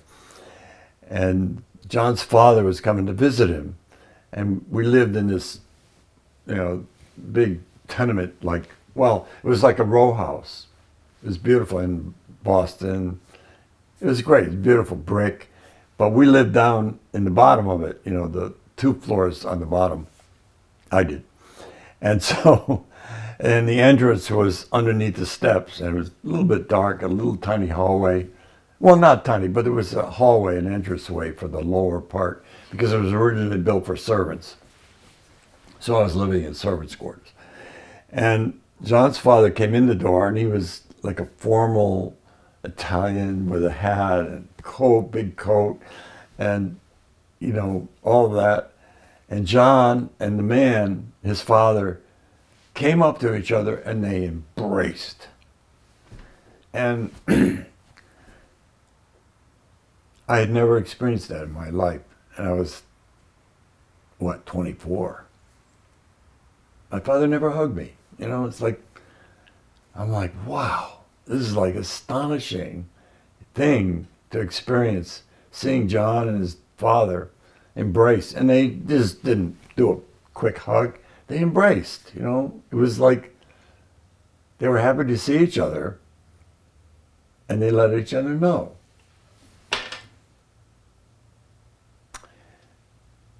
And I realized that, I didn't think about it a lot then, but it impacted me really a lot. And later I, tried to hug my father. It was like, what are you doing kind of thing. But eventually he would do it, but only never embrace, it was a hug.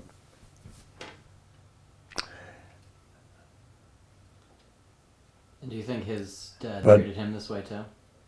Do you think his dad treated him this way, and Oh, absolutely. and that's why he was like? Oh that? yeah, absolutely. It wasn't his fault, I guess. I mean, Frank was my grandfather's name. Was kind of he was not liked, which I never knew that, because I loved him. He was my hero from 12 to 16. And I learned so much from him, just being around him, walking in the fields, doing whatever I was doing as a kid on a farm.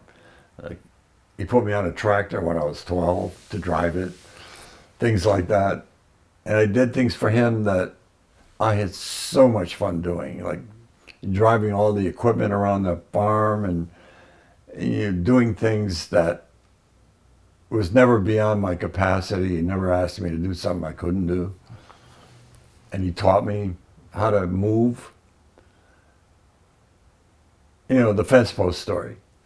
He taught me how to move, how my body should act in situations. And being raised by your dad like that, we were talking a little bit last night about kind of breaking patterns and stuff. Oh, right. Yeah. And- Well, I did. I mean, I realized at that point, well, the story I was telling Jacob last night at dinner was when we had moved to Maine, and Adam was maybe 5 or 6, and he and I were out in the outdoors doing some little chores or doing something or playing, or I don't know. I don't remember even what it was. But Adam did something that disturbed me, and I started to react to that disturbance. And while I was reacting to the situation, I had this a kind of flashback of my father doing exactly what I was doing, or I was copying his response to that particular situation.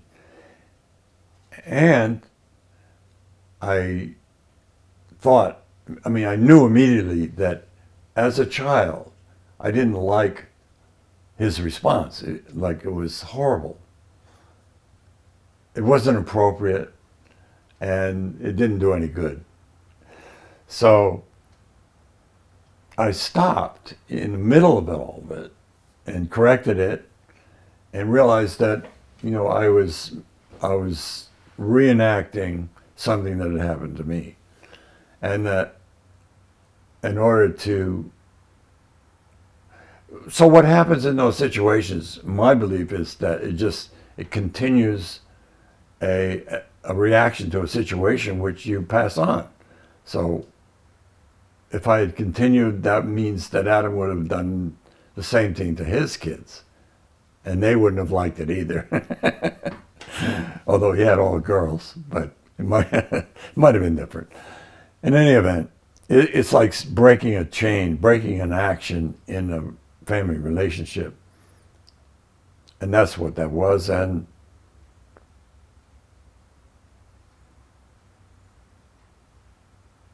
the other thing about my father was during those formative years, like when we got to New Britain, I was 8. Or even most of the time, he was always working. He's never there somehow. He had jobs that kept him away from home in the beginning, and then later he worked nights, so he slept in the day. I never saw him, which was okay, I guess. I mean, I never thought about it like that. But he wasn't. I mean, I don't know. Maybe he was grumpy. It's so funny. Like, how do you know as a kid? And I don't remember now. And even later, when he was retired and I would see him, there was no real relationship there. But your mom was like, you had a nice time with your mom. She lived for a long time. Yeah, oh yeah. And, I had a funny experience with my mother, and she was always very competitive. I think being such a young mother, that she always felt, competitive with her sons. I don't know why, but I would do things like, I just had an accomplishment, and she would up it, always, for years. It's like, well, I went to I went to New York and saw an opera. She would say, well, when we were in Germany, we went to 4 operas, right? So, and that continued on and on till maybe 3 or 4 years before she died. And then one day, oh yes, I had climbed Mount Katahdin, and we were talking on the telephone, and she had tripped over something in her garage previously and broke her arm, so she was, a little bit wounded and probably a little vulnerable. I don't know. And this was maybe a week after she had done that, and I called her and told her that I had climbed Katahdin, and she says, "Oh, you climbed Katahdin?" And I fell over the block in the garage and broke my arm. And then we just started cracking up, right? It was like, from that point on, she never competed. She was always like, isn't that great? Or something, like more appropriate. And so the last few years of her life, we had a good relationship. And she was, I think she was a good mom. She was very attentive to us. She did a good job. She was always she liked to dance, so she danced with me as a teenager, the kind of thing. We didn't go out much, the family, but when we did, I always had fun with her. She was that way, and supportive, and very supportive. So I did have that. And she was adventurous, and she kind of lived the American dream, right? Yeah, I think so. She loved traveling. It's hard to know with my father because but she dragged him around the world. I don't know whether he was a reluctant traveler or a traveler. It's hard to know. He never talked about it. Yeah. And, you know, I mean, of course I loved them. They were my parents. I didn't have a choice. Ron, take 8. Nice. Yeah, the story about the cuckoo clock. Yeah, we were just looking at the cuckoo clock in my shop here, and it reminded me of my experience with my aunt, Fanny, who lived with my grandmother in Mount Vision and was my was my bed partner for about a year when we lived in Mount Vision in 42.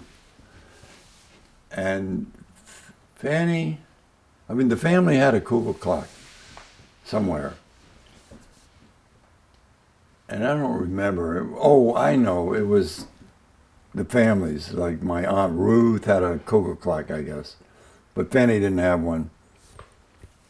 When I was in the Navy, I mean, I had this really incredible relationship with Fanny because she took care of me when I was 8, and I got very sick that winter. I don't know if I ever told anybody about that, but I probably had a mild case of polio, very possibly. And so I was bedridden for 3 months. And they had to take a spinal tap to do all that. And they never really reached any conclusion as to what happened to me. But that was a suspicion that I had gotten polio. But it never affected me, you know, physically. And so she was my caretaker during that period of time.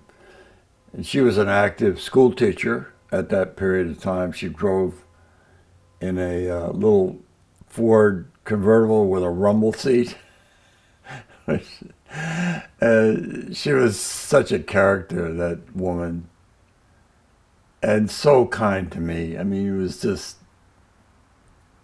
just amazing. And I had this, you know, just really dense relationship with her. And then when I went into the Navy and knew I was going to go to Europe, I asked her, I said, well, is there anything you want me to get for you? I'll be in Europe. And she said, cuckoo clock. All right, so I found this clock that you will see. Let's do an 8.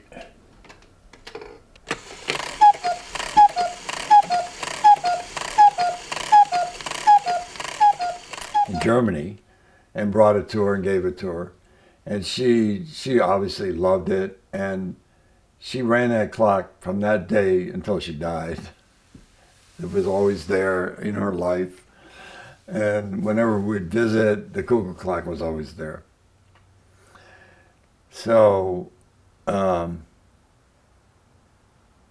she was old when she passed. She was probably in her mid-90s and was in a nursing home, and of course the clock wasn't with her. And I went to see her at a time when I was in a kind of crazy emotional state. I was having problems with my marriage and things. But I decided to go see her because, you know, I think that, I mean, she wasn't going to live that much longer. I wanted to see her. And I drove up to New York State to this place which I had to find. It was even hard to find. I was late, rushing, and finally I get in to see her, and she doesn't know who I am. She can't see, and she can't hear very well. I mean, she could see little shadows maybe, and she's lying in the bed, and I'm saying Ronnie to her. I'm Ronnie, shouting, and because that's what she called me. And she just couldn't get it. She named every other cousin I have, and plus some. And I'm thinking, God, I came all this way. She's never going to know I'm here. What am I going to do, you know? So somehow it came to me to say something, and I shouted in her ear the word cuckoo clock.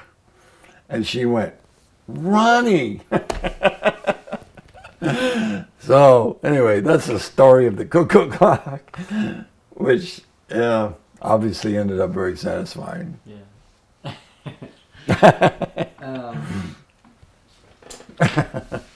So let's pick up on. This. Could you also tell a story about you were an usher and you saw. Oh yeah. Curtis and Marilyn Monroe? Right. Yeah. Yes. When I first got to New York from BU, I kind of escaped and started living with my friend Marty Washburn. And there was a new theater opening up, a movie theater in Times Square, probably the Paramount or something like that. And they were hiring. So I went there and got the job because they were desperate. And we had to wear uniforms. I don't know if I ever said that. Yeah, we had these gold lapel tuxedos. And I think we even had a hat. I'm not sure.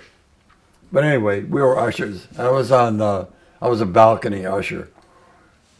And there was the premiere movie that was opening up in this brand new theater was Some Like It Hot with Marilyn Monroe and Tony Curtis and Jack Lemmon, who played, I mean, they spent the movie in dresses. So the people that came to the movie were all the New York gay population, and they were all there. I mean, all the time. It was amazing. And at the premiere, Marilyn Monroe and Tony Curtis. No, her no, husband? her husband at the time was Arthur Miller.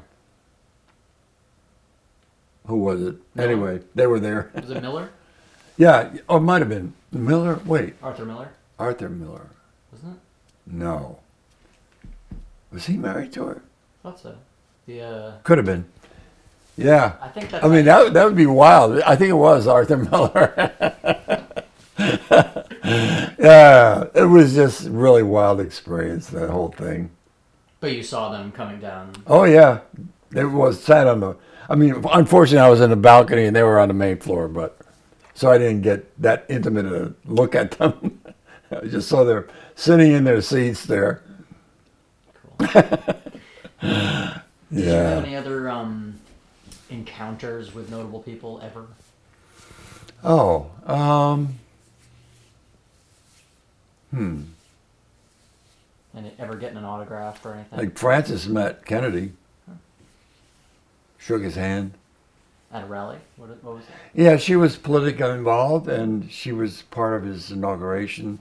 I mean, part of his, not inauguration, his campaign, right? She met him. Cool.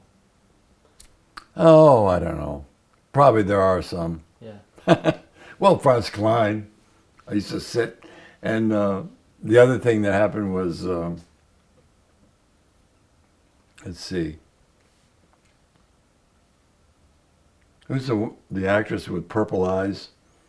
Taylor. Elizabeth Taylor. Yeah, she would come in there too. Yeah. Into the theater. No, in Cedar Bar with Klein. Not with Klein, but with her own crowd. And I don't know. I mean, if I did, it didn't hit me. I mean, it wasn't something that I needed to think about or talk about, you know, like I felt famous. Did Did you? So, what was your switching gears again? Like, what was your? As a little kid, you ate from the garden a lot, and your diet consisted of mostly like homegrown stuff. And then I'm sure you were eating from gardens most of your life. But what has your diet been like as a whole throughout your whole life, and what's it like now? Well, it is now different. I mean, I think my family wasn't like super conscious, but they did raise food. My father had a victory garden, and you know, vegetables available in stores at that time were healthy. They weren't super, sprayed with chemicals and things. I mean, you can still buy unpasteurized milk in bottles, and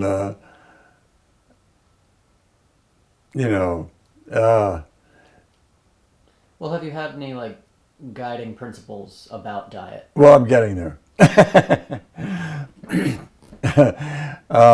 mean, of course, Navy food was crap. It was all like institutional food, which is horrible.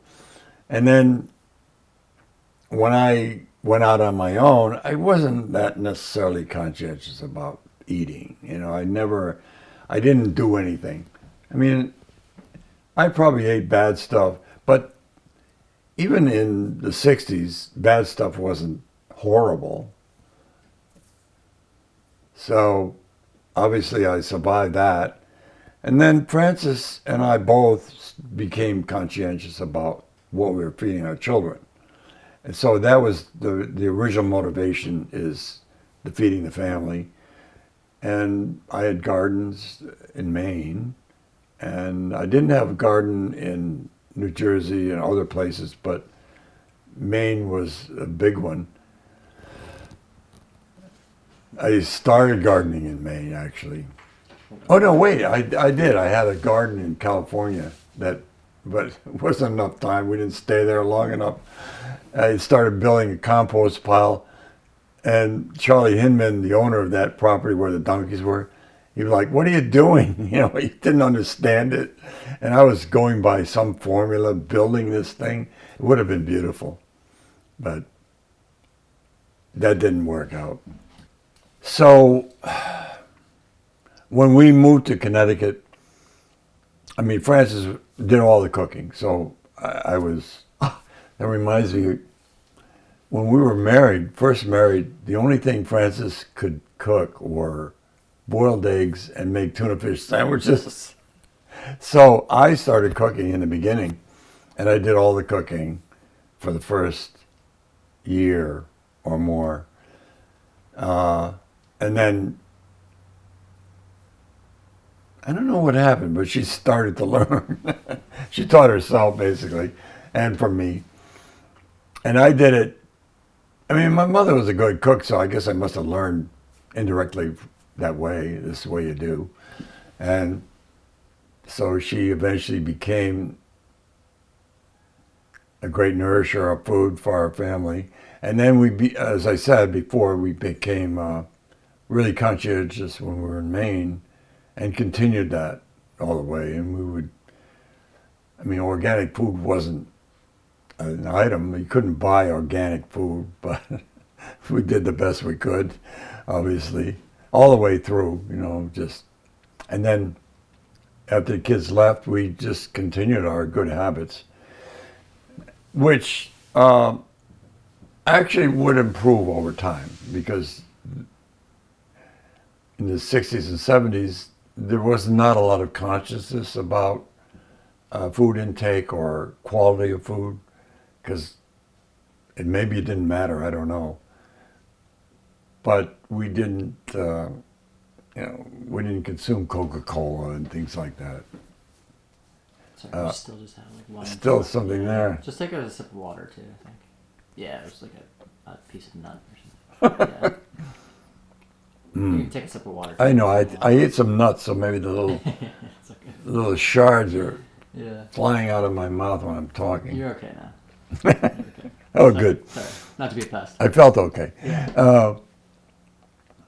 Were you ever like a vegetarian?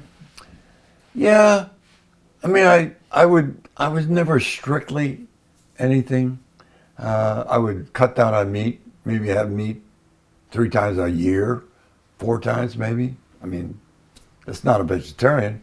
I would eat meat, but I mean, I didn't care. It didn't matter. I just wanted healthy food and whatever it was.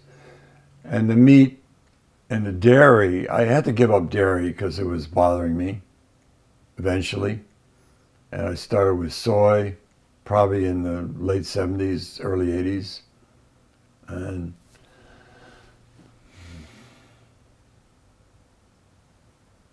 yeah, I guess just having consciousness about what you put in your body was a big help.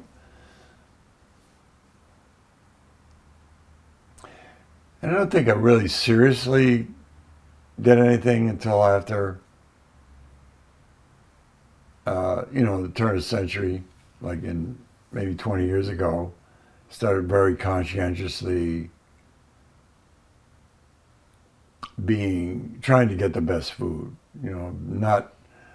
not eating prepared foods, things like that. And how do you cook now? Now, well, I had high blood pressure about, 15 years ago? Something like that. And my doctor said, you got to cut down your salt. And he limited me to 900 milligrams a day, which means that 3 pieces of bread would get there. Well, usually like 150 milligrams in a slice of bread. So if you had a sandwich, that's 300, right? And so you can't put anything on it. So I really seriously took that to heart and went on a very strict low salt diet. I made my own breads, and I conscientiously read every label that ever went into my body. And I did that for several years.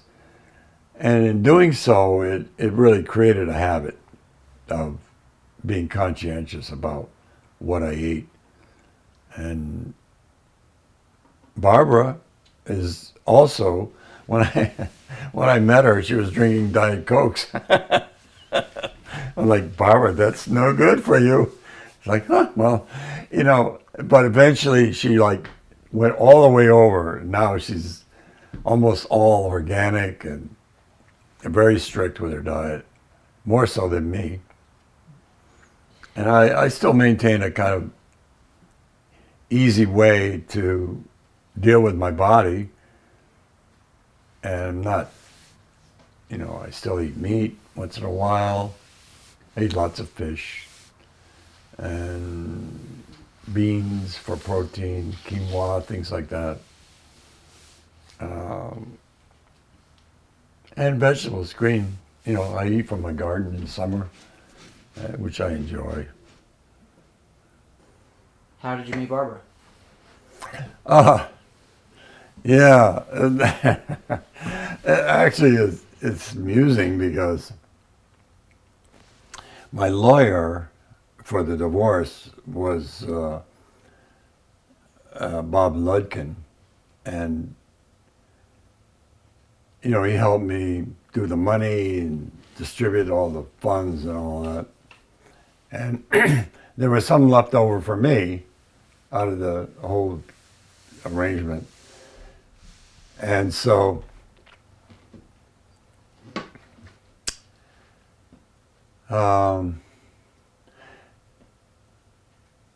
he had a check for me. And I had some papers, other papers as well, to pick up from his house. And he said, well, just come over and pick them up. I'll leave them on the table or something. So I went there to get the paperwork and my check. And Bob says, you want to stay for dinner? And I'm like, yeah, okay. He says, my cousin is coming over, so I'll split my meal with you. and her. I'm like, oh, okay. So that's how I met Barbara. It was Barbara. And yeah, somehow I just connected with her. She was very, she had a kind of wit about her that I liked, very smart, very kind of thoughtful. I like that. And so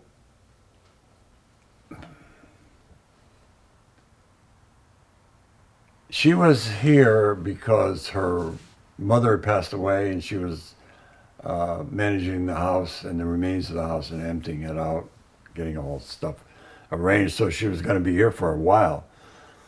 So I thought, well, maybe I just ask her out, So I just gave her my card. I said, if you feel like it, just give me a call, something like that. Something simple, not, maybe we'll have tea or coffee. And so that's how we met. And there was a funny incident, and it's like something that I've always enjoyed thinking about, because when people come to my house, they usually look at my art. They get hung up in walking around in my house because there's so many things to look at. Well, she didn't do that. I invited her for dinner. That was our first interaction. And she came over and looked at the table. I mean, she was sitting there at dinner and we were eating, and she looks at the table, and I had a pine table that I built with some butterflies in it. They were, to hold them. It was just a technique of building a table. It's not special, but she had never seen them. And she said, well, what are these little things? I said, where did you, how did that, something like, where did you get this table? And I said, oh, I made it. And she was like completely freaked out at that. It's like, what? You made this table? I said, well, and I had the room, all the chairs I made in the table. I had other furniture in the chair in this in the room, and I said, well, I made everything in the room, and that was it. She was like, oh my God, she had never heard of such a thing, which was kind of a great thing for me, because she wasn't there to look at my stuff, or what I did. She was just there, and she didn't have any kind of aesthetic evaluation properties or skills. It was like a blank slate to me. So it was part of my attraction to her, that she didn't know everything, even though she was very smart. I mean, she has a doctorate from Harvard. So it's like not competitive in that respect towards what I was. And you got married, and Yeah, later on, she wanted to get married. And it's like, well, you want to live together? That's fine. You want to get married? Same thing with Frances. Jewish women wanted to get married. And she later changed her mind and said, no, I don't want the responsibility of marriage financially. So we got divorced. I don't know if any of you guys know that. Yeah, so we're living together. fascinating. Yeah. And you're kind of close with her kids, and Yeah. Our kids I met when they were still at college level. So, they connected to me, and they're good kids. They're good kids. And then she started having grandkids, so those kids are like my grandchildren too. I mean, I don't see them as often as you guys, of course, but yeah, I'm connected to them, definitely.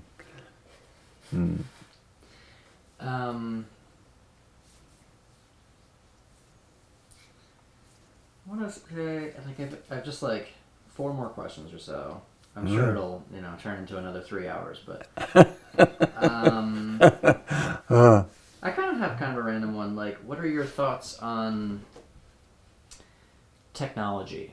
Like, from you were born in the 30s, and here you are in 2023, and you have an iPhone and you use an iMac, and you drive this great car, and you live in this world, and I don't know, what are your thoughts on where technology is and how far it's come?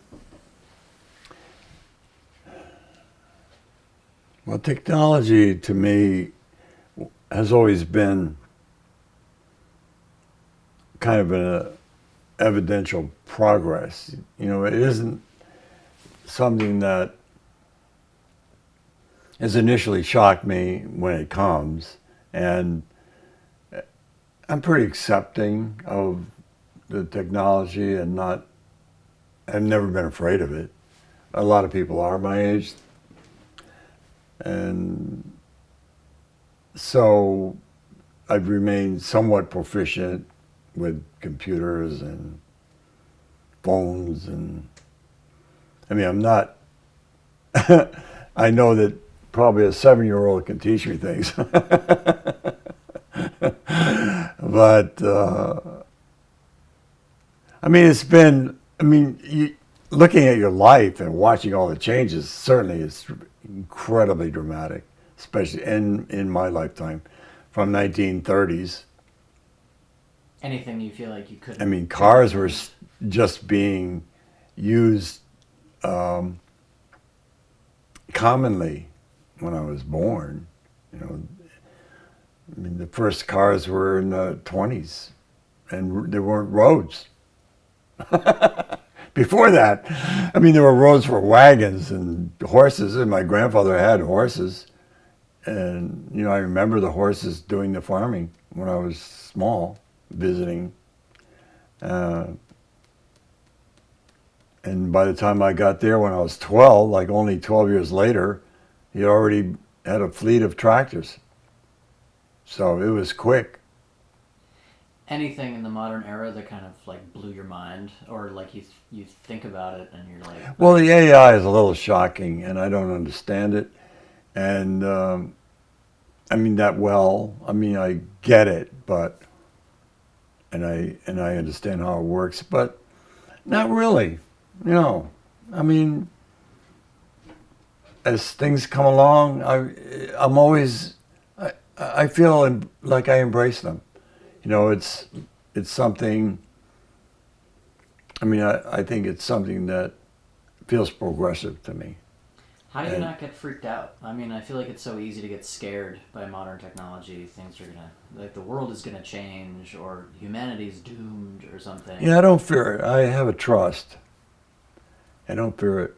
It's interesting you say that, and I suppose you could, but Barbara too. She doesn't seem to be, highly negative about or fearful of, say, technology. AI is a little scary, and I can see where it could get out of hand. But whether the human race will embrace that turn, there are people who have fears that the artificial intelligence will somehow surpass humans' capacity to control it. That's the fear. But I don't know. You can always shoot the thing, It's not even living. Blow it up, whatever, tip it over, pull the plug. It's not something that, I just don't fear that. And I have confidence that people will recognize that they're playing with fire when it comes to the moment. I mean, it's my glass half full. Um, A tireless optimist. what are your thoughts? What are your thoughts like when you're at a family gathering, like your 90th birthday party with 3 kids, 10 grandchildren, and partners all around?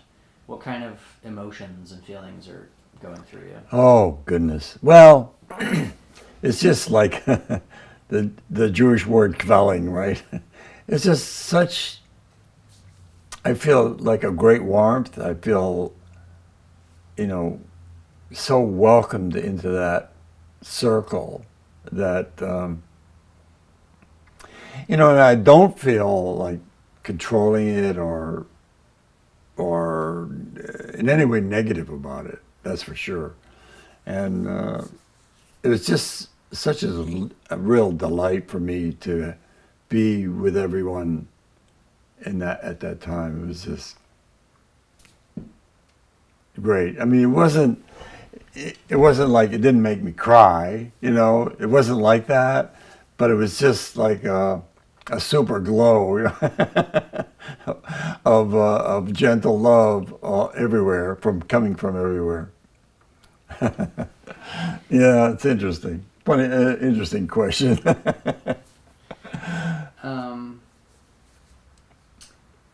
Do you have any regrets? Of course. I don't know if I want to air them all. Anything you would do over? Like to share.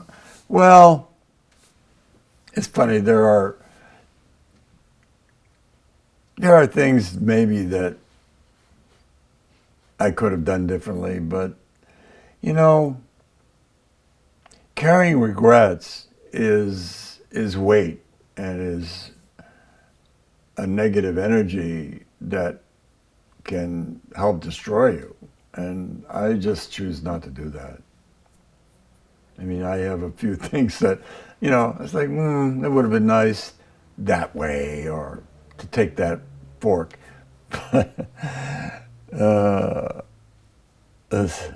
Who was that baseball player that did all those crazy commentaries? But one of them was, if you come to a fork in the road, take it. That's kind of what I did. I took it. And you don't look back. What gets you up in the morning? The cats. Lately, anyway. Well, I look forward to my days. I love building. I love creating, doing, keeping myself healthy. Those are my goals every day now.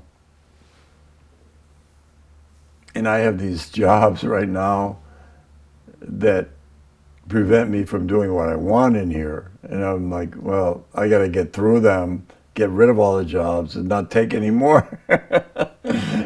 So I can do what the hell I want. Because I have some projects that I want to do. I have drawings. I have thousands of drawings that I have references from. And so I would just like to pursue some of these things.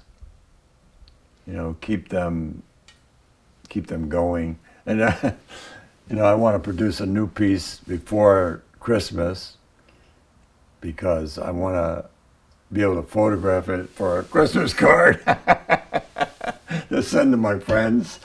But I can always use an older piece, I suppose, but I'd rather not. And what do you think is your personal key to a long, healthy, happy life? Well, my biggest thing is attitude, meaning that you need to have a positive outlook on almost everything you do. So if you make mistakes or something bad happens, you use it as a lesson, not as a deterrent. And, move forward positively always. I mean, I think that's what has saved my butt, you know, and also, and then all the other things fall in place. Like I inherited good genes, or that I exercised late in my life a lot, which was probably very, very helpful. And you eat well. And what else is left, you know? I mean, I don't think the order matters, but one thing that does matter is the attitude. I mean, people smoke till they're 104, you know, and eat badly, but their attitude is always on top. And they're always, I mean, if you notice people who age well, I mean, sometimes they end up being mean and cranky, but I think somewhere in them is another thing, you know, that it's just an exterior learned behavior that people see them as cranky. I don't know. It's hard to know, but I feel that's one important thing. And I just want to be like, I mean, and the fleck came back. Oh. It's gone now. You got it. Oh. What are some little things that inspire you? Like, when you're going about your day, what kinds of things do you experience that you're like, yeah, that's what life's about? Yeah.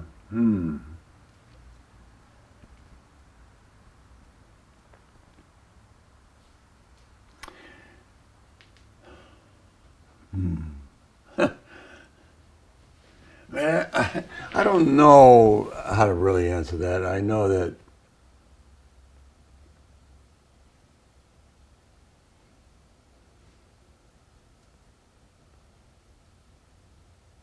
I mean, what I love mostly, I think, about being creative is that there's no, even within the discipline, I mean, of course, you've established a discipline of creativity, but there are no boundaries within it. So it's like, I suppose, has a little irony in that, or an opposite, because you're already bound in your discipline, but there's also freedom in it. And I think that gives me something, always knowing that I have that freedom is where my inspiration comes from. You know, just being able to go within, you know, be myself, I love being alone. I know. And I mean, the irony is that my father was this lone guy, right? And I choose to find inspiration in being by myself. But I think it was an entirely different situation. I mean, it's not connected, even though it looks the same. You know. Do you have any final thoughts? Well, I want to thank you, Jacob, for doing this for me and allowing the family to have another window into me and another way of knowing me. And I'm grateful for that. And I mean, being my age is also a little scary as well, because looking at what you have left is a difficult part to see. And every little thing somehow reminds you how fragile you are. And that's not easy. I mean, growing old is hard to do. And some days I feel like I did when I was 60 or 20. Some days I feel like I'm 94. And, you know, waiting for the next step not to happen. But today I feel good. And so, anyway. And then, one last time, what is your name and who are you? What is my name and who am I? Well, my name is Ron Curtis. And I am the guy who kind of went through life by the seat of his pants, I think. You know, I look back on my life, it's like I've done things with little plan. I mean, I haven't really planned out almost anything, and Francis just went with the game. We didn't plan anything. And I mean, we sustained some values, of course, but we went where it felt right. And I think I'm still doing it, you know, like, and being older, it's like you have more confidence in your own decisions as well, and less afraid of upsetting somebody, all of that. That's good. It's always a plus. Yeah. Again, thank you, Jacob. You did it. All right. Got the cut. Okay. Only what? Oh. Thank you, Jacob. It was fun. Thank you.